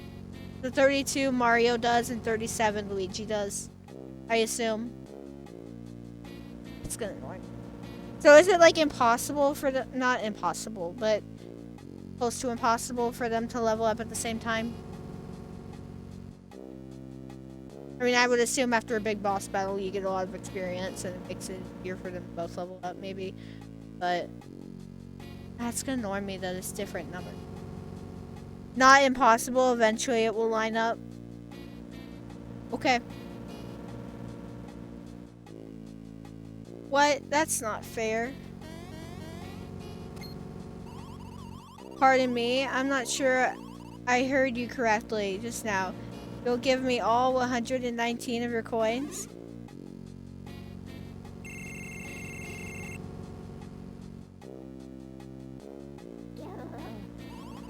Nyek, nyek, nyek.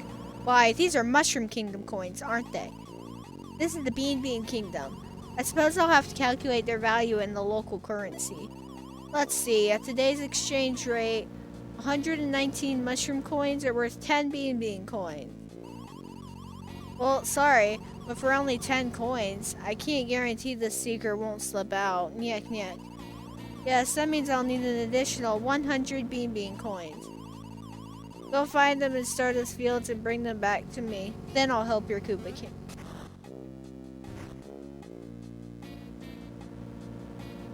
That exchange rate is insane. Yeah, what is up with that?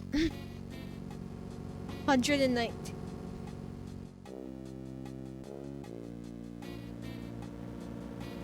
I'm assuming no matter how many coins you end up having, it ends up being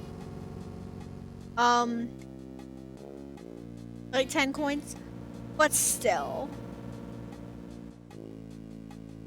that exchange rate is ridiculous.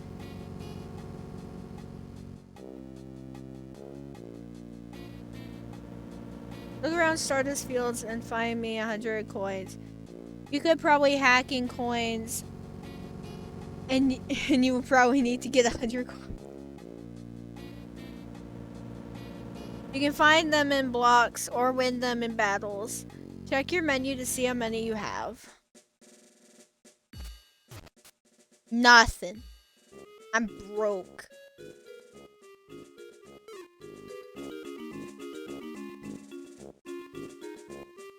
So that's where I came from. Let me save real quick.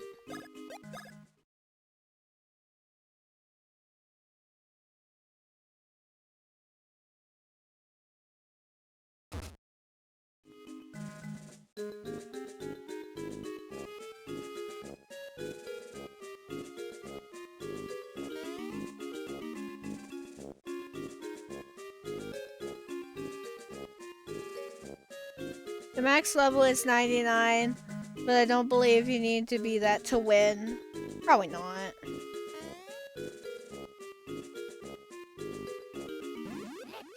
Hi, hi there.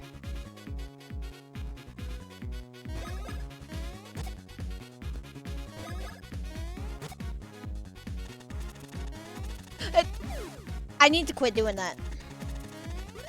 There we go.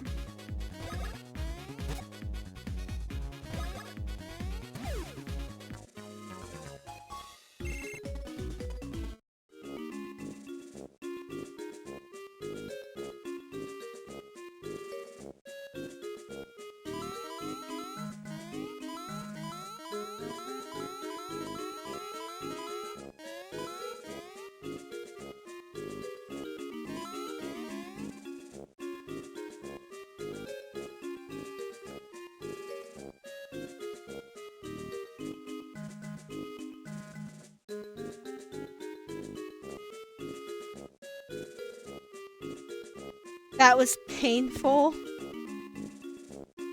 What was painful? Me missing the block the way that I did? Twice? Yeah.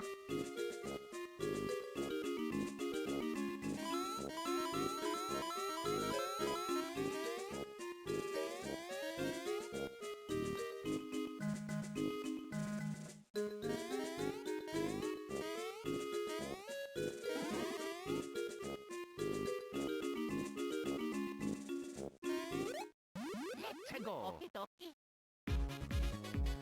We got the Bill Blasters.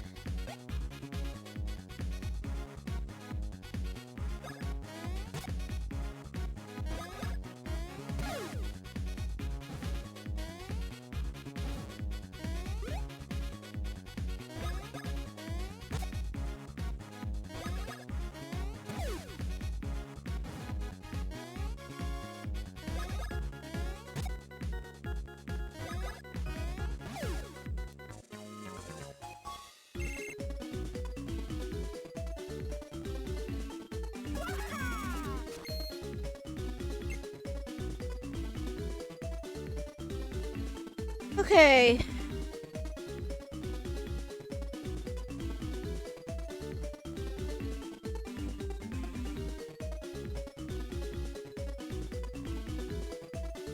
Let's up my, I don't know, defense.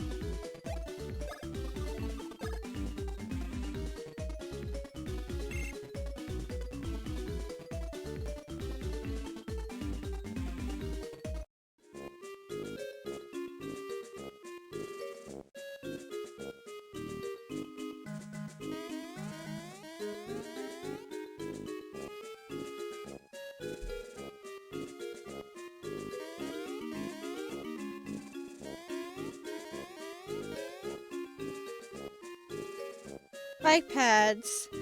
Hold the control pad left or right to go in that direction, then press A, B, A, B, A, B.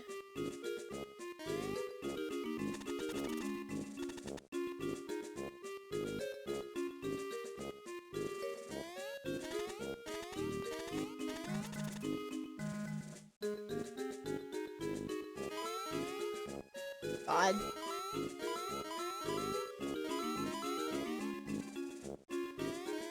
Talk about it.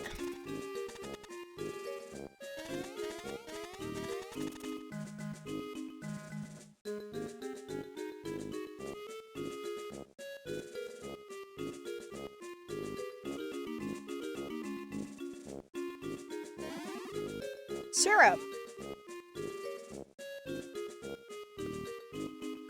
Stardust Fields, Area 64.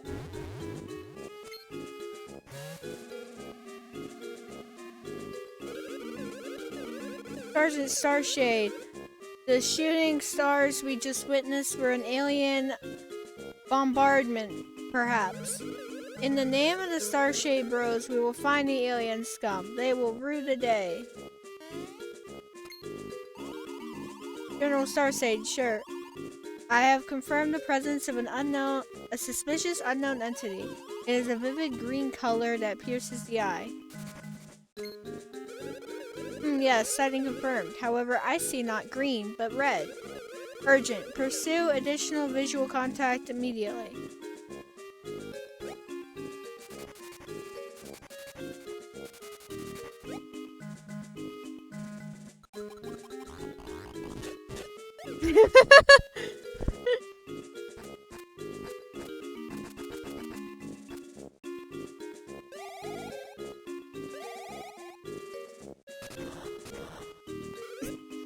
Oh, incredible.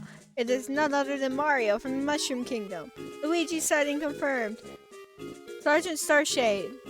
Change of mission objective. Obtain autographs stat. I see. Incredible to think Princess Peach's lovely voice in the hand of some vile enemy. Her voice must be recovered, no matter what it takes. Priority 1, Sergeant Starshade. We must provide as much field support as we can. Very well. We Starshade Bros will teach you the secrets of Bros action. Master Mario, Master Luigi, special Bros action training shall commence immediately. Are you ready to undergo training? Yes. When you wish to jump up to a high ledge, Luigi can jump on Mario to perform a high jump. First, press the L button to choose your high jump.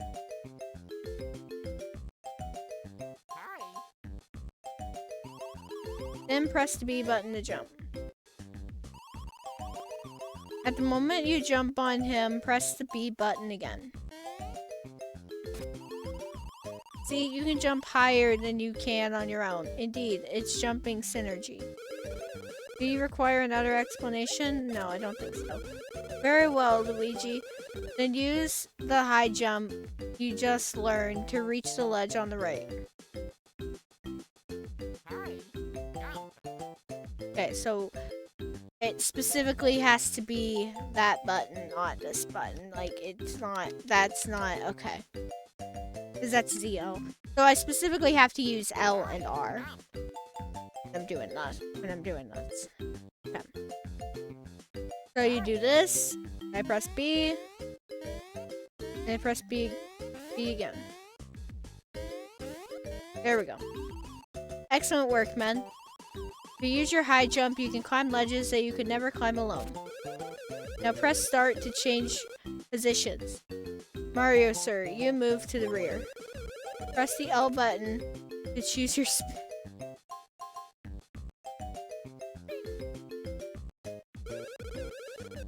Then press the B button to jump. See, you ride piggyback. Now if you press the B button once more, two of you spin together. The two of you spin through the air together. Press the control pad while you spin to move through the air. It is possible to use the spin jump to jump across wide valleys and dangerous pits. Do you require another explanation? No. Very well, Mario. Use your spin jump to reach the ledge on the right.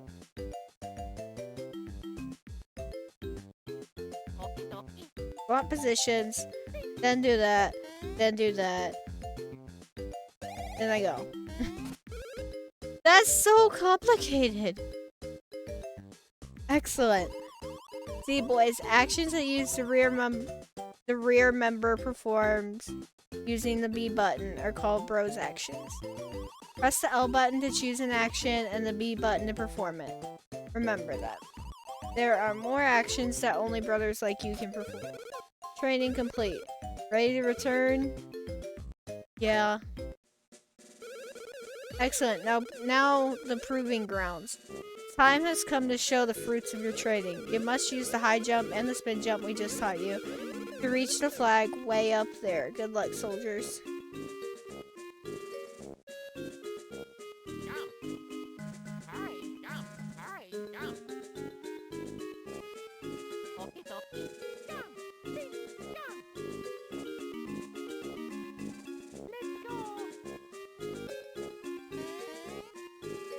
Oh, so I already got. First of all, what's down here? Go up to the flag. Oh, I have to go up to the flag now. Okay.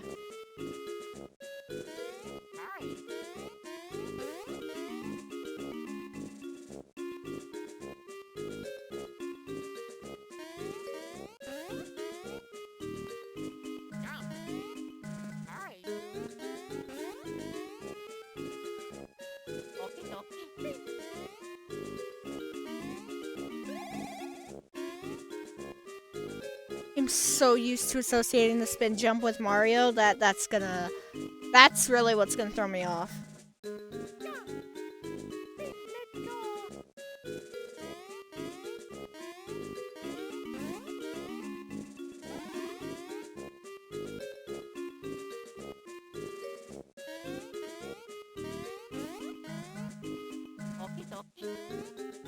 Oh my god.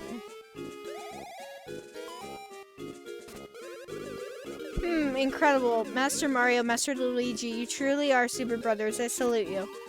You have perfectly mastered the high jump and spin jump. Master Mario, Master Luigi, may your mission be successful. Good luck out there. Move out. Let's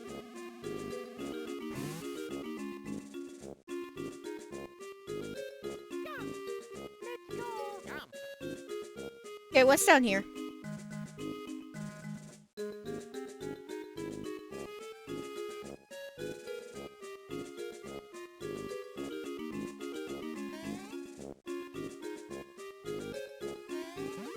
Let's go. Okie dokie. More ways for me to get money. Yep.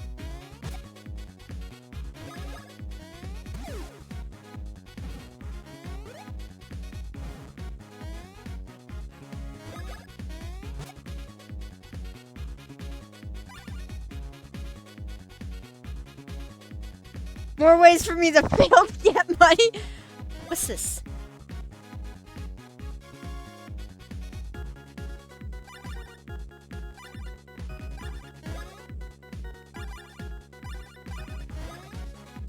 Something tells me I don't want to do that without getting the tutorial for it.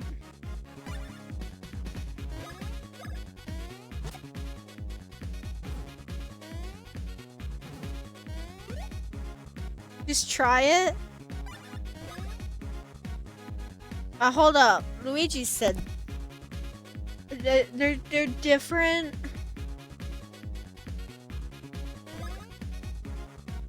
I guess it makes sense.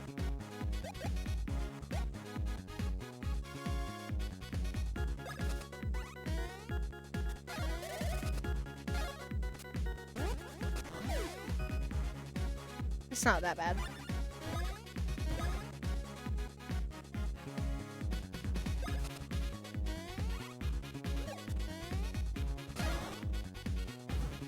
That's not that bad.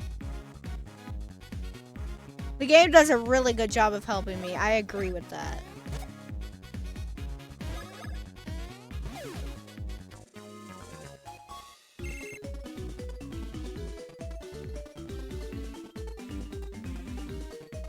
I will say this, so that's my special moves, my bro moves. It uses the BP, right?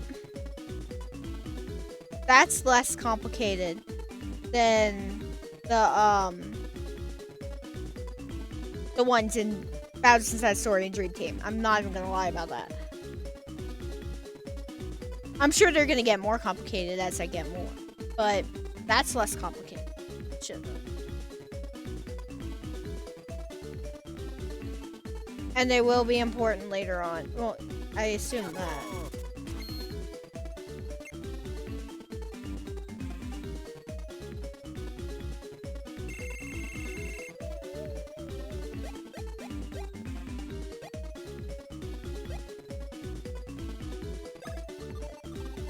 Like, I don't know what the best strategy here for leveling up is.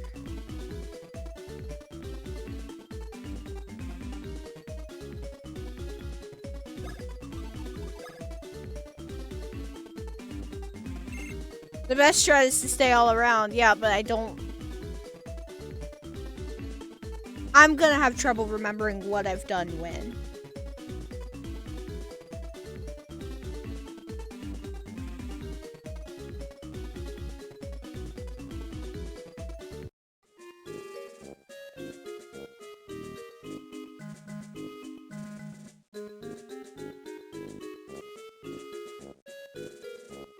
Okay. Yeah. Yeah, I am I am definitely up for like tips if you've got tips moving forward. Yeah.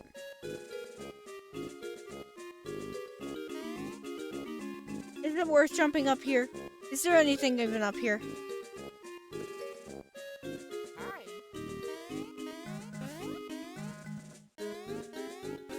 Jump. Lucky attacks, criticals, while not needed, can be clutch. Yeah.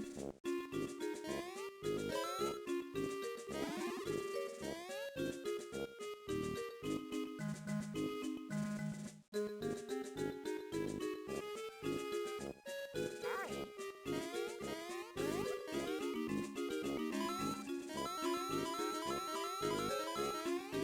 Jump.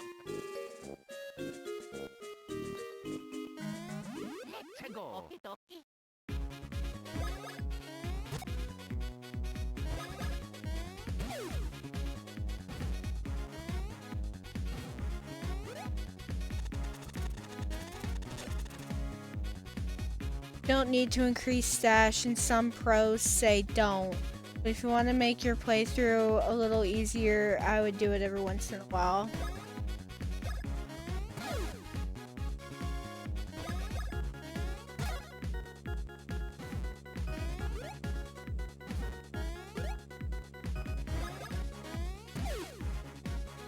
Yeah, I know, right?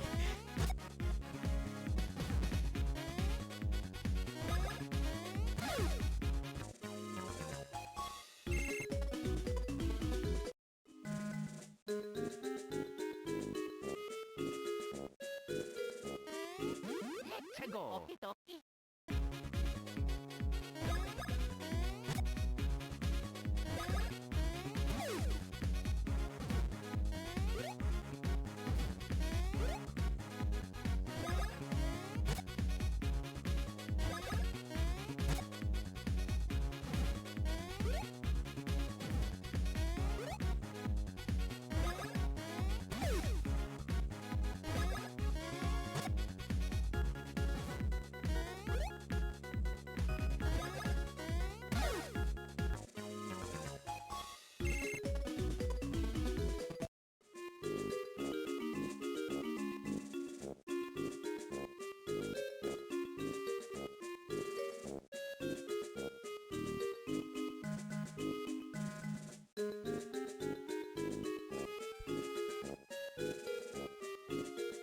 I can't high jump that high, can I? No, I can. It looked higher for some reason. Jump.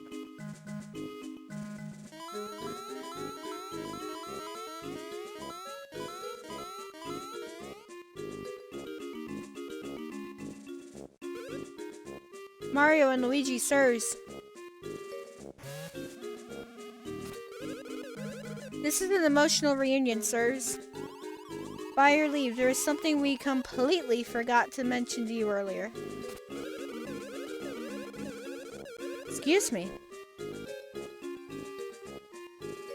I don't know if you have the way to cross that yet.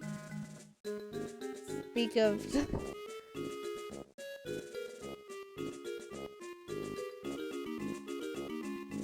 What, to cross that cliff that I managed to cross? Because it looked like it was too high, but it wasn't? Is that what you were talking about?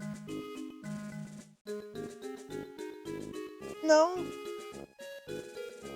What are we talking about?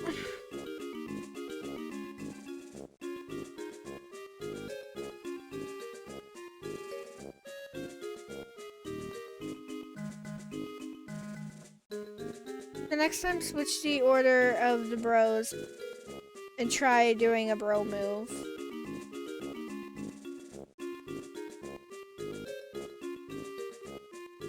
Okay. Like have Luigi in the front.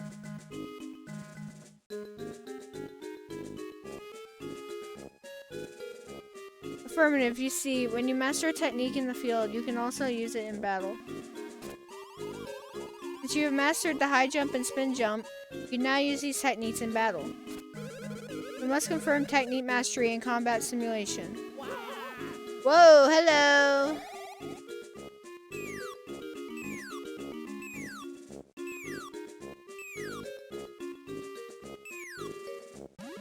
Let's go. Okie dokie. Proceeding with Rose attack tutorial. You can use spin jump to cross small caverns. Go back to that place you jumped at. I'm gonna in the past screen.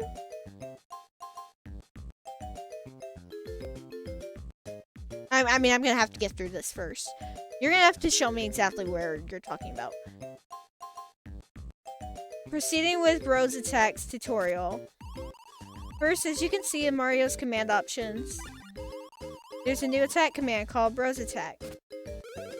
Bros attacks are duo techniques, in which Master Mario and Master Luigi attack together. When you choose this command... When I thought I couldn't reach all the way up that... Yeah, I did. That's how I got to where I am. I said that I didn't think I could reach. Oh. Yeah, go back there. Yeah, I will. But you're gonna have to show me exactly where on that screen.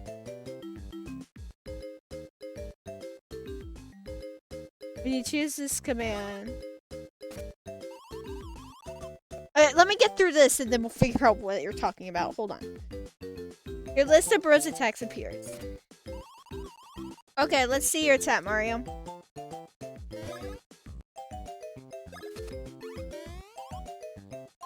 Alt. As you can see, it's grown dark. Immediately after the light fades, you'll see a button input icon. Do not worry, things move in slow motion during button input. Alt. As you can see, not only do things move slowly, but the icons are clearly displayed. Press the button, please. By the way, if you hit the command exactly, something like this will appear. And actually, there are multiple bros attack action commands. So on to the next one. This time, check the timing and press the button on your own. Oh, there is one more command. It's the last one, but it's important. If you nail this action command, it will add up the success of your earlier action commands and inflict incredible damage. Press the button now. Now! That's how bros attacks work. Next, I will tell you about the modes in bro attacks. Modes are the difficulty levels of the bros attacks. The modes can be changed. Just press the R and L buttons. 1, 2, and 3. Is that the difficulty? Here. To change the modes.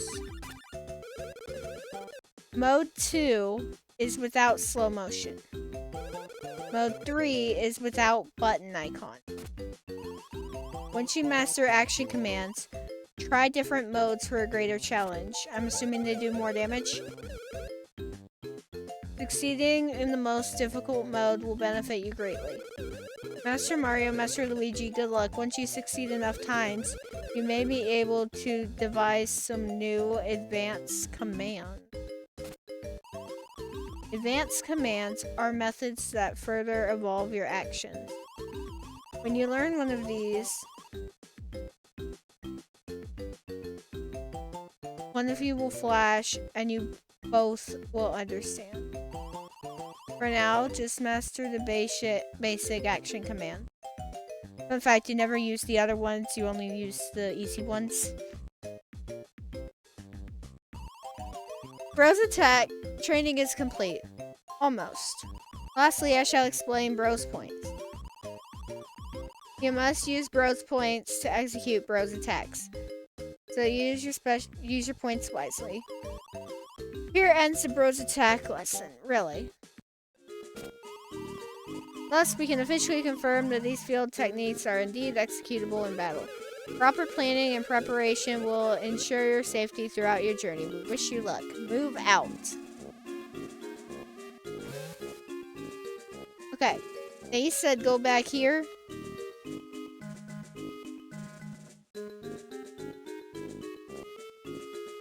Right, I was standing here when I said... Yeah, I did.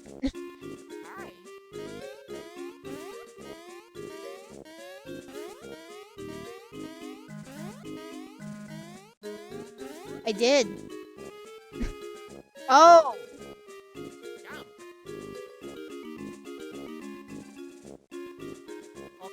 I see what you're saying. Yeah! You wanted me to go... I had said while I was over here that I couldn't get up there. You know what, actually?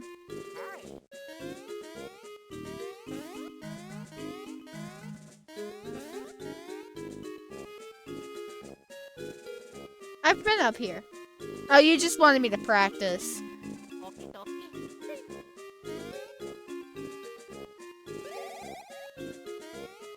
I wasn't close enough to the edge of the platform, but I get it. I'm good.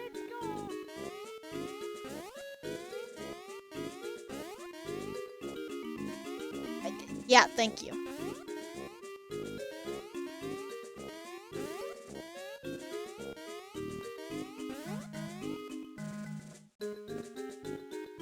Okie dokie.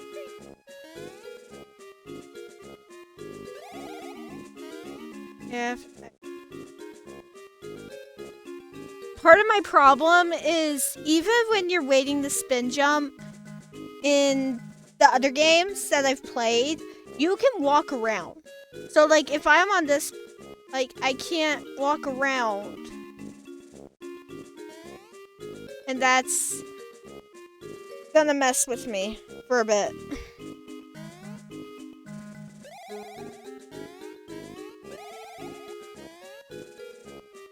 But there we go. Let's go. Okie dokie. Jump. Let's go. Jump.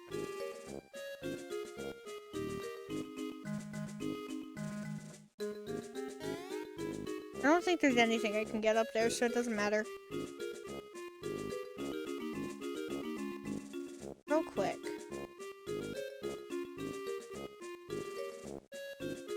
Okay. But I can still get back up there because there's barrels here. I wanted you to practice because, well, it can be tedious later on. Fair enough.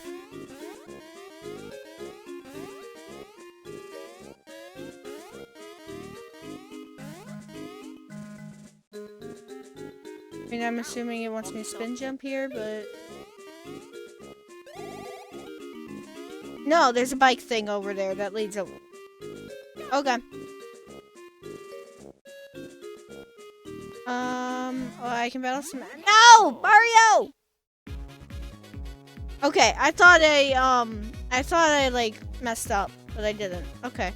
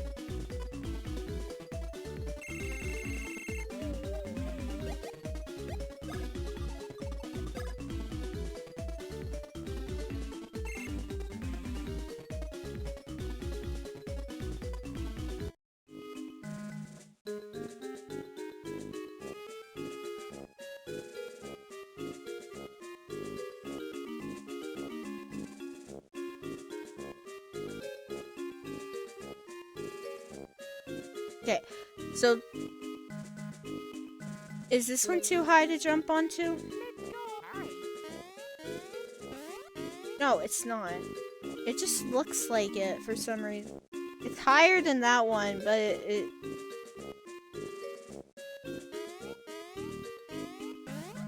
Okay, so I can't jump. Okay.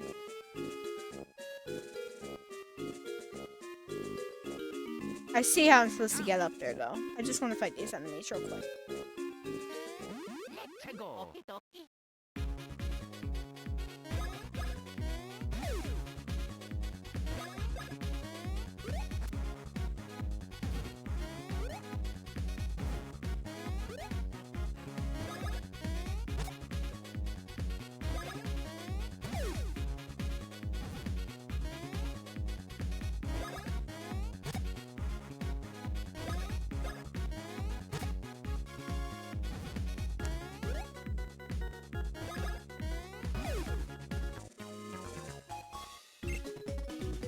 Yahoo!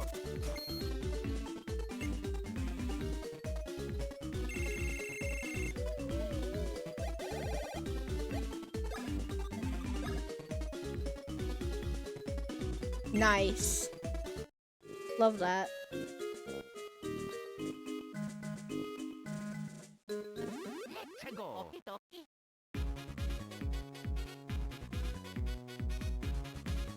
Sorry, there's something on the back of my neck itching. Okay.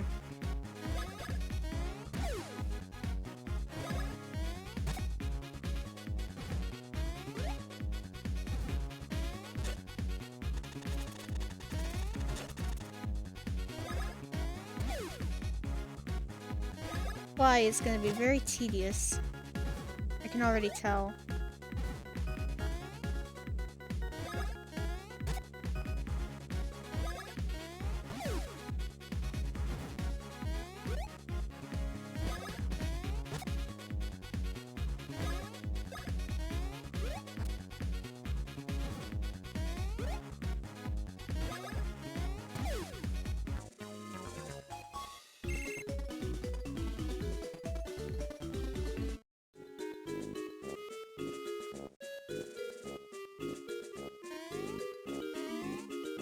Hi. Oh Let no. I was trying. Okay, that's how I tell that I've been hit in the back.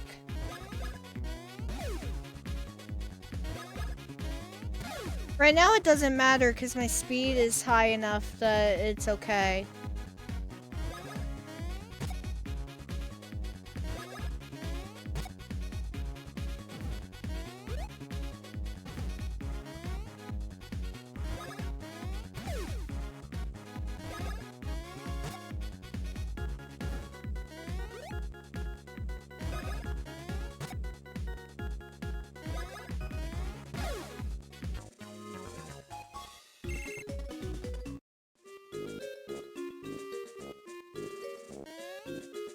Okay, yeah, and I see what I'm supposed to do here. I'm supposed to navigate the platform techniques that I just learned.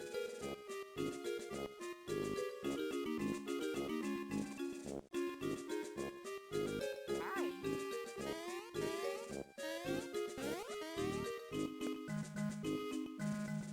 So I see that I can jump up on these, and I see what it wants me to do is practice is what it wants me to do is come over here, spin jump here, spin jump here, spin jump here, and whatever. But I can easily just jump on here.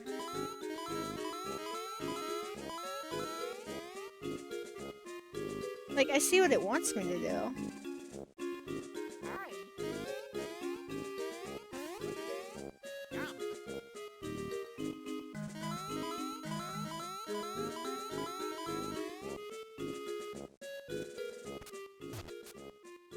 Also, I've got 126 coins. I just gotta make my way back over there.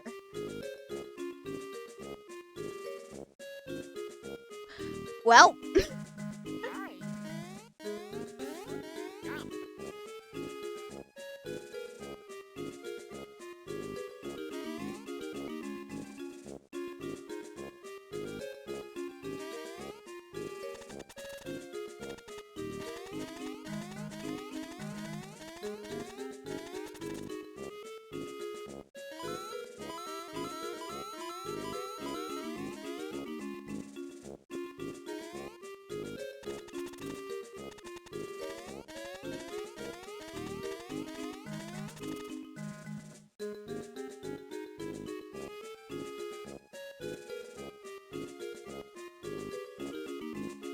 cool.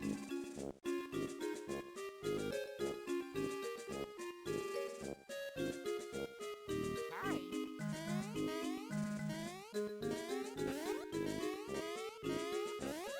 Jump.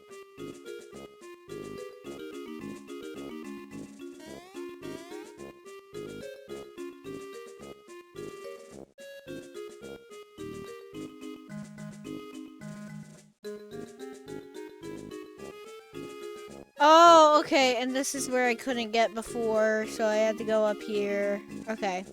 So yeah, I'm good. See, this is what's gonna be annoying about this.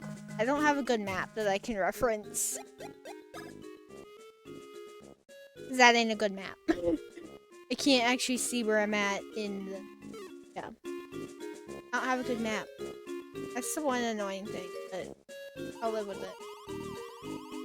Yeah. Let's see here. You now have 133 coins. Yeah, it took you long enough, but well done. I'll be taking those coins now. Finally, let me out of here. Huh? You want out? You want me to help you? That map is perfect. What do you mean? I hit the wrong button. But, who said I'd do that? Bruh, you welcher. Yak, yak, yak. Nyak nyak. You're not in the Mushroom Kingdom anymore. Outsiders be gone. Oh, I have to fight him now?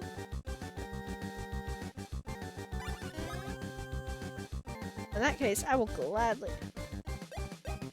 Yeah. Oh, if I use love mode 3, it only costs 3. Ooh. I mean, I want to get better at it though, so I'm going to use another one for right now.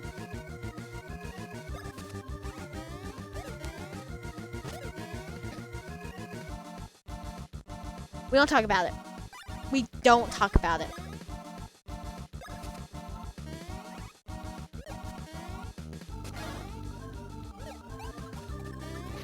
I need to get better at it.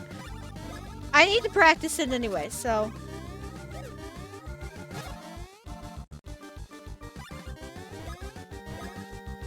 Problem is I'm rushing it. That's what it is. That's my problem.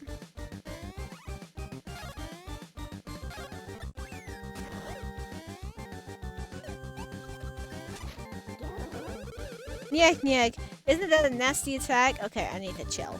I need to chill. I'm gonna die. Even watching the hand I throw with won't help you.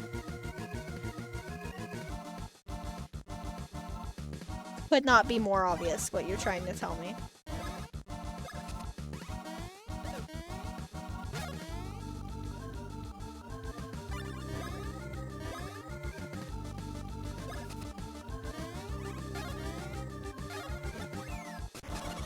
There we go. The game telling you, hey, reminder, every enemy has a tail.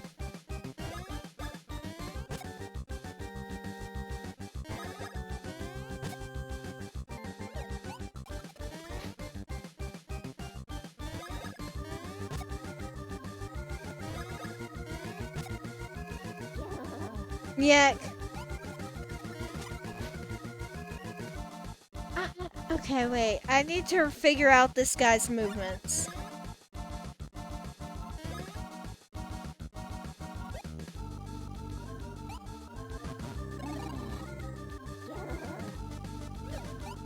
Got it.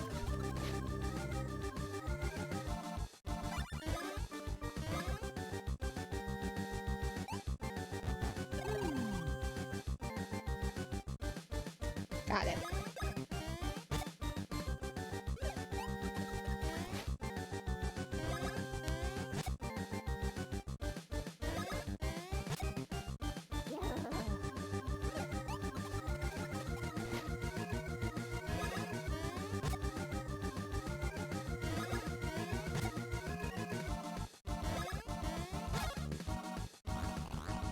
Oof, not bad. Not bad at all. But how about this?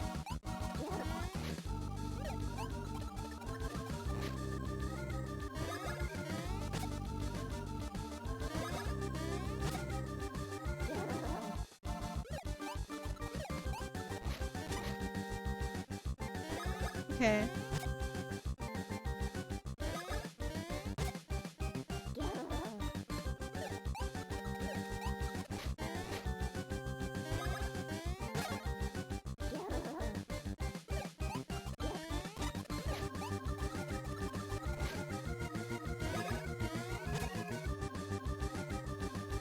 Easy thing. If it says Nyak, it doesn't matter who the spike goes to. Yeah, because it goes over. I figured that out.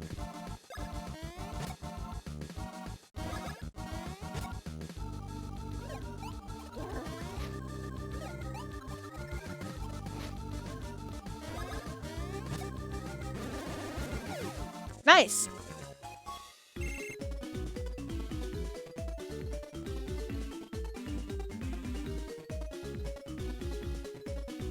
Very true.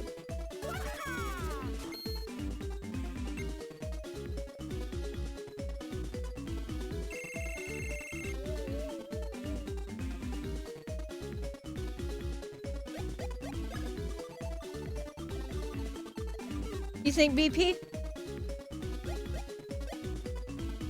Actually, yeah, HP is a good idea.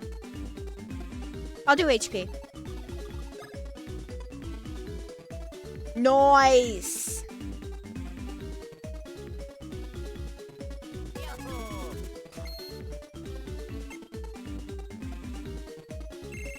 BP, for sure.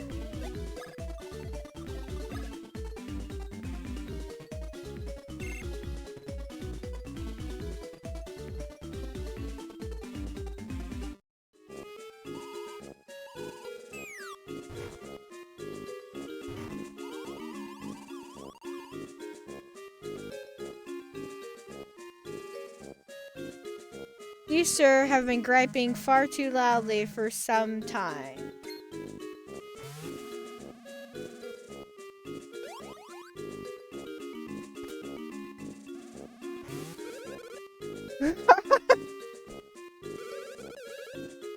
Mario, Green Stash, you gotta get Princess Peach's voice back. It's all up to you.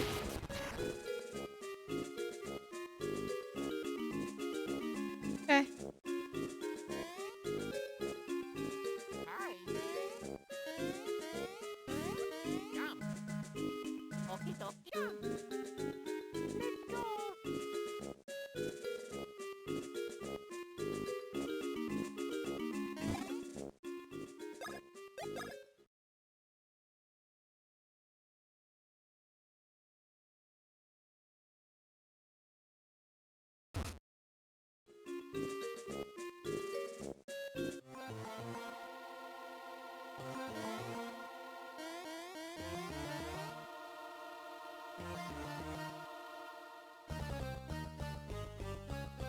Hi.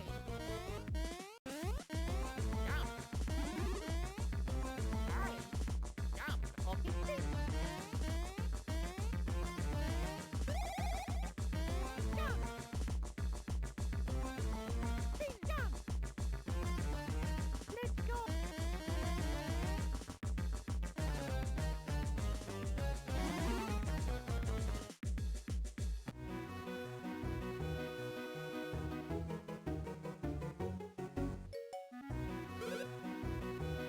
You fiends. Whoa, hello. We found you at last. You scum. What have you done with Prince Peasley? Yes, there's no mistake. You kidnapped Prince Peasley.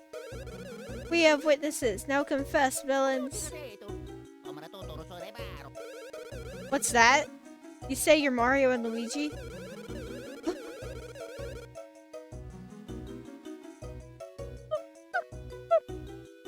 Lies! Bald-faced lies! The superstars of the Mushroom Kingdom would never come here. Yeah. They're not lying. They say they've come here. Oh my god, jeez.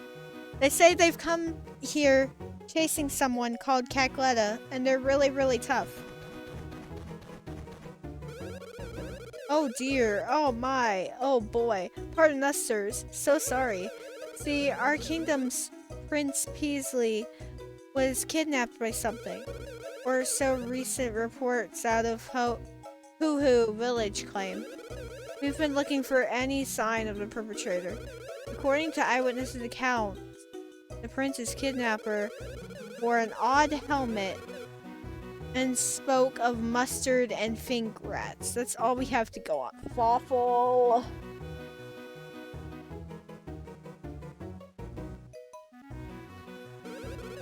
If you come across anything, please let us know. Reopen the investigation.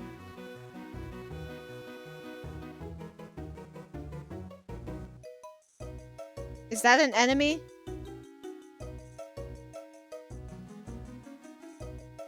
That's person.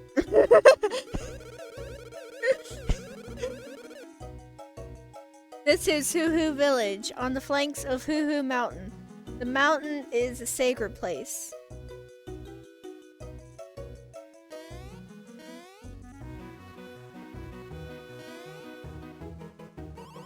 If you climb down this mountain, you'll reach the town surrounding Bean Bean Castle. The townsfolk are so much more stylish and fashionable than people in this town. I just adore them.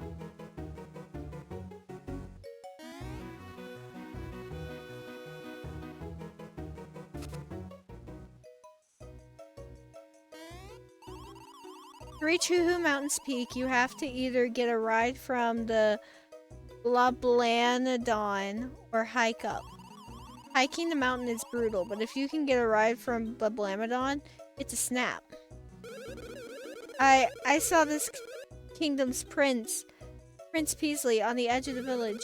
I'm sure of it. He was taken to the top of the mountain by some guy wearing a weird helmet. Hi. Jump. I have to try it. So can I actually go in this then? I can't. Everyone should climb Hoo Hoo Mountain once. You can see the whole kingdom from up top.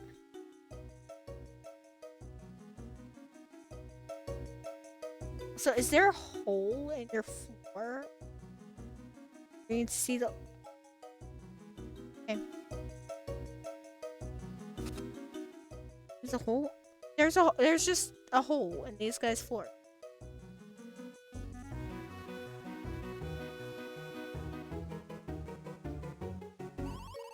No matter how long you wait, Blablamadon won't come back. I feel it in my bones.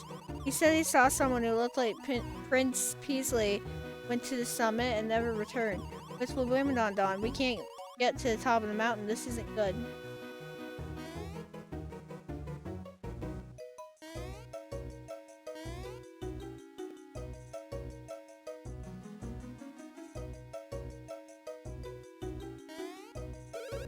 Huh? You want to climb down to where there's a town? They just keep heading left down this path. Long ago on this very mountain, the Hooligans developed the great Hoo civilization. At the summit, there still remain many mysterious remnants of this once great people.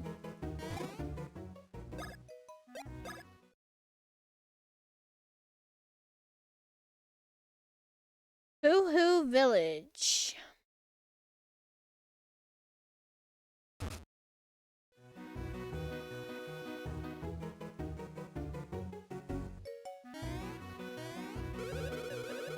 The pictographs on the walls here are ancient letters known as hieroglyphs. They represent the countless jokes developed by the ancient Hoo civilization.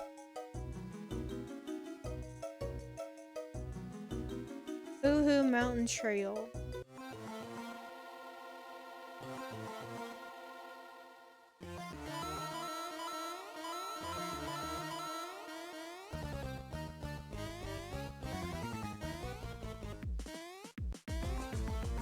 Hi. Jump. I have no idea what that is.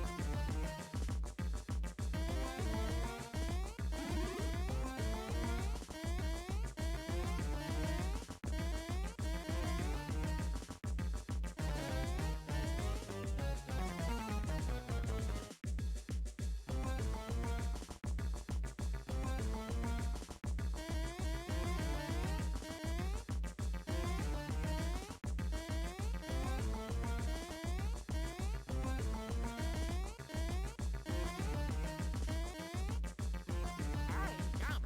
Okay. Jump.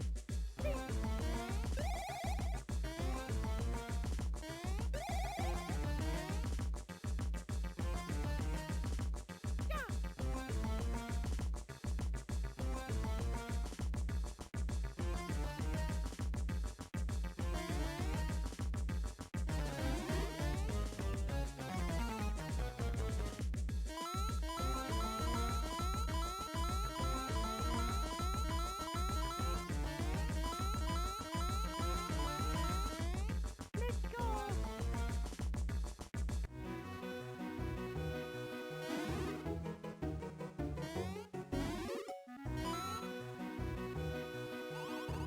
The waterfall's mist feels so good. My pores are partying. I wish we could stand here together forever.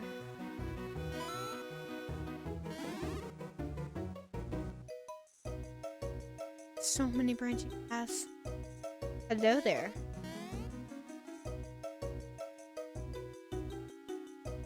I'm assuming I can't do anything with that. But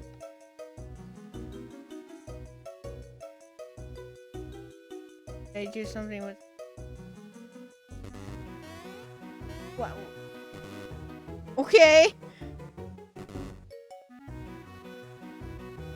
So Mario had water.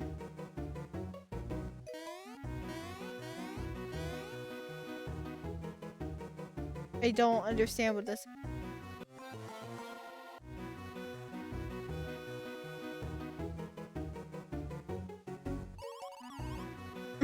I don't understand what I just accomplished by getting water.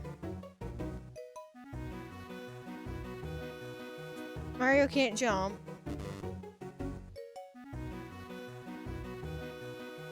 What fire?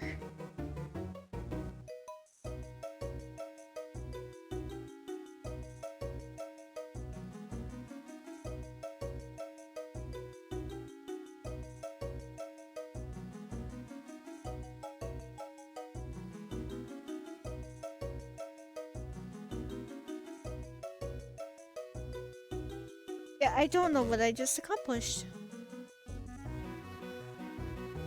Okay. What can I do with the fan? I can't do anything with the fan.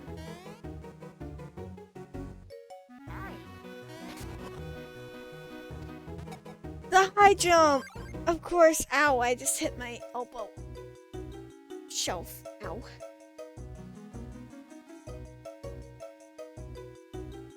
Okay. That makes... Yeah, I'm okay.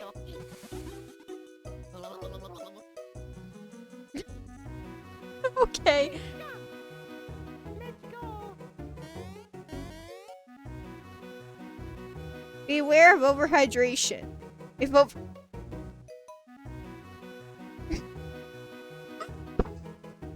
That was the nice thing to go.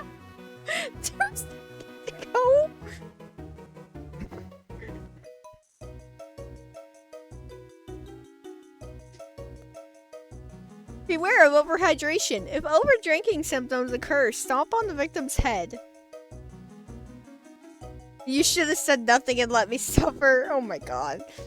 Spitting excess water on objects in this area is strictly prohibited.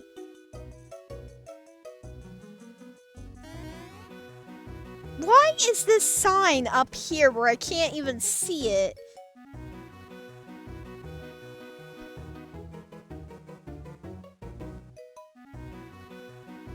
That's annoying.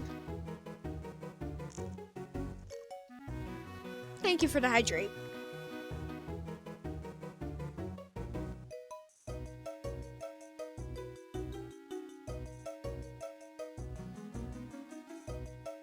Okay, what's this?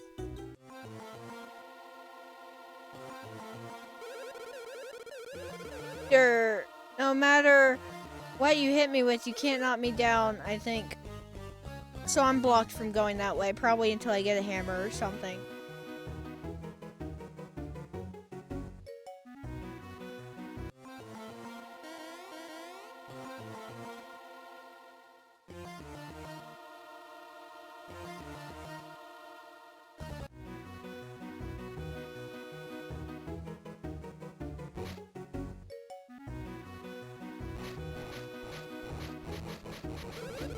The bridge is broken, so we're repairing it. Go talk to villagers for a while and come back.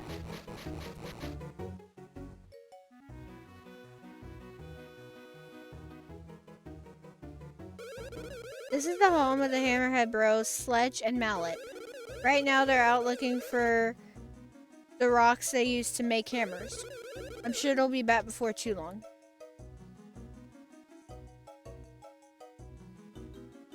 Hammers. So, yeah, I'm getting hammers soon.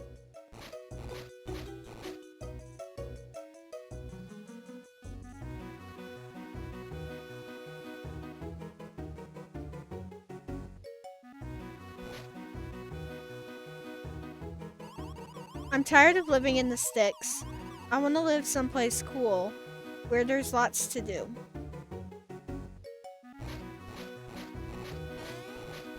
This I can't actually. I can. I just wasn't lined up right. Have you met Sledge and Mallet, the hammer making masters? Keep talking about it. I want a hammer. If you head left, you can climb down to the mountain's base. Okay.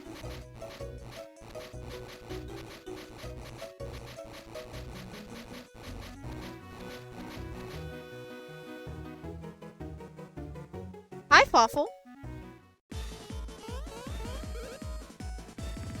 Give back Prince Peasley.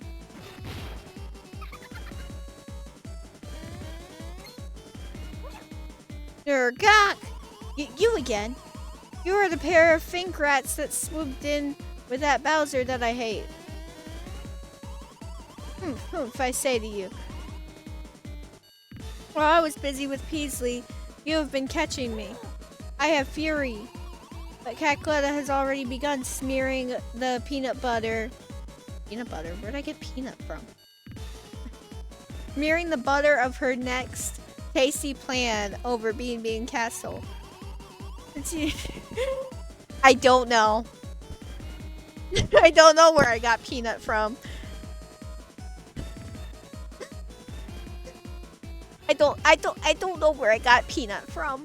Maybe because they're beans and they kind of look like nuts. I don't know. Since you two cannot make it in time, I say to you that it is better never than late. So here is your halting place. I have fury. Since you will not be shattering this stone, I laugh at you trying to climb down this mountain. Lovely. If you head left, you can climb the mountain's base.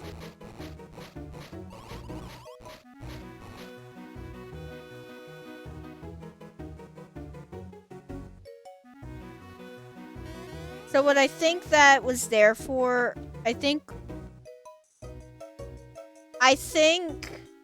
that obstacle before was because, yeah, I think this was because I had not activated that yet, and they should be back in here. You give me the hammer. Yeah. This is the last stone. Now we show the true spirit of the Hammerhead Bros. This stone's our last shot. Oh, they're actually Hammerhead. Nice. Ha, huff, horf. This stone just ain't gonna do it. We can't make hammers no more. What do you two think you're staring at? What? You want us to make you a hammer? Hey, I know these two dudes. They're Mario and Luigi from the Mushroom Kingdom. The Jumpin' Hammer Kings. Yeah, you're so right, Sledge. I remember these guys. Why are a couple of celebrities like you bumming around this place looking for a hammer? Oh, hey, look, you don't have to tell us. We fully understand. Our lips are completely sealed. We'll just make what you need. We're professionals after all. That's right, pros all the way. But the thing is, in order to make hammers, we need hoo-hoo blocks from the mountaintop. And since the Bladdens suddenly stopped coming down here, we can't get up to the summit. Hoo-hoo blocks are hard stones. Hammers made from those things can break anything. We want to climb the mountain to get more hoo-hoo blocks. But we can't jump well enough to do it.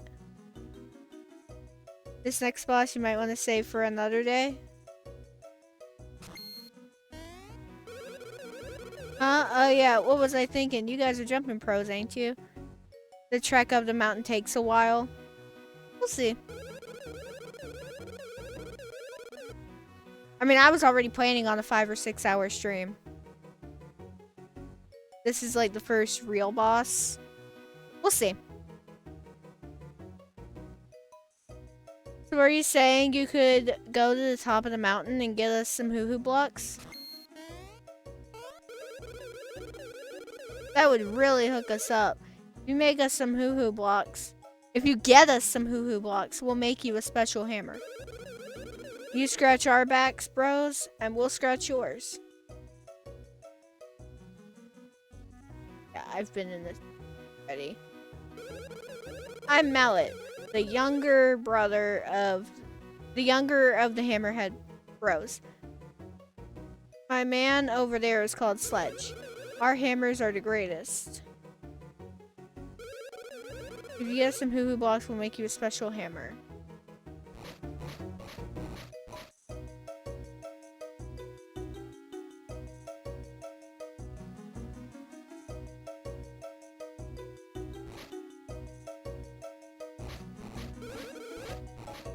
Soldiers come to town, but Brandon fails to return. The bridge suddenly breaks. I have a bad feeling about this. Maybe something awful up the mountain. Okay, well...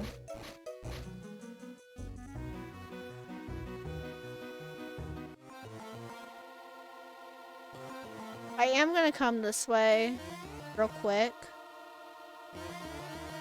I don't know if I can do anything over here.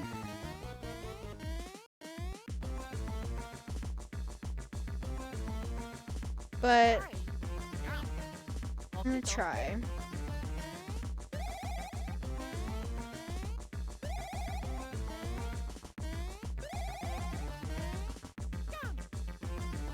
Let's go.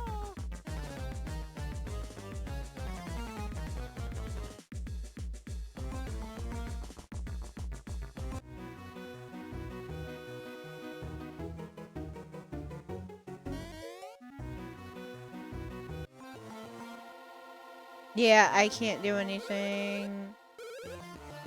Yeah, the hammer. So I need the hammer to do that. I need a hammer to go the... I think I already got everything from the fan, but I am gonna try it one more time.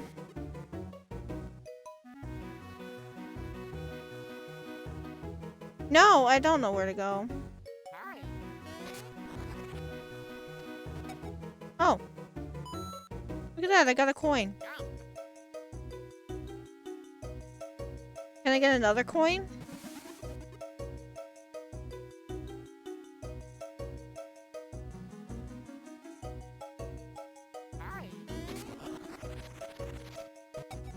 Infinite coins! Not for real though.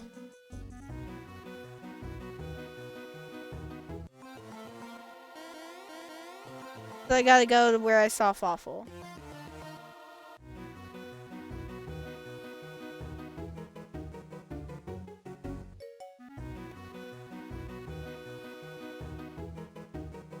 But I can't, because I don't have a hammer to get past this. I can't get past it.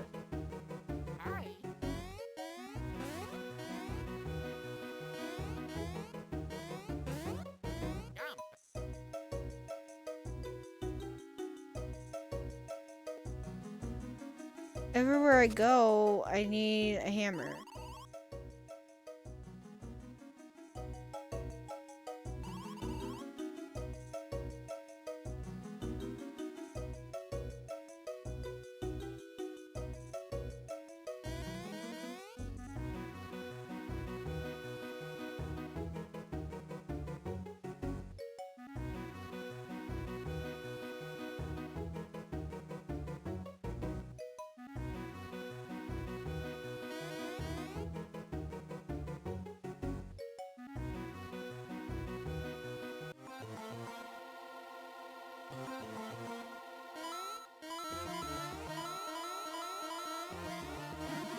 New area that I haven't seen yet, so.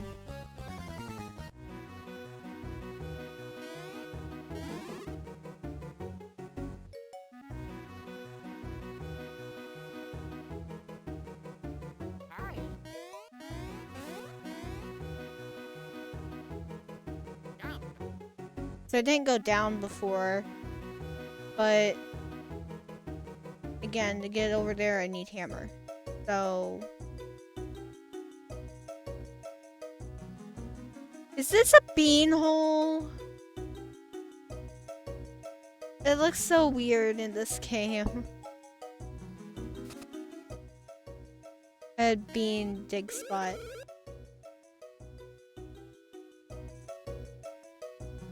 The minecart area? Was that the area that I was just down? Just in? After, ignore the mine area. Okay. Yeah. I don't have a hammer, I can't do anything.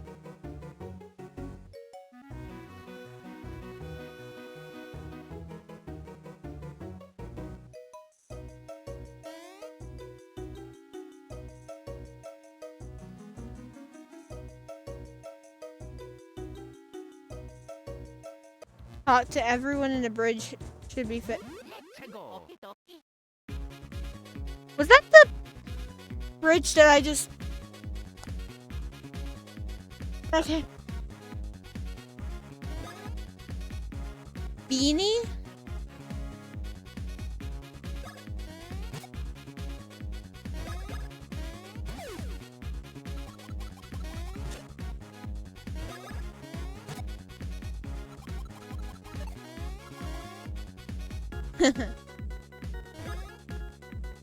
Let's figure out his tell.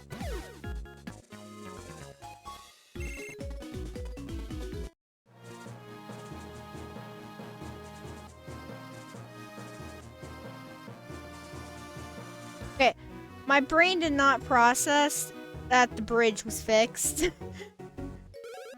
We're done fixing the bridge. If we're gonna climb the mountain, be careful. Yeah, before I like run into a bean. That's too tall. That's actually too. That's actually too tall. That's gonna take me a minute to figure out what's too tall and what's not. Whoa! That guy just rushed me. Hello. He started closer.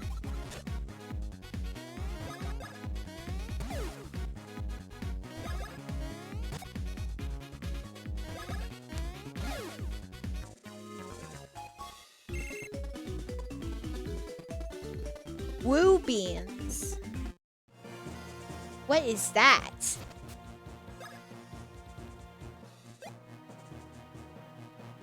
Blend this green bean at Star Beans Cafe?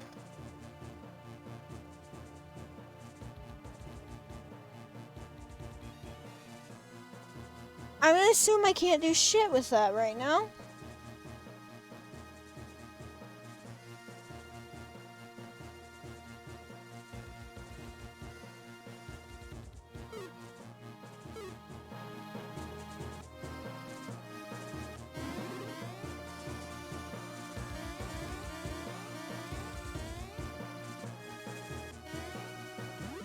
Let's go. Okie dokie.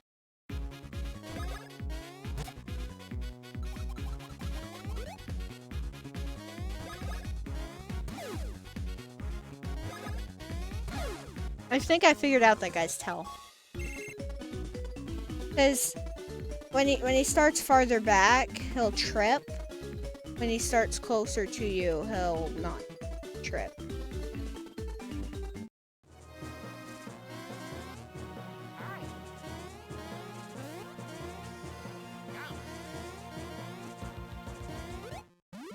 Let's go. Okie dokie.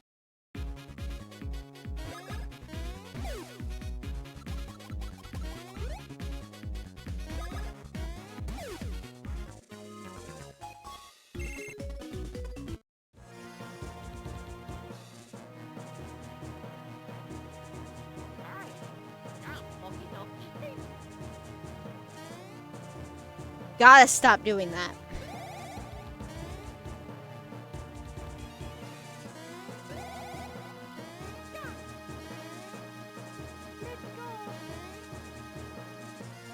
Hoo-hoo Mountain Trail. Okay, I want to see what's over here, because clearly there's stuff over here.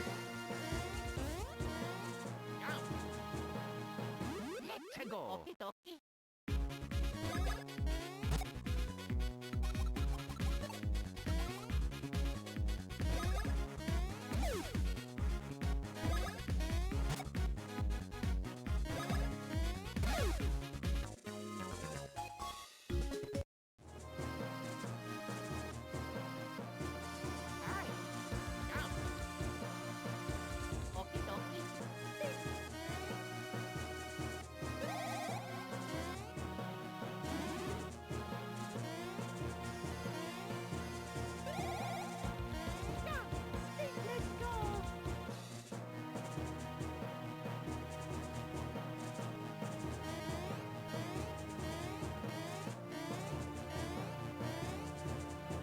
And yep.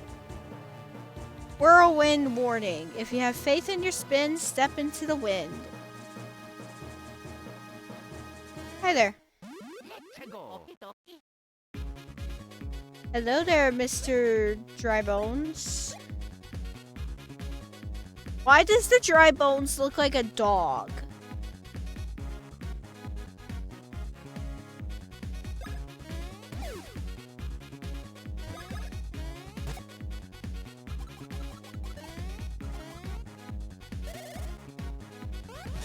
Whoa, hello.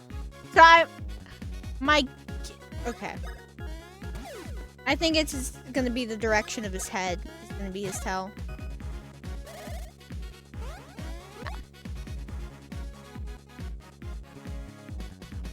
It's not a Mushroom Kingdom Dry Bones. Fair enough, but like, it looks like a dog and it's funny. It's weird to me.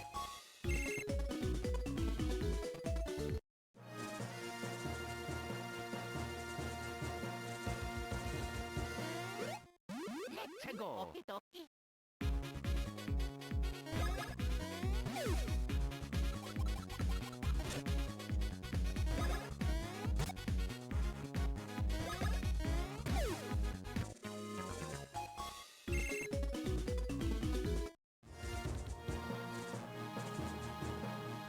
Yeah, that's a dig spot. So I'm eventually gonna be able to dig and like get beans, I'm assuming.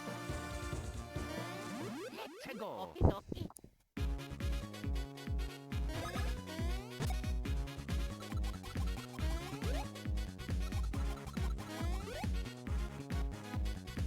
I have a cheat sheet for your level up, and I know what you're gonna get for each level up. Kinda nice. Nice!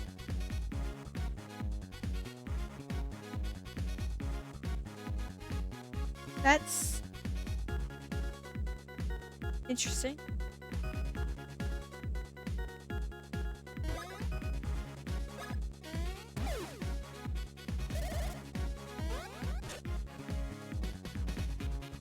Okay. I need to figure out his tail a little bit better.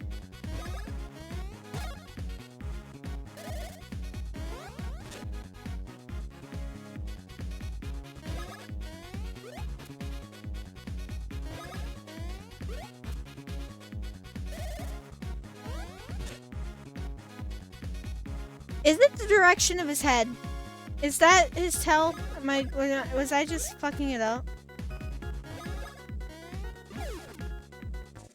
I was intentionally trying to make that fight last longer so I could see his tail more. For the record.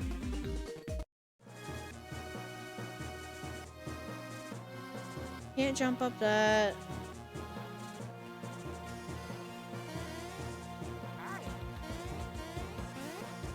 And no, I can't jump up that.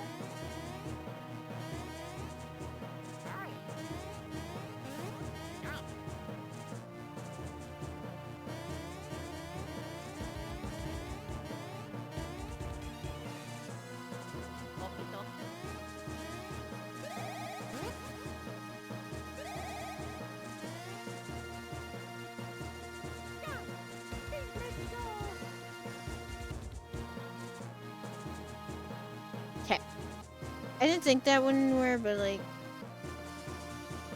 I had to see. Okie dokie. Let's go.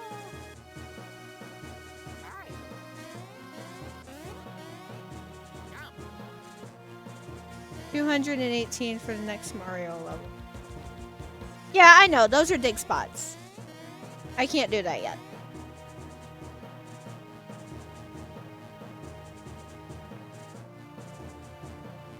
Okie dokie.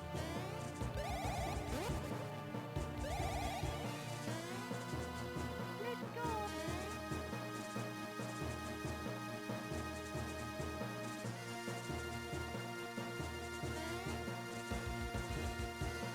Interesting.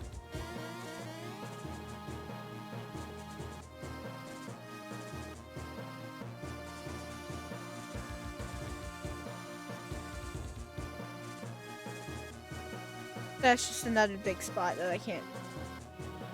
Okay.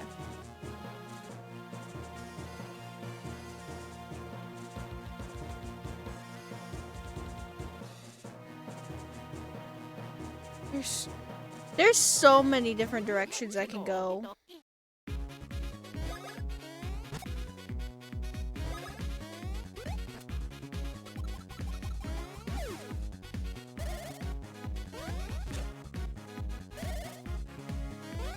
Got it.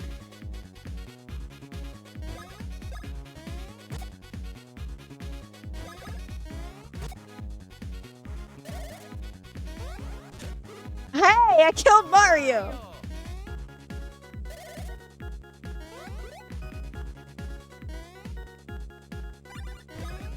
I didn't think it would. I thought it would take me longer to kill somebody.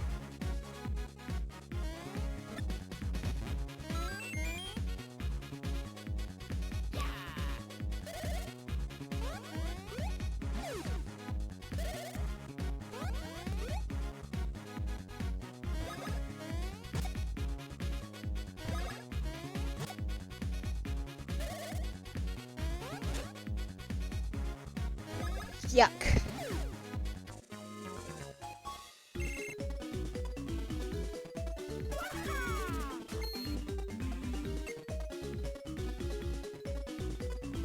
Patch points.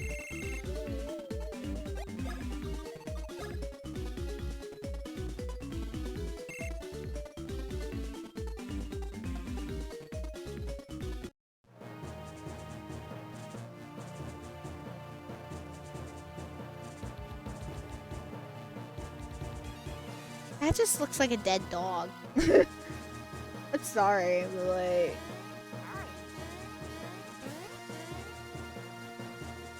I mean, I guess I will go this way. Oh no.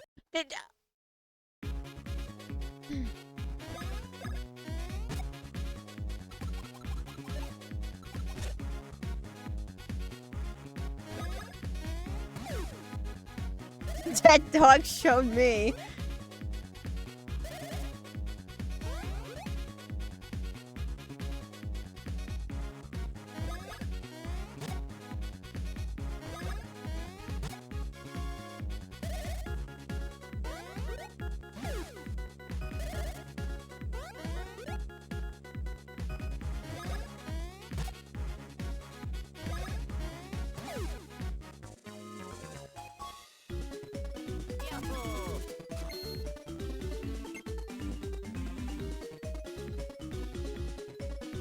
What are we thinking here?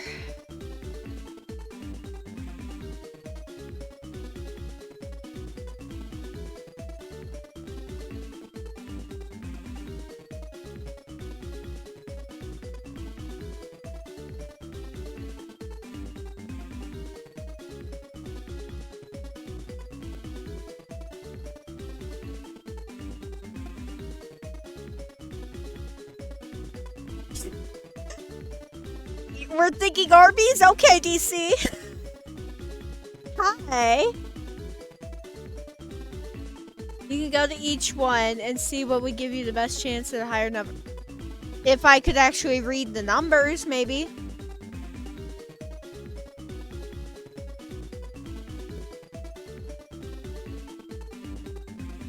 You can. I can't.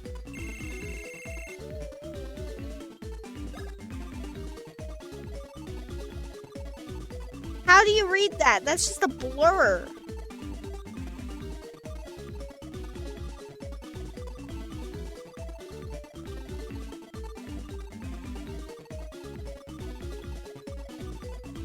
Thank you, DC.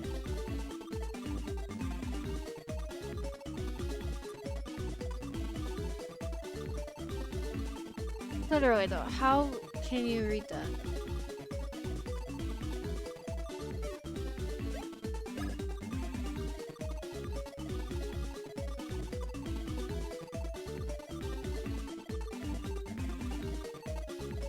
There's a 4 in that?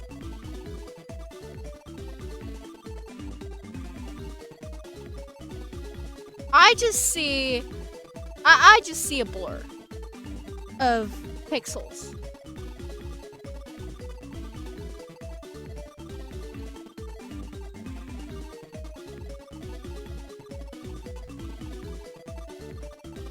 Can't say, just wanted to congratulate me.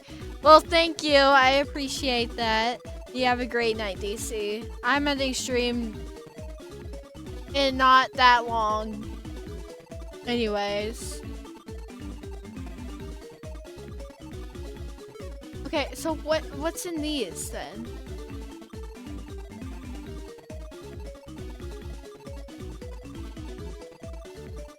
One and two only? Okay. Yeah, I can't see it on the screen, on my screen. Like, I think it might be because it's blown up more.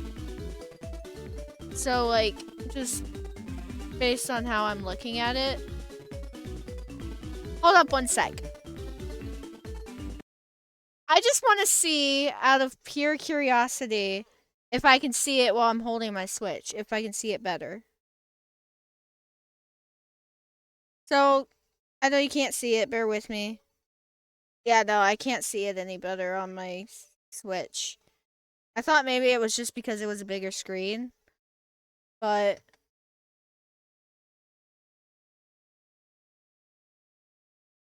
I thought maybe it was because I was looking at a bigger screen. So maybe the smaller screen would help. Yeah, thank you. Attachment control. But, no, that didn't help. So, what's that one, then?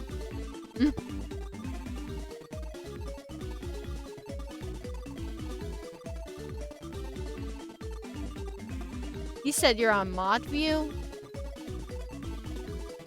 I mean, I can look and see if that helps. Oh yeah, I can see it better, I think.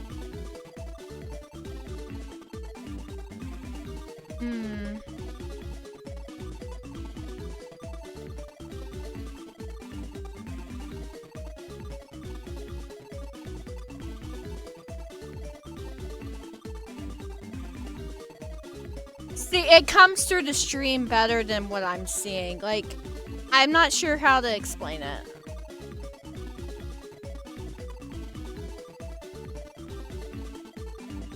Many ones, 1, 2, and 1, 4. Maybe 1, or a 3, maybe 1.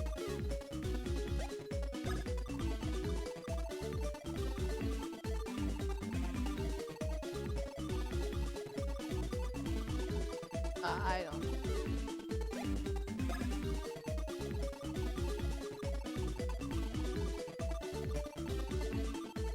Saw a 3 in there. But yeah, I can't really see. More 3s in this one? Like a lot more 3s?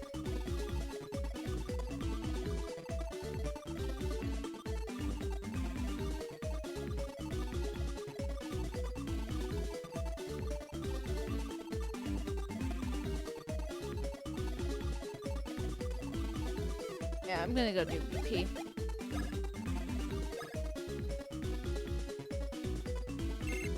Okay. See, I can't tell what it is, and it makes it harder, because I can't actually see what it is very easily.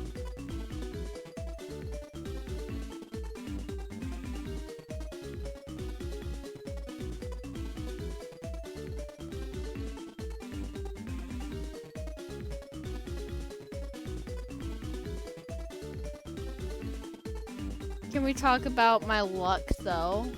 What about my luck? What, hitting the 3? Oh, I keep getting high rolls.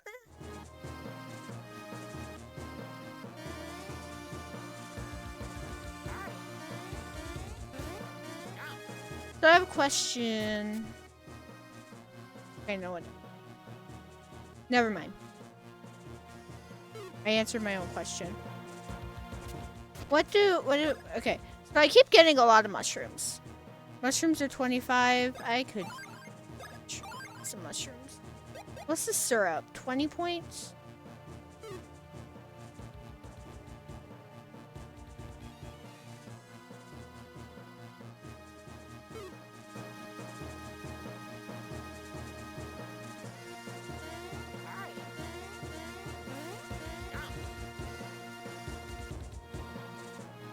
save the syrups unless I'm really low. Yeah, I got that.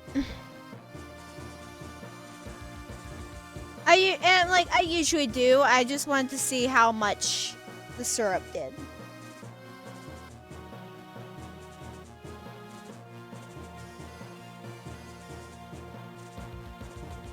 That's the direction I came from.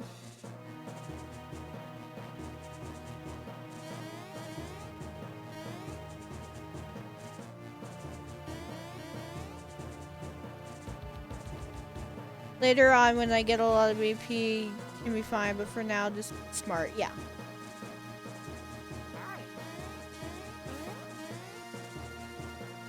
I think that's where I'm actually supposed to go. I want to see what's over here. God dang it!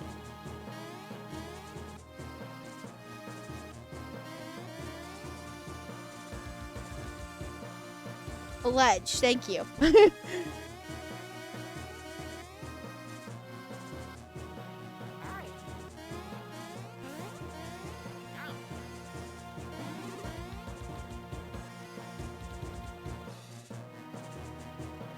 Beware of overhydration. Okay.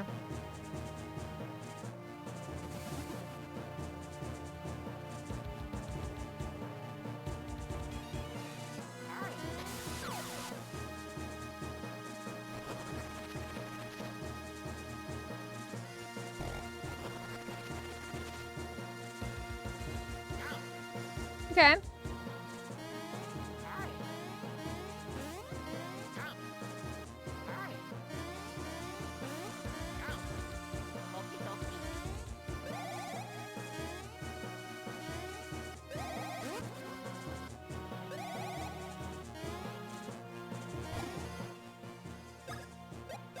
Okay.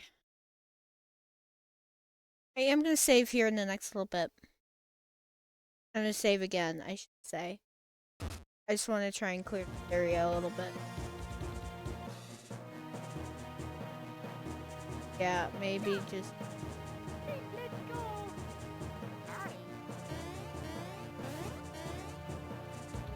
I know, I missed hitting the buttons.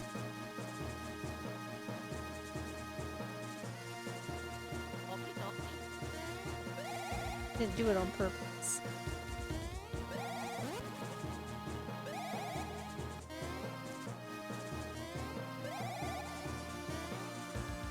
Can I just, like, legitimately not spin from here to here? Is that not... Or am I just bad? I can, I'm just bad.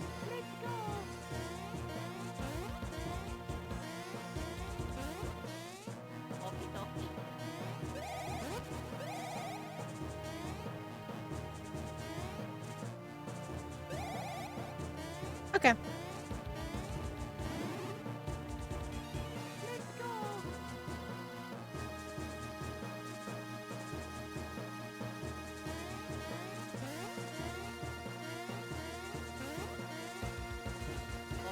Well, I think this is a good place to stop.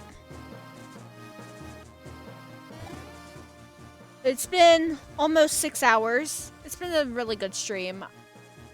And surprisingly enough, I actually... Maybe it was just because I was excited because I'm starting a new game and everything. But... Thank you for the hydrate. But, I'm actually surprisingly not that tired right now, even though I literally just did a 6-hour stream. Maybe I'm just excited because it's my streamiversary. So, yeah. This was really good. Want to save and end current game? Yes. So, I'm going to stop right here.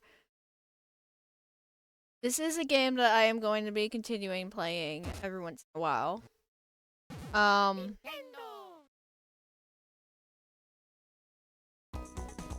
It was really nice.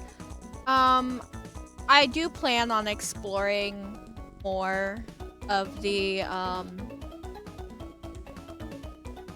because right now I'm on the Game Boy Advance, online thingamabob on the Switch. So I might explore more and see what else is available for me to play, because I really have not looked into this a lot. So I might look into that and maybe stream some other stuff. But yeah, this was good. But we are gonna to end the stream. Thank you guys for hanging out. Um, yeah. And let's find somebody that I can raid out to.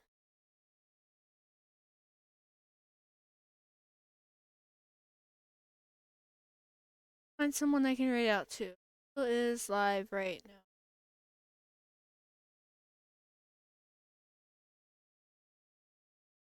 Who is live right now that I can raid out to?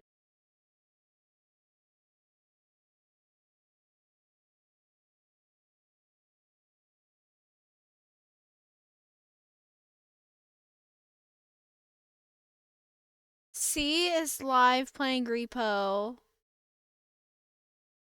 I might do that.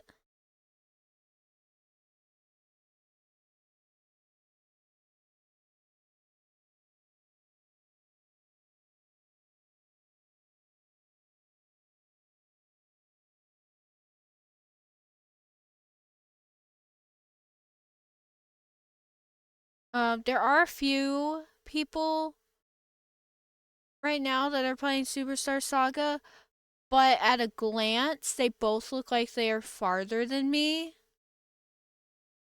And I don't want to raid into them and get story spoilers, potentially. So I'm not going to do that.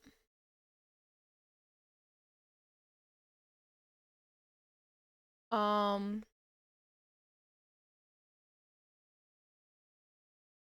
yeah, I think right now I'm gonna raid into C, Palace.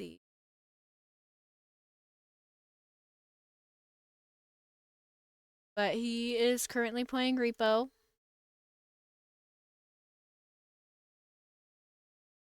Yeah.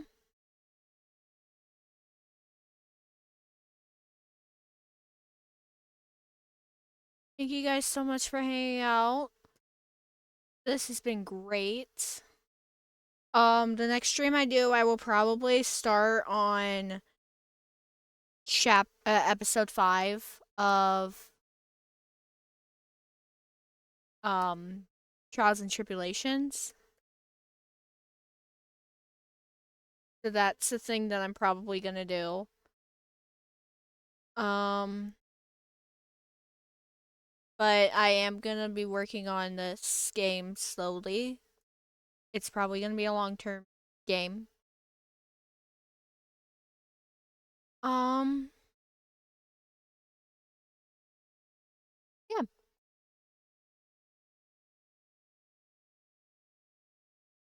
All right. We're just gonna rate out. I feel like I was gonna say something else. Um, yeah, after I finish Trials and Tribulations, I am probably also going to get the Miles Edgeworth games and start playing that as well. Those are games that I have not played and I want to play. There is our raid message. Thank you, Stream Elements, for not taking 10 million years to do that. But yeah, we are going to go ahead and raid out. Thank you guys so much for watching. Have a good night, everybody.